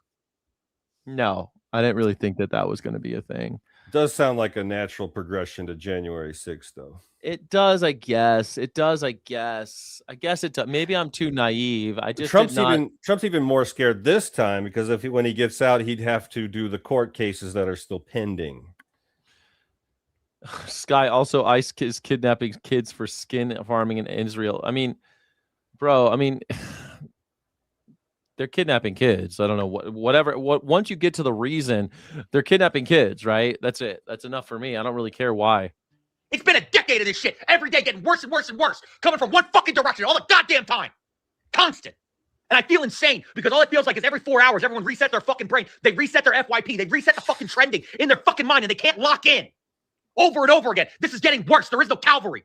The fucking people are supposed to fix it are 81 years old. And yeah, there is no cavalry. That's a good message. There is no cavalry. No one's coming to save you. The Democrats will not save you. The churches will not save you. The media will not save you. No one will come to save you. The Democrats won't save you from capitalism, but they can at least drain the swamp with if they have to get a majority in the House or the Senate. They'll do the same. The Democrats had for 2 years the majority, and what they do with it. There you go. Exactly. Some stuff, there's a couple veteran bills. That's always the same. Name of them. It's always the same answer with these Democrats. The Science Act. Democrats. It's always like, hey, you have all the power. He tried to get rid of student debt, but the fucking Supreme Court shot him down. He tried 2 ways. He tried through Congress and then also executive order. He did. Actually trying to give money to the people as opposed to the Republicans. That'd be nice. I'd be grateful if that happened. But Donald Trump shut down the Department of Education. So who knows? Even if I was gonna pay my student loans, who do I pay it to? The Department of Education? It doesn't matter. In 5 years, people won't be smart enough to take your phone call. That's what's gonna happen. Yeah. People who scream like that are not right, in my opinion. It's this whole shtick, Tanya. It's just a shtick. They're fucking missing because they're dying or have dementia. This is a shtick. He's yelling at his phone, man. He's not, and then he stops and he's like, "Okay, time to edit. Okay, put some venting. He's venting. But this is his every piece of content he does is this screamy shit. He's never like, let me talk to you about what's happening now. And then whenever somebody steps up and goes, Crashing out. Yeah, it's like professional crash outs. That's what we get now in America. Woke 2.0. You're totally right, Guy Fawkes. It's like everyone's an Alex Jones meltdown now. maybe we can make it a little bit better. Everybody fucking screams at him. It's not fucking bullshit. Constant. Do you know every billionaire? Every single billionaire. Mark Zuckerberg, Elon Musk, Jeff Bezos, every single one has said AI is coming. It's coming for your jobs. There's nothing you can do about it. And your taxes are going to fund the whole thing. And half the country is like, goddamn, fucking Mexicans.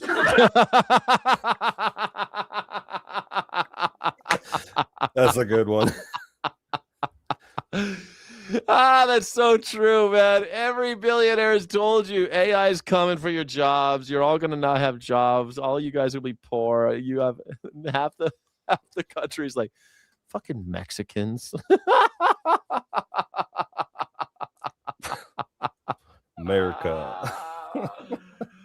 It's true. It's like it would be less funny if the billionaires weren't literally telling us this every single day. We're taking your jobs and you're going to pay for it, okay?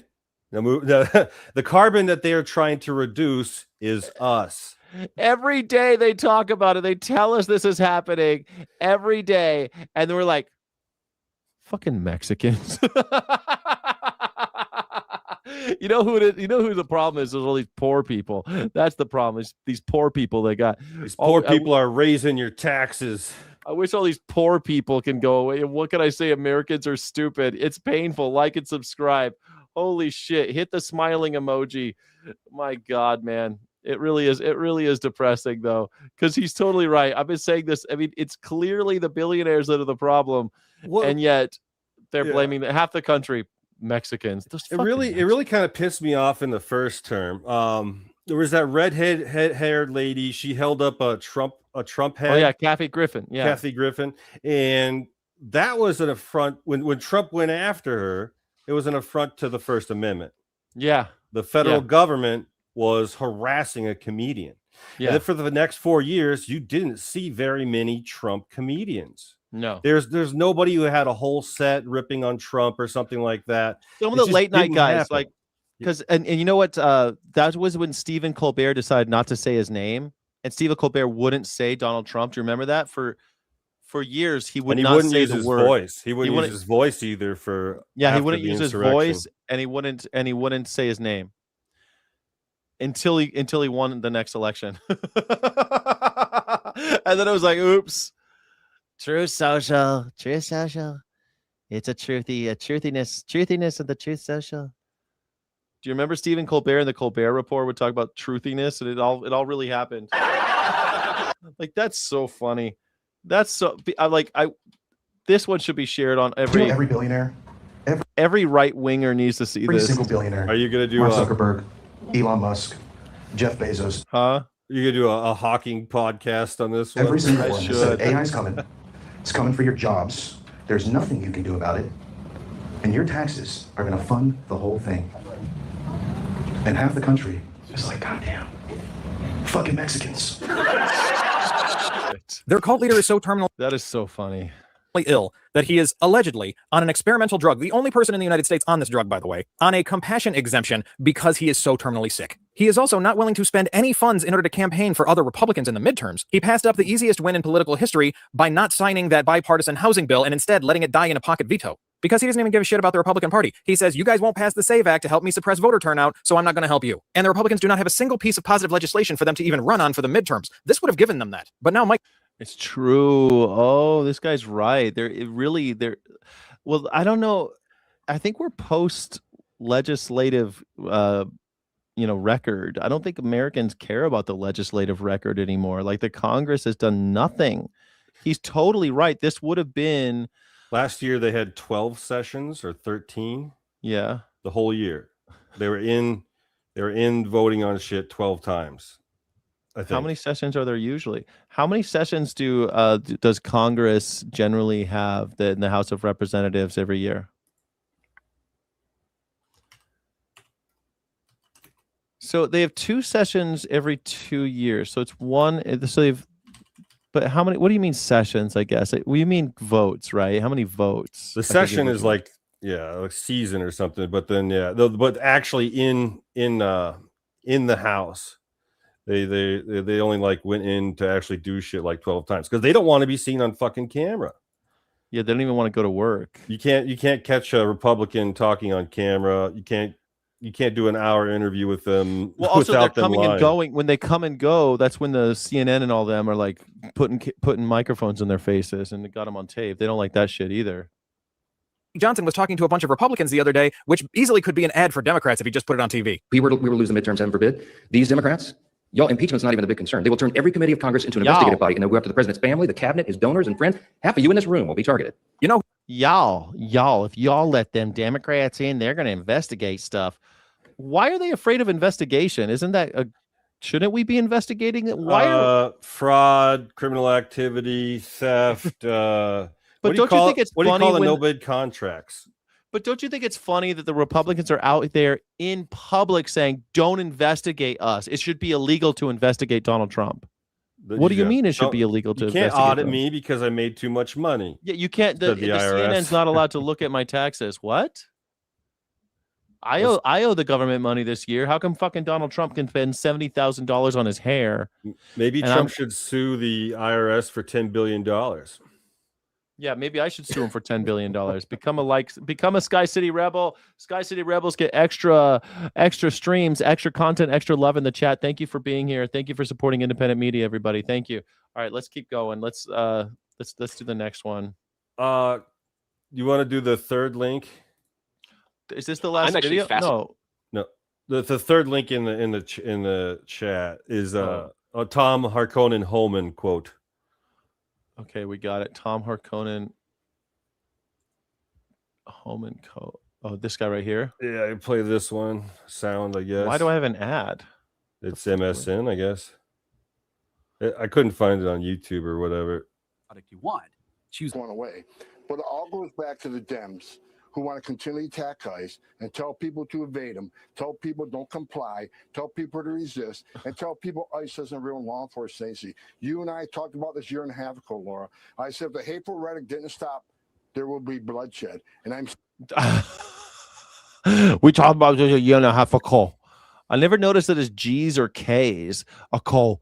We talked about this 1.5 years ago. I never noticed that. Comes from the gullet.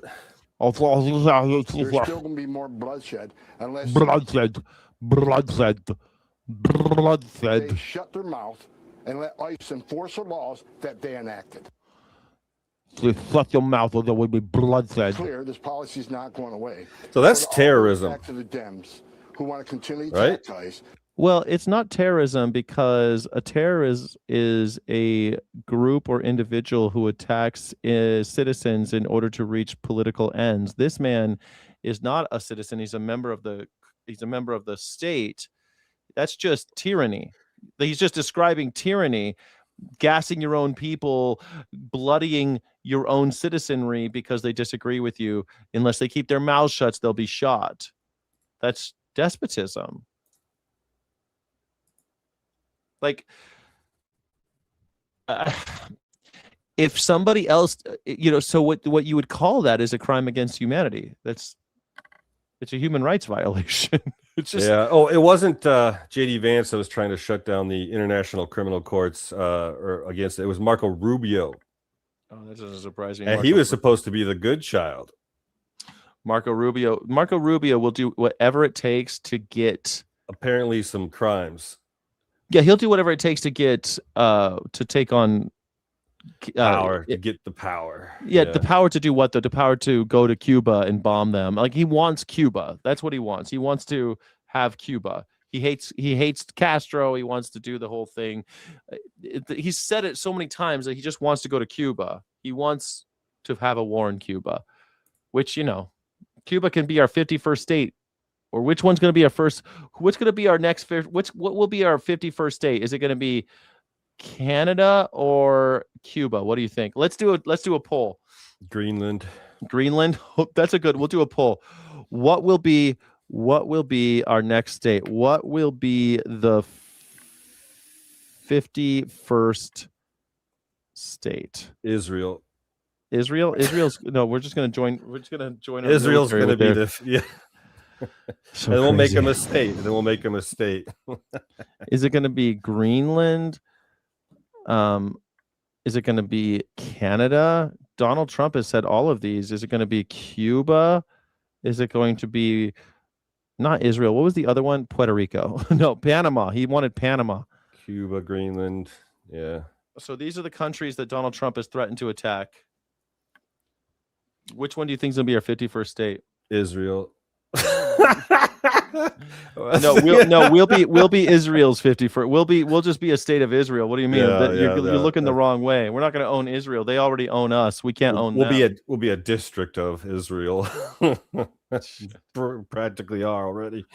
Looks like going to war in Cuba, everybody. That's what we need. War, another more war, 4 more wars, 4 more wars.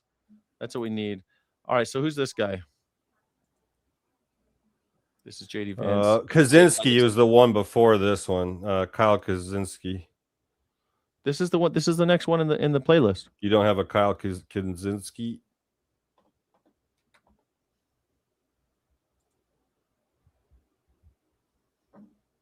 No, it's this guy. This guy. You already Johnny Banana, Dave Colombo.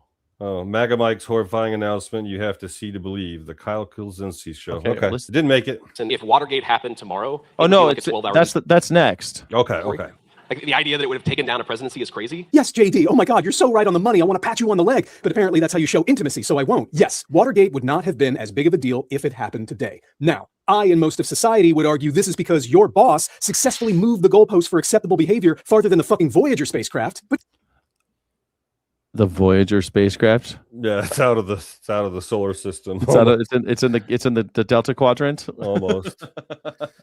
Are we talking about all right, so the Overton window he's talking about. Sure, let's play devil's advocate here. What is your point? That Nixon wasn't guilty of a cover-up? That he didn't resign in disgrace? That All the President's Men isn't a classic and Robert Redford in that movie isn't also investigating the boundaries of my heterosexuality? Where was I? Right, Nixon. Now, granted, Nixon authorizing hush money to the burglars, weaponizing the CIA to stop its investigation, and refusing to turn over evidence implicating himself in that cover-up are all actions that Donald Trump would call a Tuesday, but that doesn't make that behavior retroactively noble or patriotic. If anything, it just reminds us how little of this bullshit we used to tolerate. But sure, let's all listen to JD Vance, the guy who has concerns with the Pope, sell us on Richard Nixon. Ugh. I'm gonna go watch All the President's Men and pretend Robert's on the phone with me. It is a good movie. Has everyone seen all the President's Men? It's a great movie. I've seen it, but I don't remember it. It's him and it's Robert Redford and Dustin Hoffman. Man, they're so good. They play. I forget what their names are, but they're real people who investigated the Watergate scandal and they uncovered it. It was pretty remarkable. It's such a good movie. Back when journalists did their jobs, pretty rad. Yeah, no human spoke about the suffering of Cuba. They want to kill Cubans, man, and I love that people are saying they want to take out. No, they even left the heliosphere. We caused the suffering of Cuba. It's kind of hard for them to get cars. Yeah, Agus, I said the thing about Voyager, like the spacecraft that in Star Trek. Star Trek was Voyager was a whole show, and Voyager was in the Delta Quadrant, trying to get home. At least another 100 years of travel at this current rate. Yes, that's how Voyager wanted to come home at warp 9. We can get home in 100 years. All right, Cuba's next. They're saying Cuba's next. Cuba's been on the docket for a long time, and if we go to Cuba, watch China take Taiwan. Taiwan will be. The thing is, everyone's joking, but at the end of the day, the Cubans don't want to be Americans, and the Taiwanese do not want to be Chinese. One rapper does. I showed you that one.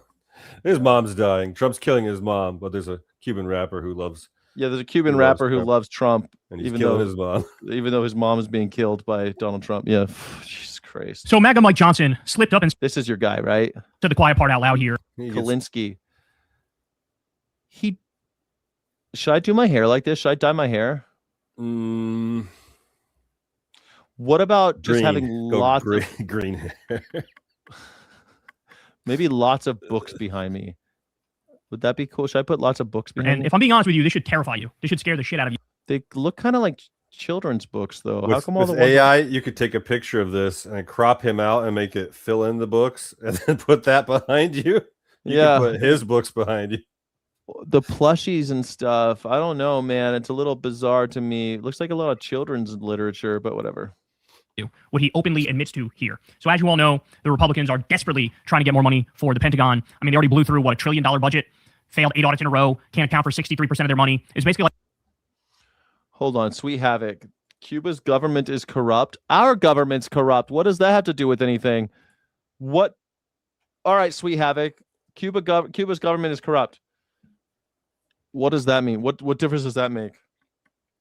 Does that mean it's okay to go kill them? I don't know what you're trying to say. Like, our government's corrupt. Our government is super duper corrupt. Like, crazy corrupt. They kidnapped a president. They kidnapped a president. Exactly. They murdered, they assassinated 3 levels of hierarchy in the leadership of Iran. They were while murdering pretending to be in fishermen. negotiations. They were murdering fishermen in the Gulf of Mexico just to program you people so you wouldn't be surprised when they started killing other people. But even if you don't believe in all that, Donald Trump has sued himself as president of the United States and head of the IRS. He sued himself and used his sex crimes attorney to do it and awarded himself $10 billion. Or tried to. Like a massive slush fund for the Epstein class. Wait a second. Donald Trump accepted a $400 million gift from the King of Qatar. And then we spent $1.5 billion prepping it up to be Air Force One. And then also it was not good enough to go to Europe recently.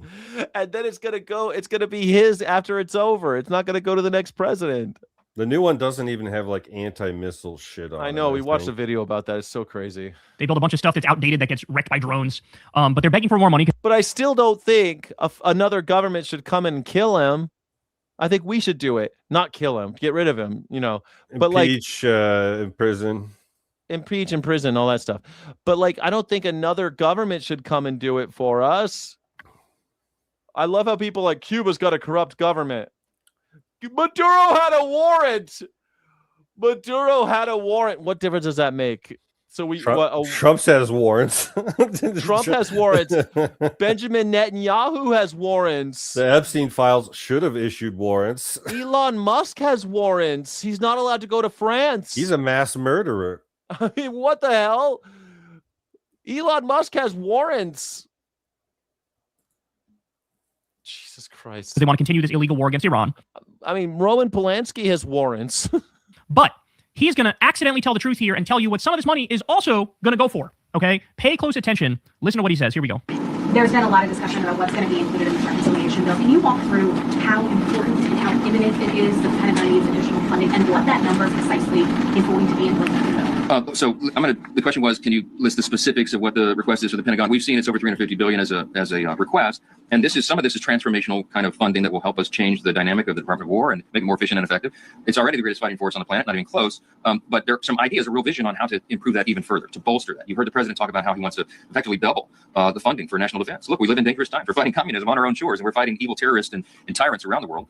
And we have to be able to protect our national security. So this is not the place to get into the details of that. Quote, we're fighting communism on our own shores, he says. We're fighting communism on our own shores. In the midst of a conversation about $350 billion for the military. Mm-hmm. If you connect the dots there, what that seems to imply is... we're going to use the military on our own people. We're going to use our military domestically. That's exactly what we've been saying. But Kalinsky, what the fuck are you talking about? We've already used the government on our people domestically. Well, this is going to use the federal. They've used the National Guard on other states so far, but this would be the federal government or the Israel army soldiers as well. So also there's last year Trump did a thing also that he made the Pentagon write a thing on how to use the military against the American people. Yes. They shoot did at that their last legs. year. Yes. Well, no, yeah. Fuck. In his first term, he was talking about it. Which is illegal, which is what Trump has tried to do a number of times. Posse comitatus. But here he's just saying it. Say it with me. Posse comitatus. Posse comitatus. We're fighting communism on our own shores. This is at the same time, mind you, that some anti-ICE protesters were sentenced to years in prison. Some of them literally just were handing out pamphlets. They were handing out pamphlets, and they got sent to prison for years.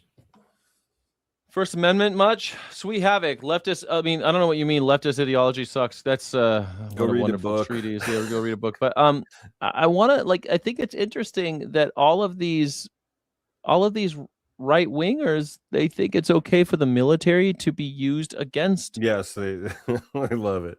They think it's okay. It's that boot leather. It's got that smell, like feces, and they just want to get closer to it. I constantly think, the wake up MAGA people. It's like you wake up, you got no toilet paper, so you just like wipe with your hand, and then they said, "I didn't do that." And their hand smells like shit the whole day. They smell their fingers and they go, "Oh, no, that didn't happen." Every 10 minutes. Oh, didn't happen. Every 10 minutes, they're like a goldfish. You know when when a goldfish sees a piece of shit floating and they gobble it and they spit it back out and they put it in their mouth again and they spit it back out and they put it in their mouth again and they like bloop, bloop, bloop. You see goldfish do that. They see the piece of shit fall, they suck it in, and they spit it back out. They got no memory, and they were told to eat shit, and they will, and they do. They just keep spitting it out. They can't remember. This is insane what we're talking about here. The goal is label anybody and everybody who dissents from the regime as Antifa or as terrorist. And now use not only the ICE budget, which is bigger than most militaries around the world, use ICE to domestically go after people, shoot them, throw them in concentration camps, but now also use the military. He's just admitting it. He's just saying it. So don't say nobody warned you about this, because you were warned about this and you were warned repeatedly. Ken Klippenstein did phenomenal reporting on this thing called NSPM 7. And NSPM 7 is a whole of government mindset change, right? It used to be back in the day, oh, we're fighting the Soviet Union, so all hands on deck in the federal government to take on the Soviet Union. Then during the war on terror, it became terrorism and Al-Qaeda, right? The new directive is dissidents, is liberals and leftists. That's the new memorandum, okay? And under NSPM 7, they are very open about the fact that if you're anti-American, whatever that means, you're going to be targeted. You're going to be spied on. Your rights are going to be taken away. If you're anti-capitalist, if you're anti-Christian, if you're an extremist on migration, which it's funny because the other thing MAGA doesn't realize, this will be the only thing they're remembered for, is that it's kind of like a John Adams. The only thing we really remember John Adams for is the Alien and Sedition Act. And it kind of sucks because John Adams had a bunch of other shit he did, but all we remember him is for that. I remember there's a scene in the movie John Adams with I forget that guy's name. He was in Spider-Man. I forget. He played the Rhino in Spider-Man. I forget his name. Whatever. Stelfson goes, "Why are all of MAGA's heroes pedophiles?" Well, okay. So Israel and Epstein got together with Trump down in Texas, and then they got 1,200 girls, and they sold them to their friends, and then they decided to get into politics later on because they were being extorted by Israel. Yeah, I mean, that's why there's so many pedophiles there. I mean, that's Robert basically how they got in Weissler, power, right? Wexler and Trump and probably like 5 other cabinet members. I'm thinking about Paul Giamatti. Paul Giamatti plays John Adams, and he says, like, I'm always going to be remembered for the Alien and Sedition Act. And it's true. That's what he's remembered for. The worst thing he ever did as president. And Donald Trump's going to be remembered for this shit, how he's killing American citizens in the street. Sweet Havoc, I never claimed to be MAGA. I just hate leftist ideology like socialism, communism, woke. Here's the thing, Sweet Havoc. Those days are over, man. I don't know who you think socialism and communism and woke, what you hate about them. It doesn't matter. An imaginary ideology. He doesn't know the word communism or socialism. No, he doesn't. But the thing, it doesn't really matter. The reason why I say it doesn't matter is because we're entering a time where it's going to be you're either with the National Socialists or you're with the Democratic Socialists. It'll be just like 100 years ago where you have to choose a side. You'll be forced to choose a side between the Nazis and the Social Democrats. That'll be the choice. And so you'll be like, well, you're going to try to inject some kind of nuance, but there won't be any anymore. But the MAGA plan's so bad that they won't even feed their people. So good luck with that. The Democrats would have like sandwiches, Yeah, except they won't have anything to eat, and they'll be like, fucking Mexicans. simply means, you know, you don't want a fucking police state and you don't want to throw people in a detention camp because they've been here for 4 years and they work every day, but they don't have a permit, right? They say if you're an extremist on race, in other words, if you supported Black Lives Matter, if you stand up against police brutality, if you're an extremist on gender, so in other words, if you accept that trans people exist and you think they should get health care, they consider you a terrorist or adjacent to a terrorist and they want to take away your rights. ICE is being used in this way, and now the U.S. military, they're floating using the U.S. military to, quote, fight communism on our shores. Their words, not mine. This is insane. This is insane. So they're very clear about who their enemies are. When will people wake up and realize who your real enemy is? Your enemy, it's the billionaires, it's the fascists, and the warmongers. And you wrap that all up in a pretty little package called MAGA, okay? And they're not playing around, bro. They are not playing around. The difference between us and them is that, yes, I hate them. Yes, I despise them. But at the end of the day, I want them to have healthcare. I want the criminals to go to prison. Don't get it twisted. The war criminals, the billionaire criminals, the MAGA criminals, they all need to go to prison. But if you're a voter, if you're a regular person, I want you to have healthcare. I want you to have education. I want you to have higher wages. I want you to be in a union. I don't want you to have to fucking, slave with every decision your fucking boss makes. Okay? That's the difference, is I might not like you. In fact, I might hate you, but I want you to have a decent life. What MAGA Mike is doing here is letting you know what he thinks of us. No, give me $350 Damn leftists. $1 billion for the military to crack down on communism here at home. The new Red Scare is here. Fucking Mexicans. The new McCarthyism is here. And forget, it's not even just leftists as such. It's also liberals who they will just define as leftists because they see no difference between us. And they're going to throw the fucking book at you. That's exactly right. You could be like, but I'm not one of them. All these limp-wristed liberals will be like, but I'm not a social democrat. Too late, motherfucker. And all these guys like Sweet Havoc will be, but I'm not MAGA. Too late, buddy. There's no more fence sitting, everybody. If you're on the fence, that means you're bent over the fence. And someone's fucking ass raping you with no lube. You understand? There's no more of this sitting on the fence. It's over. It's done. They're going to throw the book at you. They want to take away your rights. You know how people in their coalition, like Pete Kegsbrett's pastor, who's out there saying women shouldn't have the right to vote? I mean, this is a sick joke. This is all a sick, disgusting, pathetic joke. But they're letting you know what the plan is. They're letting you know what the goal is. They're letting you know what this money is for. And there's no excuses anymore. You can't hide anymore. Not a single fucking Democrat should give a single vote to anything in their agenda because everything is going to be used for nefarious purposes. They're admitting it. They're saying the quiet part out loud here. This is the accidentally telling the truth part. Jesus Christ, man. They've never been quiet about it. I don't know why he's getting all like, they're saying the quiet part, but they've been saying this. Now they're just leaking stupid shit. So like more constantly. The reason why it's being leaked more constantly is because they've already said it and nobody did anything. Like, we have multiple books came out. Like, what's going to happen, dude? We had multiple books come after Donald Trump left office the first time. Books came out. There were indictments. There was a conviction. And yet still people were too stupid to see it. And so why wouldn't they just say it out loud now? Why wouldn't they just say, yeah, we're going to come after you with the military? They've already said it. Donald Trump in his first term said he wanted to shoot protesters in the legs. They need another communist victim to try and sell the narrative, I think. They need another, I guess. A rube or, some sort of incident. Yeah. Sweet Havoc, I hate to tell you, buddy, you don't know what you're talking about, man. And it doesn't matter whether or not you're in the MAGA cult anymore. You're either going to be a MAGger or you're going to be with the social Dems. Those are the options now, man. Those days are over. You can't even be a Democrat anymore. Those days are over. Everybody hates the Democrats. There are no more Republicans. There's MAGA. And there's DSA, just like in 1935. You could cosplay as an independent. You could cosplay as an independent, but that just means you're going to be left out in the cold. It won't matter. It won't matter. I'm an independent. Okay, up against the wall. Oh, wait, I'm not one of them. Oh, shucks. Up against the wall. Sorry. You're not one of us. And it's all purposeful. If you don't think it's purposeful, go listen to Stephen Miller talk for 7 seconds and you'll walk away going, oh yeah, this is a plan. They're doing it on purpose. Of course they're doing it on purpose. You think that everyone who wore a swastika was like die-hard Hitler supporter? Is that what you think? Stephen Miller tried to declare 2.7 Americans on Social Security dead. The plan was to take ICE and put it in front of the places where they would get Social Security back, have the ICE agents there, and then when they see that face, detain that old person who is no longer receiving Social Security. It was going to literally declare them dead, freeze their bank accounts, and stop sending them Social Security checks. Because he decided 2.7 million people shouldn't get it. And then ICE was going to incarcerate them because they were dead, I guess. Because who cares, right? Purpose. Yeah. They're doing it on purpose. $350 billion to police communism on our shores, fight communism on our shores. And make no mistake about it. Yes, they consider Zoran Mamdani a communist. Don't you really think this MAGA extreme stuff will soften up after old Trump packs it in? No, I don't think so. Do you think that the Bolsheviks chilled out after they killed Lenin? No, you got Stalinism. It'll change, Kirk. But this tension never ends. This tension will continue until There there's are a breaking billionaires trying to kill you right now.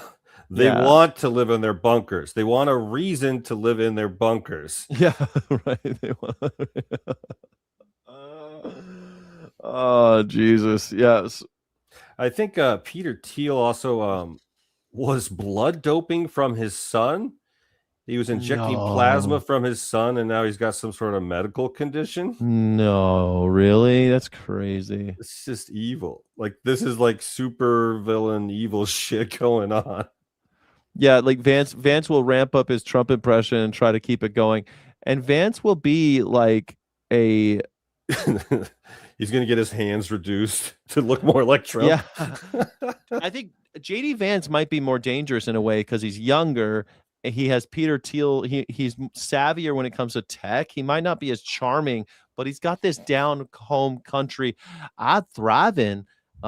He's got like a He gave so subtle many southern... Nazi speeches. Yeah. So many this year, last year, just so many Nazi quotes and bullshit. And also Stephen Miller ain't going anywhere, and Stephen Chung ain't going anywhere. Like, well, if you get enough Democrats in, we might be able to lock them up because I'm pretty sure they'll flip on each other for less prison time. maybe if the old man dies, maybe. Yeah. If the old man dies, if I'll tell you this, Kirk Wilson, everybody, if the old man dies, you're right, Guy Fawkes, that there'll be some convictions and stuff. Maybe. Because maybe there's going to be a pardon storm, and you hear JD Vance prepping you for the Nixon thing. So of course, he's going to pardon a shit ton of people if Trump steps down. Well, I wonder, if JD Vance is on full on board for all the Trump pardons that he's planning. I don't know. Jenna X-Ray Dragon says JD is running from the stench of Trump. He knows Rogan will massage his balls. Ugh. All right, I'm done with Kalinsky. Is he the last one, or is there another one? I think there's a Mark Maron at the end. All right, let's do Mark Maron. I like Kalinsky, but Abdul El Sayed, a communist. Yes, they consider any left-flank Democrats that win, or even centrist Democrats that win, they're communists. And this is all going to be used as a pretext to try to crack down, steal the midterm, steal the 2028 election, militarize against dissent. They've already done it 1,000 times. Trump has a war on free speech in this country, a war against the press, a war against protesters. They've already tried to deport people who made jokes. I just realized. You see what he's doing? He's got the same earphones as me, but he is putting it under his tie. How is he doing? He's got a different set. He's like doing it. He does it like this, and then he puts it under his tie. Is that what he's doing? I wonder how he puts it under the knot of his tie. Interesting. Does he use I have a little clip. I could clip it to my tie. That looks like shit. I liked it better. Yeah. It looks like shit. It's fine. All right. Well, next up, he's got I thought he had like a pirate earring, but he doesn't have earrings. That's his headphone. Maybe he does have earrings. Oh, yeah, it looks like one earring there. About Charlie Kirk after he died. They've already, Oh, yeah, it's an earring. Used the power of the state to go after He's got two earrings. Genocide, pro-Palestine protesters. They're not messing around, bro. They're not messing around. They mean it. They mean business. When I tell you they're going after dissidents, they're going after people who are actually trying to make a difference in this world, to make this world a better place. I mean it. And what are they doing? Hold on. Sweet Havoc. Fuck me, man. Okay, let's explain it again. Israel owns 51% of the media. There is. Yeah, what are you talking about? The leftist? Are you fucking insane? There's no leftist mainstream media. That's bullshit. That was propaganda fed to you, you psychopath. CNN is not leftist. They're CNN just is something conservative. Yes. Yeah. What in the hell? So what's the next? A septum ring? I don't know, man. I don't know. I can't even. I don't know. I don't like the idea. Do whatever you want. Like, I'm not judging. If you want septum rings, go ahead. But I don't know. Pierce my Adam's apple. I like having. I've always been more of a tattoo guy than a piercing guy. But whatever. Piercings are cool, I guess. I always feel like you're gonna get them caught on something, gonna rip a hole in your head. I don't know. Thank you. First, I'd like to thank you all, and thank you to the committee for hearing survivor voices. I'd like to remind you of who you're hearing from today. At this time, can my survivor sisters and family please rise? We may look like grown adults when you see us now, but we were children, young girls at the time of our abuse. These are the photos of when our innocence, dreams, and lives were stolen. I don't think Please I take gave you these that one. Did you as just think hit of us as your next own and I gave family, you this? Yeah, I just hit daughters, next. nieces, sisters. Okay. Now look at our faces and remember. Okay, so this is the oh yeah, that was the end of your playlist. Yeah, I finished through. That's it. That's the show. All right, I'm done. It's been it's Alrighty. almost 5 hours. That's the end of the show. Thank you so much, Guy Fawkes, for hanging out with me. Alrighty, pieces. Peace out. No, bro, piercings are for why are piercings for women? Piercings, do whatever you want with your body. I don't care. It's fun. If there's a 51st state, it'll likely be Alberta. Alberta? I hardly know. It's all corporate media now. We all have our feet select fearless YouTubers, much more. That's it. That's it. You're absolutely right. There's like independent media is the only thing left. I don't know. W Stream. Thank you, Alan Borst. Don't forget to hit like and subscribe. Appreciate you. BBC is insane. Leftist loons. All right, if you say so. Totally. It's so funny. People, leftist media. Have you ever heard someone on the BBC say, "Hey, capitalism needs to end"? Call me when that happens. All right, thank you everybody for watching. As a man, I will never pierce my ears. I mean, I never did, but that's because my dad was like a fucking Victorian. My dad would have kicked my ass if I came home with ears pierced. And I didn't really care as much about that. I don't know. When everybody was doing it in the 90s, I don't know. I thought it was kind of cool, but I didn't really want to do it to myself. A lot of my friends got piercings and people were getting piercings. Vanilla Ice had piercings, you know. Oh my God, I think John said like BBC in his mouth. Oh no. Oh no, you're late today. What happened, Jenna X-Ray Dragon? Yeah, it's been 5 hours. It's time to go. Thank you everybody for watching. I appreciate you. I'm gonna pack up. Thank you especially to Lee's, our brand new Sky City Rebel. Thank you. If you want to do a Venmo or Cash App, Venmo and Cash App are both Skyjack Morgan. Please consider it supporting independent media. I will buy Melania coin and coffee with it, and it'll help me fund my move to New Mexico, where I will live as an independent anarchist in the middle of town. Thank you, Andrew Miller. Thank you, everybody. I appreciate you very much for being here. See you at your new house and city, man. It's happening soon. It's happening soon, man. It's happening soon. Go for walks. Yes. I'm going to go pack is what I'm going to do. Now. I'm going to eat and pack. That's what I'm going to do for the rest of the day. I'm probably going to do a members only stream. If you're a member, I will probably do a members only stream later on today for the Sky City Rebels. Sky City Rebels get extra content, extra streams, and extra love in the chat during the Morning Sky Show. Thank you for watching the Morning Sky Show. Let's do a move-in party. I love that. Let's do a move-in party. I love that. I love that idea. Thank you, everybody, for watching the Morning Sky Show. This has been fun. I'm an independent news and culture commentator, free speech and critical thinking advocate. My name is Skyjack Morgan, illegitimate non-carborundum. Don't let the bastards grind you down because I need you. We need each other. The animals need us most of all. And Godspeed, rebels. I'll see you tomorrow. Tomorrow is Friday, which I think we're still doing a Friday show. Okay, we're still doing a Friday show. Sorry, my schedule's weird because of all the shit going on. Thank you, everybody. Love you. Godspeed. Thank you so much for watching. Don't forget to like and subscribe. Thank you so friggin' much.